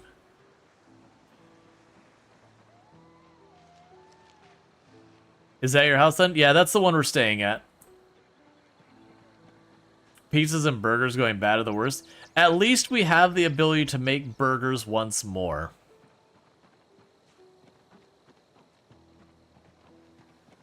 Yeah, no, I think they've extended the grow time of the plants a lot. I could be wrong. I know they were never like super duper fast, but it was something like cabbage was like 7 or 10 days before. But to be fair, you could abuse it pretty badly. How's our weight looking? Our weight is looking bad is what our weight's looking. I think it's around 35 kilograms. You start actively dying from weight loss.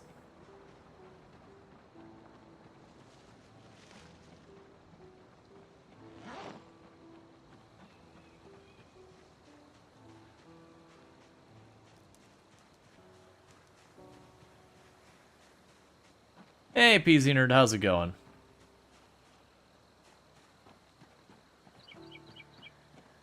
I mean, you can look up your own name?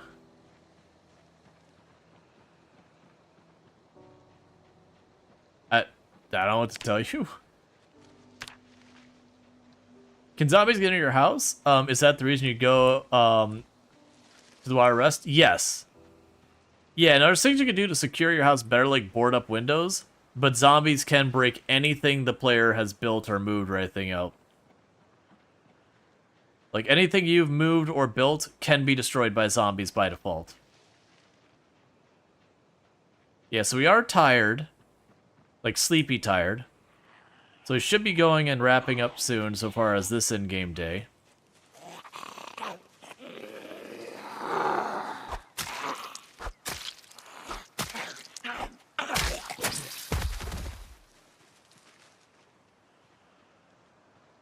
But yeah, so I'm just trying to clear out the area.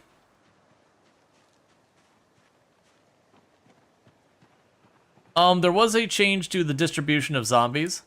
They always have had like a focus on urban areas spawn more urban, but they did kind of clean it up, make adjustments and all that. Because there was some places that got a little bit weird. That, you know, you'd find that one little farm in the middle of nowhere, and for some reason it was Grand Central so far as zombies. Never to the point it was like downtown West Point or anything like that extreme. But you'd go to this place and be like, why is this one random farmhouse like the place to be? But they have done a lot of adjustment. You can make brick walls? Yeah, and that's the thing that I'm excited to see is we used to be just stuck with the wood walls and all that, and you could plaster them up to make them look nice. But the idea of actually being able to make like stone and all that now should be interesting.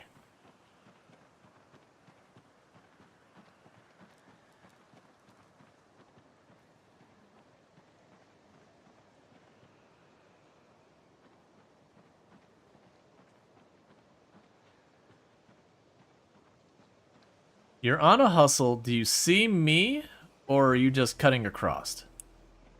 You're just cutting across. Okay, let's not aggro them because it's getting real dark.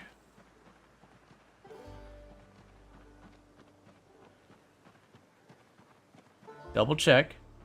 Nope, not coming my way.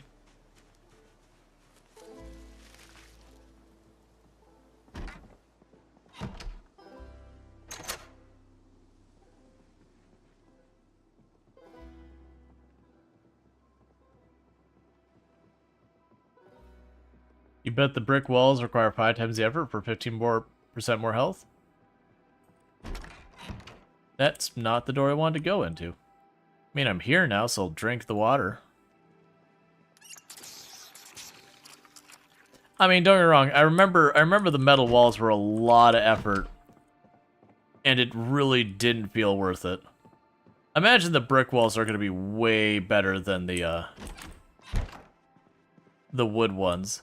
Or if not way better, maybe depending on where you're at in the map, might be easier to source the materials, that kind of thing. It's like maybe if you're in the middle of the city, where you're not going to find many trees, that you might be able to find like the stone on the ground and limestone and be able to do that. You feel like build 42 is easier than build 41? In some ways, yet. If you're avoiding fights and trying to stealth and maneuver, it's definitely way easier in that sense. If you are straight up fighting, the fighting is definitely much harder. Like, if you're fighting the same number of zombies. But that said, the population of the zombies has been massively reduced from Build 41. Build 41 has a population of 1 times zombie for Apocalypse. Build 42 has 0.65. So they have cut the zombies by about a third. You wish you could try Build 42? If you are on PC, you could literally just go into Steam right now, right-click on Project Zomboid, go to the Betas tab, and choose the Unstable Branch. But the menu doesn't work. You can only hear the menu music at a black screen. Ah, I have no idea. Sorry to hear that you're going through that. If I had some answer to help you, I'd surely offer it, but I'm not experiencing it, and I haven't heard people running into it. Oh, you do survival? Yeah, I have no idea what the settings are in survival mode. Anyways, with that said, chat, it is getting to be about that time. So if you are over on YouTube, I cannot raid or I cannot host out yet. I need to have 1,000 subscribers to do that. So, subscribe to make that happen and all that. But the stream will be ending for you abruptly because I cannot do that. But if you're over here on the Twitch side, what we're gonna go ahead and do over here on the Twitch side is we are going to go and raid out to someone else. So let's take this raid train forward. It's not actually a raid train situation. I am just raiding. But, we had a lot of really excellent people raid in here.